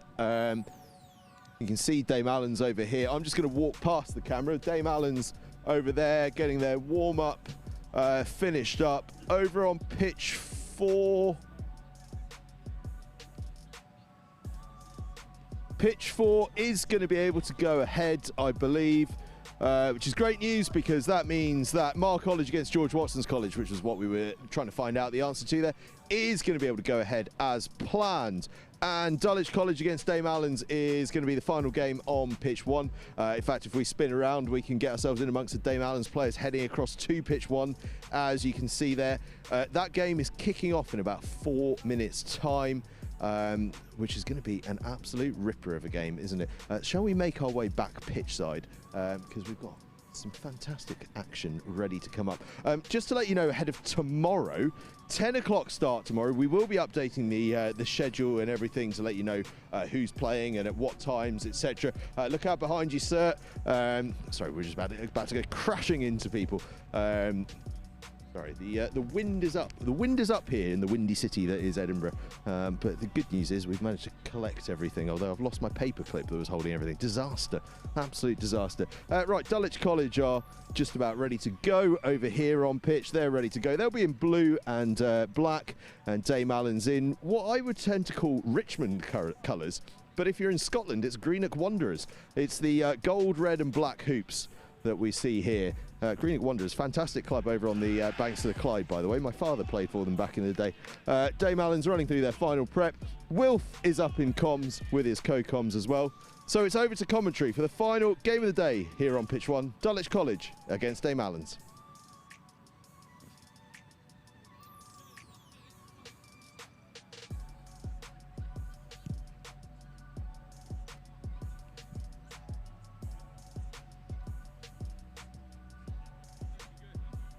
Well, here we are then, another game. Dulwich College against Dame Allan's School, the final one of the day here on the first day of the Merchiston Castle Festival. Dulwich, at the moment, were beaten by St Peter's, a side which Dame Allan's were victorious against after an early defeat to Strathallan. Strathallan look like they're going through as group winners, but this win here for Dame Allan's would all but secure qualification to the trophy.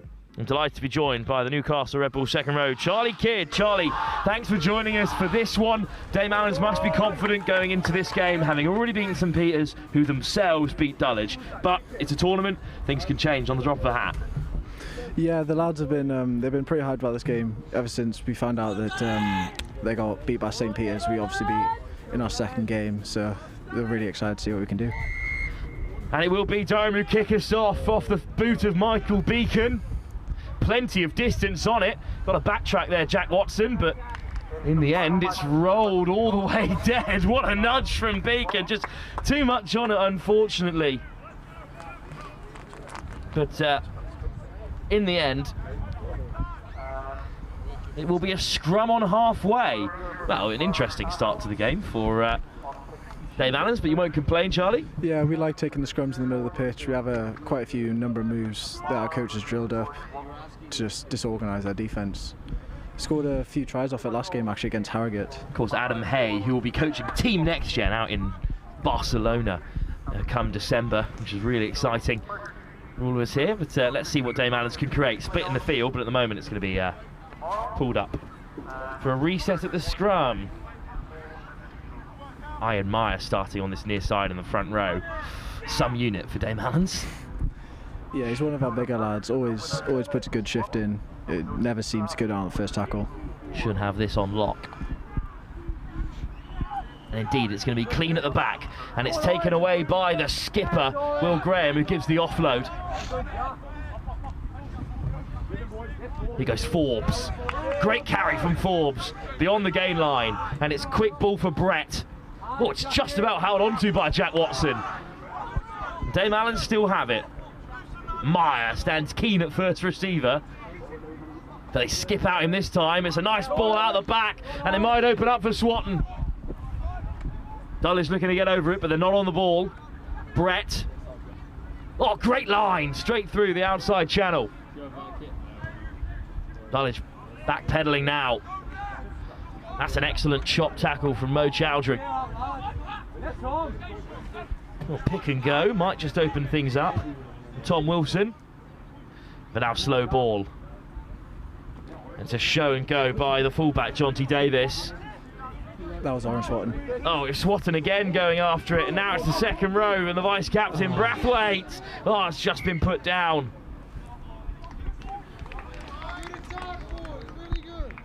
Oh, exciting stuff from Dame Allan's to get started though, Charlie. It only took a couple of phases for them to really get going. Yeah, we like just going from edge to edge, you know, seeing how we can like just create space through the channels, and we've been able to score quite a few tries off of just opening up spaces just because of our wide players this season. A couple of great carries from Swatton. He's a back rower last season, now moved into the centre channels, a pretty destructive runner. The model of a modern outside centre. But it's a free kick that's been quickly tapped and then hammered away by Sean Smith, the Quins under-17s back rower. But only as far as John T. Davis. Gets an offload away, brought down just inside the half, Dame Allan's. Dulwich, clean exit for them, great work. Well, kick would have been a good option, but instead it's just danced in to traffic by Dame Allan. Slow ball again for them here. Now the kick will come. Oh, it's racing away. In the end, it's a good read by Freddie Pickering. And chipped ahead by Pickering, who's on the chase. Good offload to keep it alive for Dame Allan's. Hippolyte beaten on the outside. Carried in by the hooker, James Swift.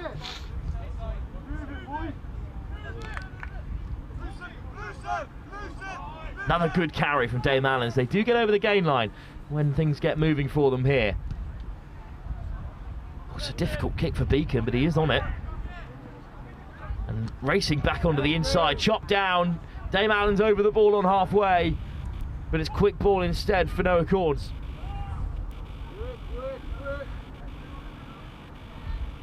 Oh, it's just slipped through the hands there, always backwards. But in the end, a slight knock-on from Dame Allan's in the tackle.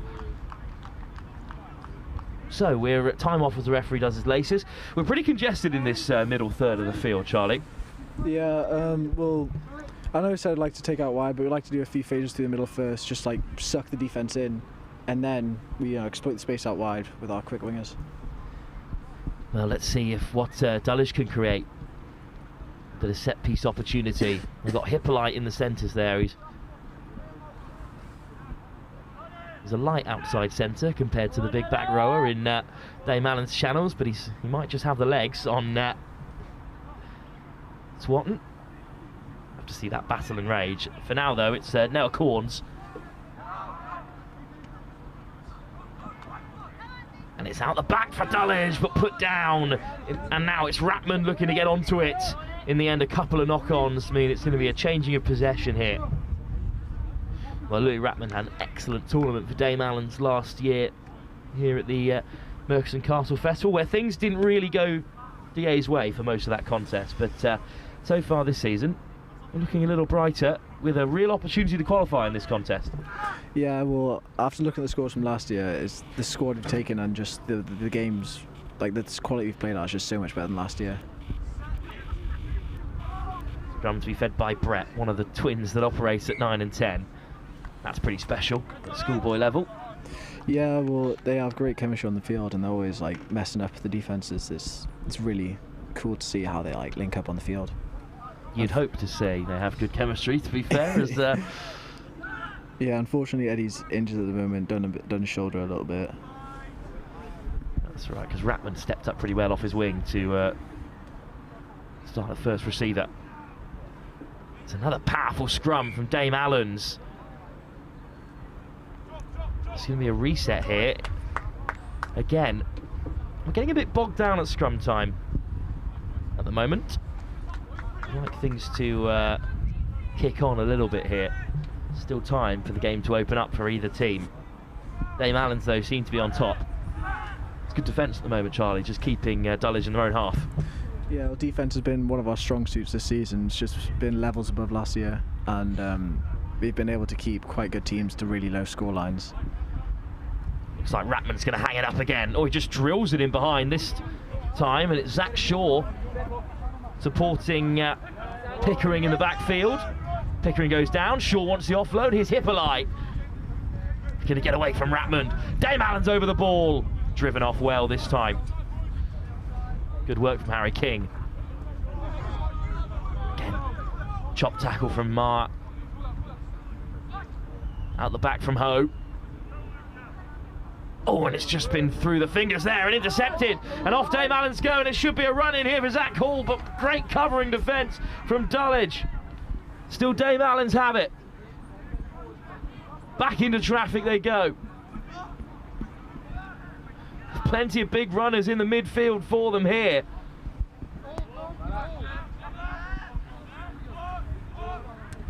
Slow ball.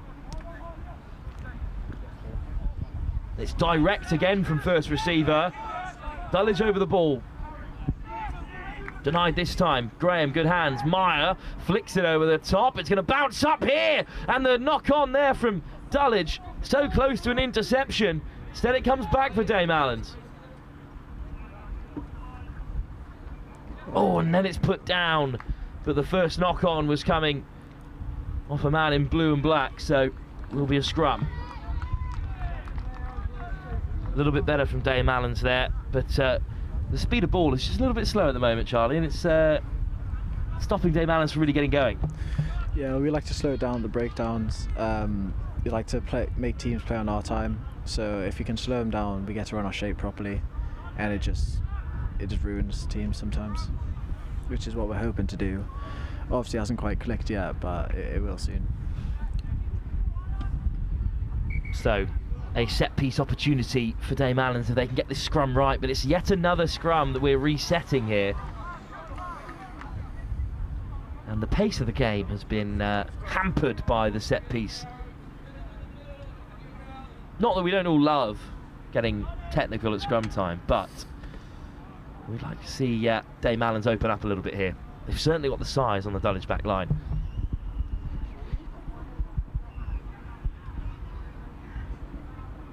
Clean ball for them here. It's a nice drop ball out the back, but can they get a bit of space out wide? Great hands from the winger. Here's Forrester. Hint of a high tackle there, and the referee agrees. Graham. Oh, just juggled in the midfield. It has going to come loose. Aaron Marr does well to get down and sweep it up, but the penalty advantage coming, and that's a tough place to give a penalty away against this big Dame Allan's pack. Yeah, well, off penalties here, we usually try and go off to the side, and we have this massive amount of line-out moves that we like to just always use. Well, Rapman nudges it into touch, so what play out of the Dame Allan's textbook are we going to see here? Don't give anything away, Charlie. No, I don't. I can't reveal the secrets yet. So Wilson will take the throw. Marr at the front of the line out. Graham in the plug. So I think Maul is looking likely. Little dummy into the midfield to deny Dulwich the contest, and Graham has it at the tail. And it's a strong maul from Dame Allan's, and in goes Tom Wilson as well to support. I think Graham's going to crash over. And Dame Allan's break the deadlock. Patience at the maul was all that was required, and in the end Dulwich just ran out of yards in their backfield. In the end, it was a pretty good finish, actually, once them all disintegrated. Let's have another look at it here, Charlie. Just driving with such momentum, and then it seemed to speed up. The field really opened up for Graham. Well, he's a great story as well. Yeah, he always plays well for us. He never steps a foot wrong. He just always manages to find a way to get involved in the game well, and it's just shown there again. He's always scoring off those plays for us. Well, last season at Merchiston, he stepped up to captain the side on day 2 after some injuries. He is Irish qualified and plays a little bit hooker for the Red Bulls Academy, but mainly powers over at number 8. Here's Rapman with a difficult kick. Perfect conditions though from right on this touchline. Oh, it's a good strike, but I think it's just going to fade away on the right hand upright. So 5-0 it remains. Graham, the captain, gets over to score Dame Allan's first. And I think they do deserve that score. They've been on top here this first half. Yeah, well, one of our goals for the tournament was just controlling the possession and just like pinning the opponent in their half. It seems we've been able to really encompass it well in this game. Here comes the kickoff. And Ratman claims it. Good to see some positive feedback mid-game from some of the parents from Dame Allan's. Charlie, excellent work so far. As that kick is hammered home, Pickering just about keeps on. And here comes Pickering. Almost slipping through. Dame Allan's get the chop tackles in again here. Quick pick and go from Dulwich, looking to keep the pace of the game high, because Dame Allan's have no problem with slowing it down, as we've seen. Smith.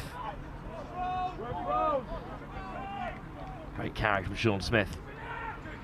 Out the back to Hippolyte, and look at him go, Hippolyte with a bit of space. Great acceleration, Hippolyte, lovely ball on the outside. Oh, put down by Zach Shaw.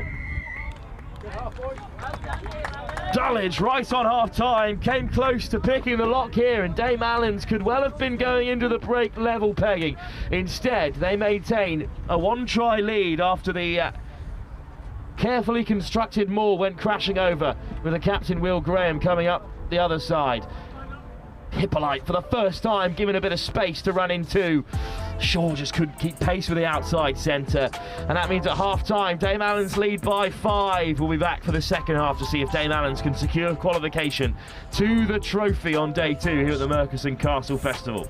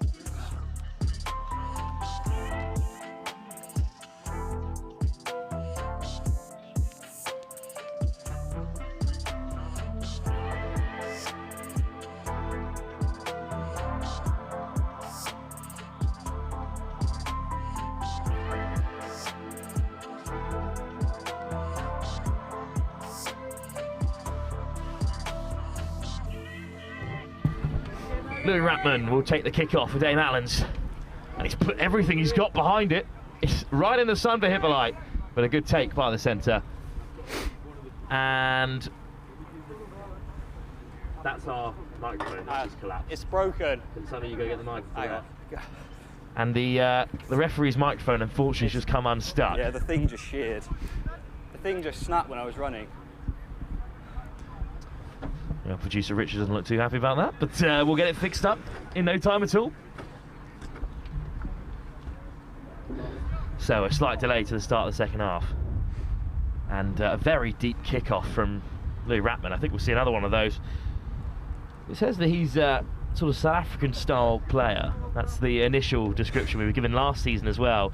Does that just mean he runs a lot with the ball in hand and just likes knocking people over, or? Can't reveal that, but yeah, he's from South African heritage, and when we went there last year, I'm going to do kick off again, okay? Everywhere. You guys get a massive advantage if they have to get out from their own 22 for scrum. Sorry about that, guys. So instead of a scrum on the 22, they're going to retake the kick, and I think we might see another powerful nudge from Louis Ratman, who's started as a winger but moved into fly half with the absence of behind the kick, guys. One of the two Bretts. Time's on. This time of the Eddie variety.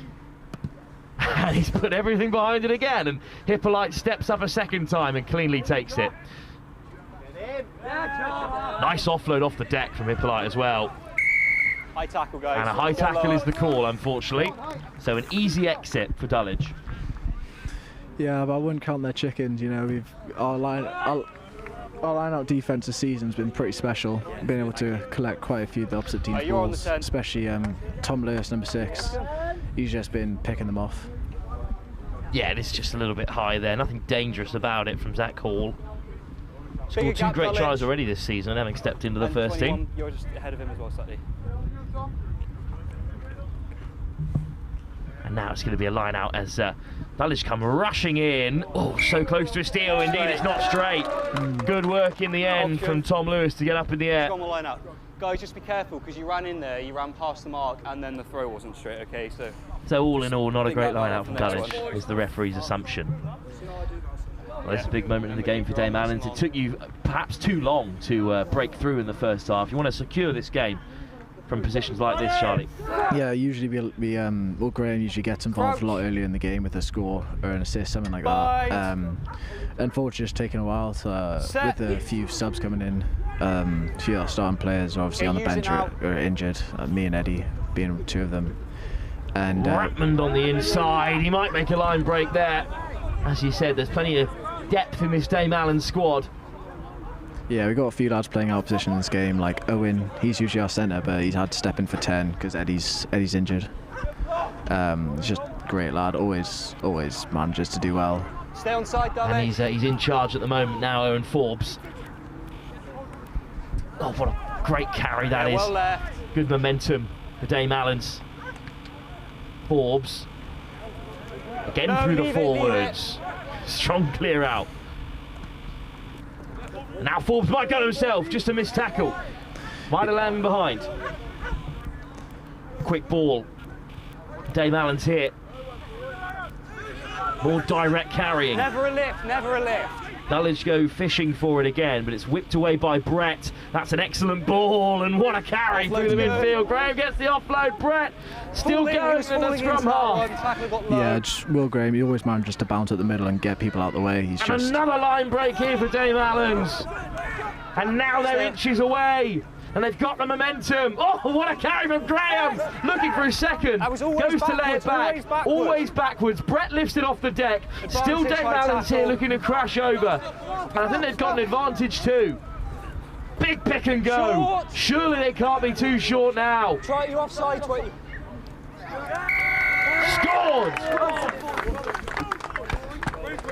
Unstoppable. And it's Jack Watson who goes over. Another member of that Newcastle Red Bulls Academy. Yeah, Jack's really proficient. You know, he's great just identifying the jackal threats, getting them out of the way. He's also, you know, he's managed to get himself a few tries here and there, scoring the first game of the season actually to put us over the edge against Fetties, which is a really good result for us. So Dave Allen's 2 tries up now, and they have started this second half just a touch better than Dulwich, who looked to come alive at the end of the first half, but they haven't been able to carry that momentum into this second period of 12. Yeah, we just need people like Owen. He's playing well, but he can be such a talisman when he's on his best game. Slotted as well from the conversion, so it's 12 up. And Watson with the second score, 2 from the back row for Dame Allan's, and that is perhaps the strongest area of the field for this team, with Lewis, Watson and Graham. Yeah, we like to rely on our back rows, you know, all 3 of them being in the Red Bulls Academy. They always make a massive impact for us. Have you gotten used to calling it the Red Bulls Academy just yet? No, I still subconsciously call it Falcons. Good take off the kickoff. Dulwich goes swarming into the breakdown again, driven off. That's a fantastic fend and a little show and go as well to open up a bit of space. Box is the call from the touchline. It's going to be back for Ratmond, who again keeps it low. Oh, you're on side now, guys. Pickering. Hippolyte. Driving beyond halfway. That's a tackle now. Tackle made, so hands off Dame Allan's. Leave it, guys. Playing the 9 there, so it will be a penalty. You can't play him within a metre of the ruck, guys. Can't play him within a metre of the ruck. Clear from the referee. Here's Smith.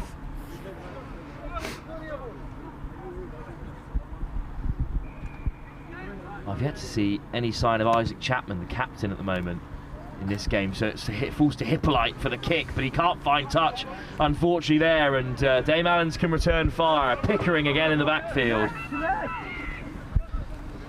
Lovely footwork from Pickering, but they just about managed to he wasn't. That was his play. Drag him down. Space on the short side. Smith. George Smith. Great drive from him. Okay, advantage, round the net. Penalty advantage for the high tackle. Dulwich just growing into the game. Hippolyte goes cross-field.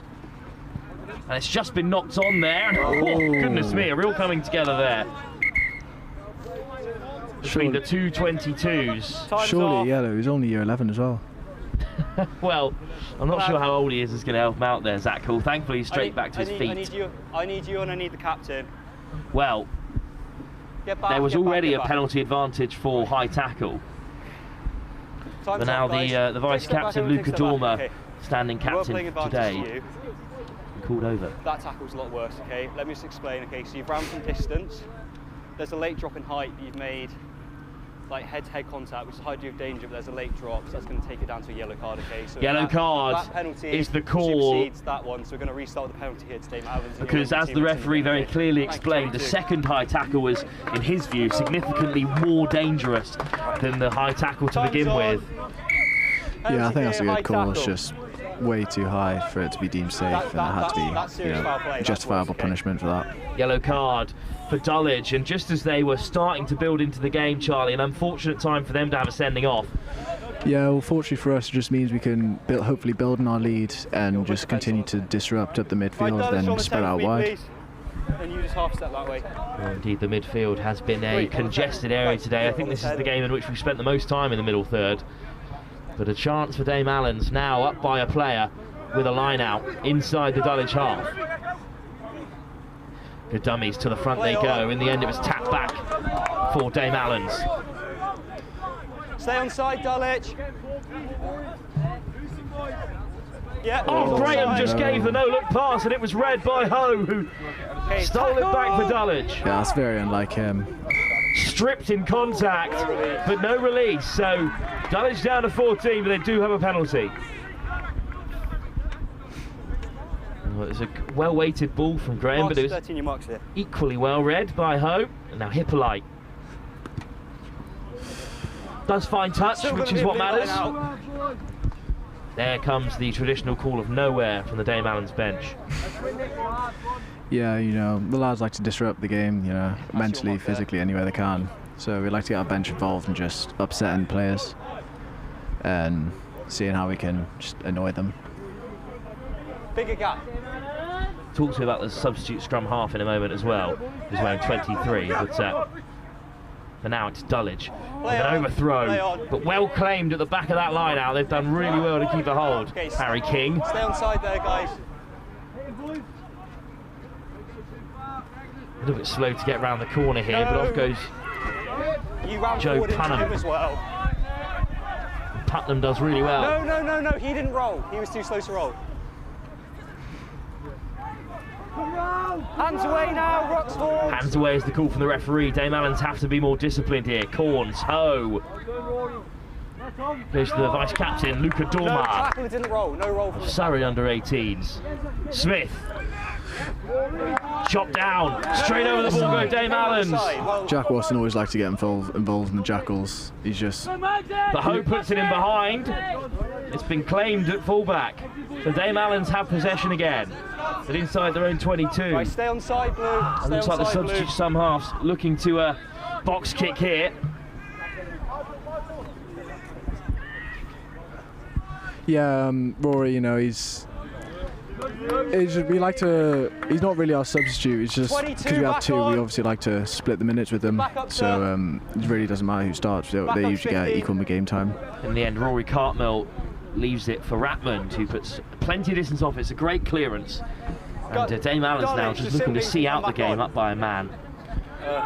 3 minutes. Yeah, another line out, which is good for us because we like to get in their heads, just always talking in the defensive end, just to try and mess with their calls or do anything we can just to annoy them once again. Well, there's nothing wrong with Joe Putnam's throw, but the lift just wasn't good enough on Chowdhury. So it's Cattrall. Oh, that's a missed pass over the top, but it might not find its target in the end. 3 collected by Dame Allen's, who are 2 minutes away from qualification to the trophy. Yeah, well, if we win this game, this will be the best we've ever done here at Merkston. Forbes clears his lines. It's going to bounce up for Pickering. It's really unkind on the bounce.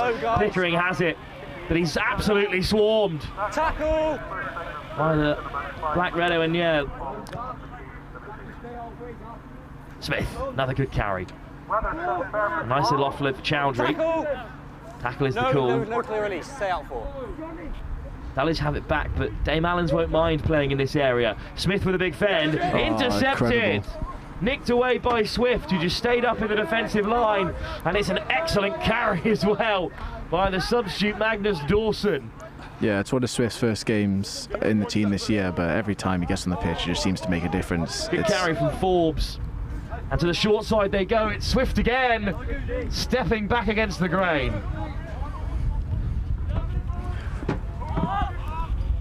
Dame Allen's in possession with minutes left in this game. Just a minute and 20 or so. Watson over the ball. He's onside. Rory Cartwell goes himself this time and wins a penalty for high tackle. Good work by the scrum half. Wait. If you're quick. Yeah, it looks like we'll hopefully be going over to the hopefully the corner again to use one of our line-out moves. And more so to slow this game down with not long to go.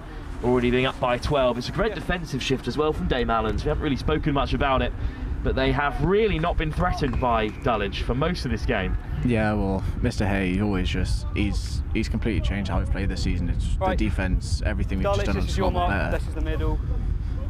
Yeah, he always likes to get the younger lads involved as well. A few James Allan, Will Sharp, Zach Cole, they're all from the year 11. Nice to give them a chance, and it's really good to see them in the team. Well, nice trick play to begin with, but then the offload between Wilson and Dawson goes to ground. Quick pick and go, and there might be some momentum here for Dame Allens.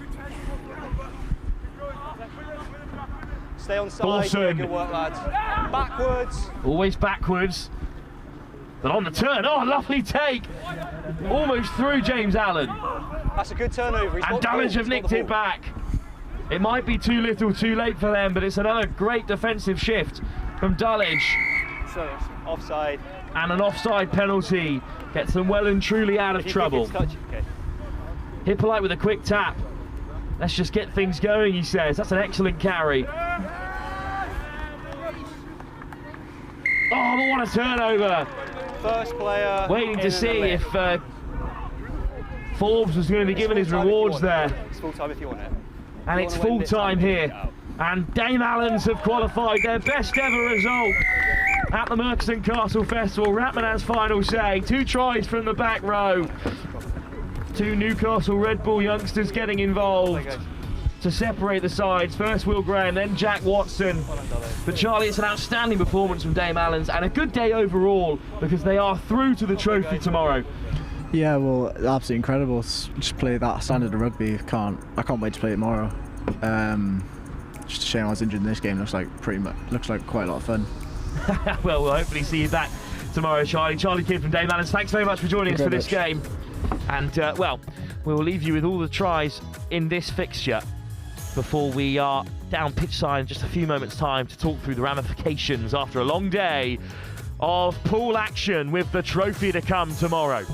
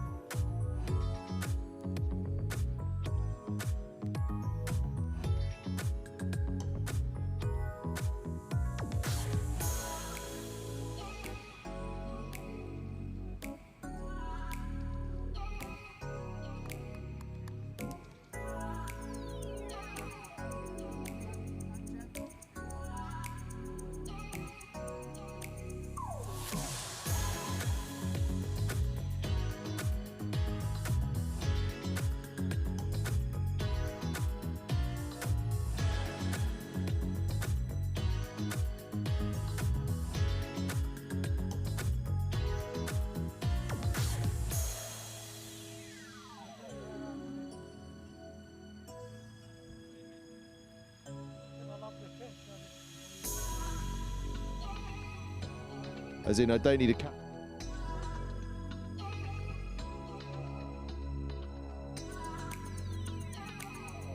What a day here at the Merchiston Castle School Under-18 Rugby Festival. Wow, wow, wow. We have seen some tremendous stuff all through the day. Cracking game to finish off there. Dame Allan's getting the victory. And what an important victory that is as well. It takes them through to the trophy competition tomorrow.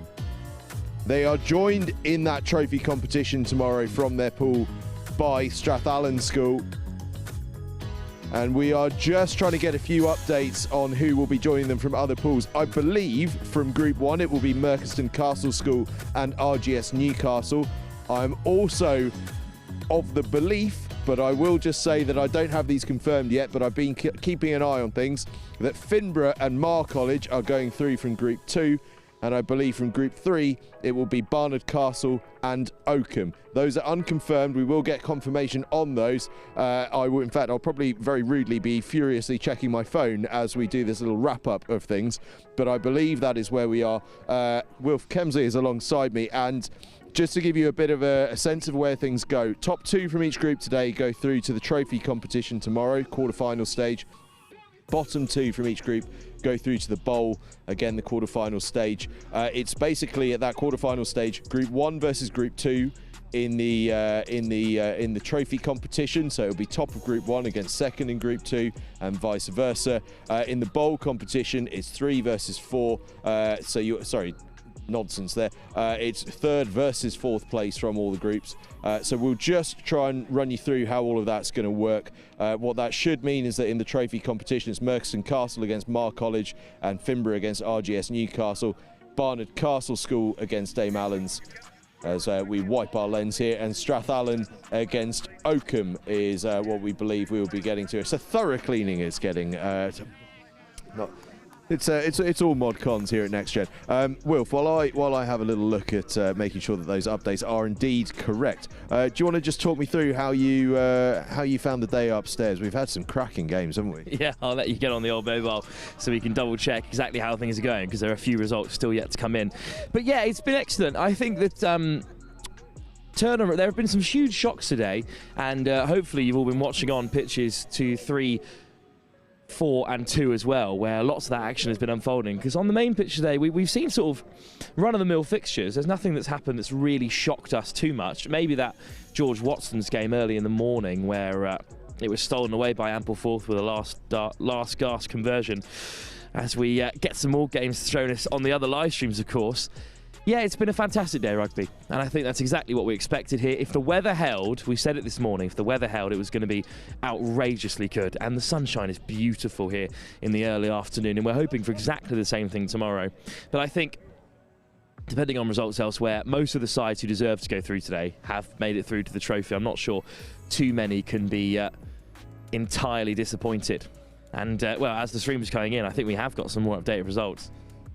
Yeah, well, I'll tell you what, Sherborne almost came back against RGS Newcastle. RGS Newcastle were 10-0 up in that game. Sherborne came back to 10-7, but final whistle has just gone, which does mean RGS Newcastle joined Merchiston from Group 1 in the trophy. And as I just lean over to my right, all mod cons here, it's fantastic stuff. Barnard Castle School look as though they finished up 10-5 victors against Boroughmuir. Thank you very much. That means Barnard Castle go through top in Group 3, just ahead of Oakham. Boroughmuir will be in that bowl competition, so they won't be able to repeat that 3rd place. But I tell you what, Group 3, Barnard Castle and Oakham coming out of it, they look like 2 very strong teams. Yeah, I was lucky enough to overhear the Oakham team talk after their 2nd game, which was a massive win, having been beaten 3-0 by Barnard Castle earlier in the day. And even though they had gone on and they had put in a great performance, they weren't very happy because the coaching staff, the message was, what happened this morning? Why can't you do that, gents? We ran all over them. We were all over the place. And they've got a really deep squad because in that 2nd game, they didn't start a lot of their big hitters. They had their England player on the bench. They had a few other substitutes in there, but they still racked up 29 points in a really, really impressive performance. So Oakham, if they can get things right from the start of the day, which they weren't able to do this morning, they will be really threatening, yeah. And Barnard Castle, the defence has been outstanding. They've only conceded 1 or 2 tries across the day. In fact, I think that Boroughmuir try was probably the first one they've conceded in the tournament, which is pretty remarkable. Yeah, and Boroughmuir were a strong team, but they deserve to get out that group, and I don't think I'm surprised that those 2 sides have gone through in the end. The big surprise for me, I suppose, actually maybe Marr College. George Watson's college brought a bit of a mixed squad. They've ended up going through to the bowl. Ampleforth had a good run, but I think Finborough and Marr College coming through top in that group. Probably a lot of people didn't see that coming, but that's fantastic for them, and they're going to be feeling so confident going into tomorrow's trophy. Yeah, well, we saw a similar thing with Stuart Melville last year, where they you know, this stage of the season, you know, George Watson's already played 11 games, so you can't criticise them too heavily for bringing in sort of rotated teams. All of their lads are here supporting as well. But yeah, that opened the door for Marr College, and they took it, because Finborough, with a couple of stars in that team, are always going to be favourites to qualify. But after the George Watson side was sort of revealed, I think that was the door opening for Marr College, and they've walked through, and they should be really happy with how they've done today. Certainly should. Fantastic for them. Over to Group 4.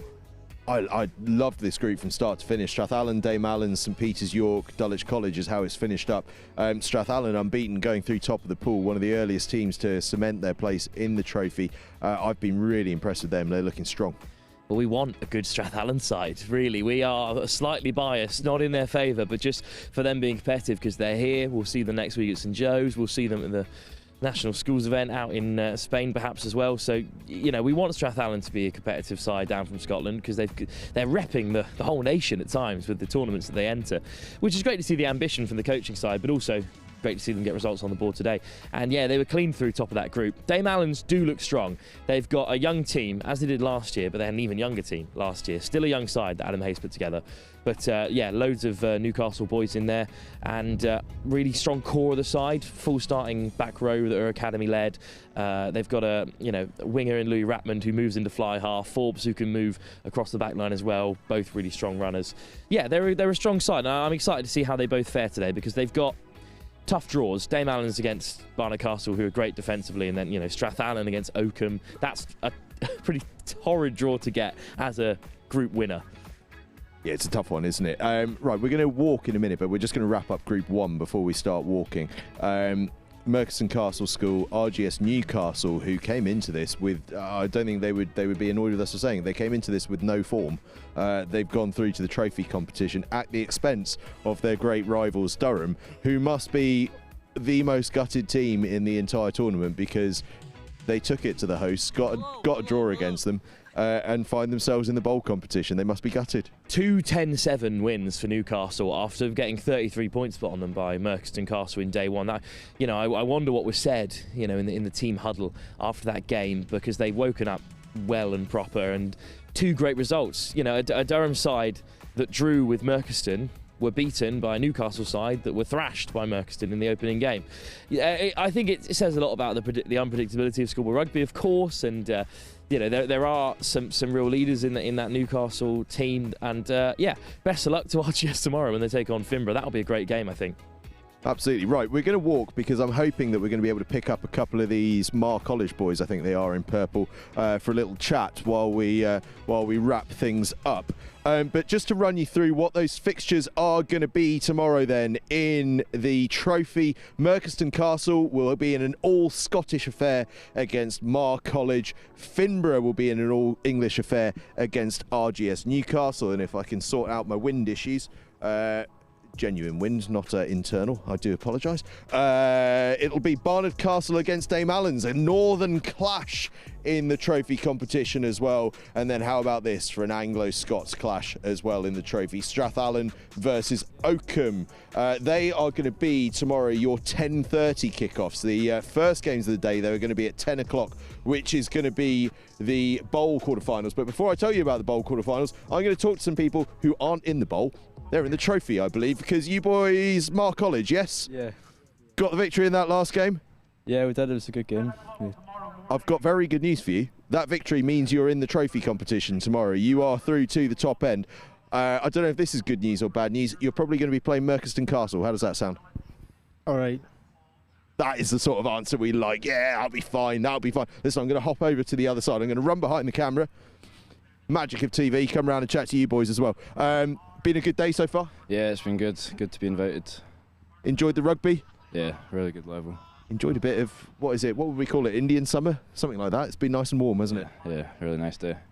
Talk to me about tomorrow. Feeling good about it. Trophy competition at the expense of some cracking sides as well. Really looking forward to that, I imagine. No, yeah, it'll be good. Be a good game against Mercury. Forget it, you know.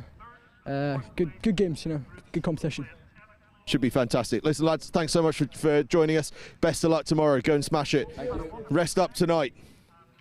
Right, we will walk on, and I was talking you through those bowl quarterfinals. So, trophy quarterfinals, as mentioned, begin at 10:30 tomorrow morning. But our first games of the day will be the bowl quarterfinals.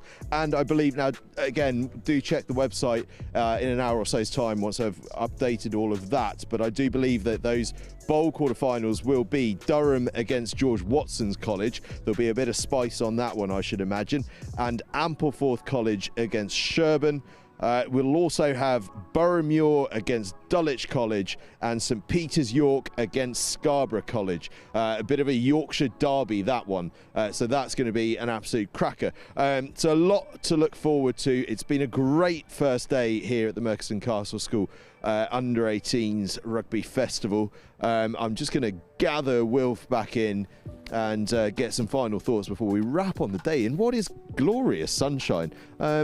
Far cry from last year in the rain, but the rugby on the field, not so distant from last year. Absolutely fantastic again. And it's been a weirdly similar to last season, where Merchiston have had a really good run of things and then struggled on the final game of the day. That happened in their pool last season. We've seen a side that we didn't really expect to push into that trophy competition. This year it's Newcastle. They've gone straight through, which is fantastic for them. But also the bowl is going to be far more interesting perhaps than last season's was, because there are a couple of sides that will be genuinely very disappointed to have missed out. And yeah, that final, which I'm tipping Durham to be in, to be honest, is one of the strongest sides left in the competition.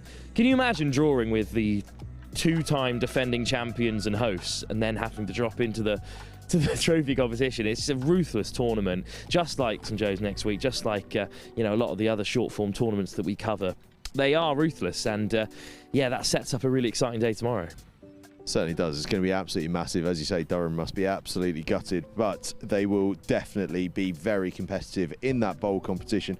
Trophy competition, just a reminder again of the teams that have gone through into the trophy: Merchiston Castle, RGS Newcastle, Finborough, Marr College, Barnard Castle, Oakham, Strathallan and Dame Allan's. A good mix of Scottish and English schools. And in the bowl it is Durham, Sherborne, Ampleforth College, George Watson's College, Boroughmuir, Scarborough College, St Peter's York and Dulwich College. Right, a reminder, every single game tomorrow will be broadcast live here on Next Gen Live. It will be all on www.merchistonrugbyfestival.com. That's www.merchistonrugbyfestival.com. Every single game live from across the four pitches.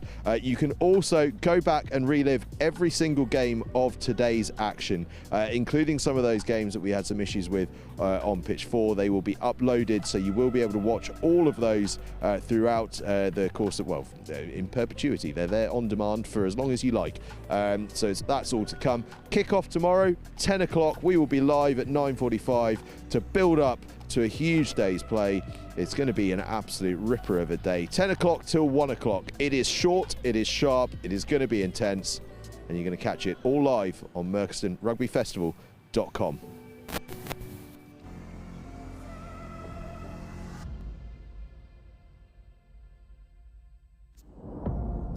Get ready for the ultimate international showdown.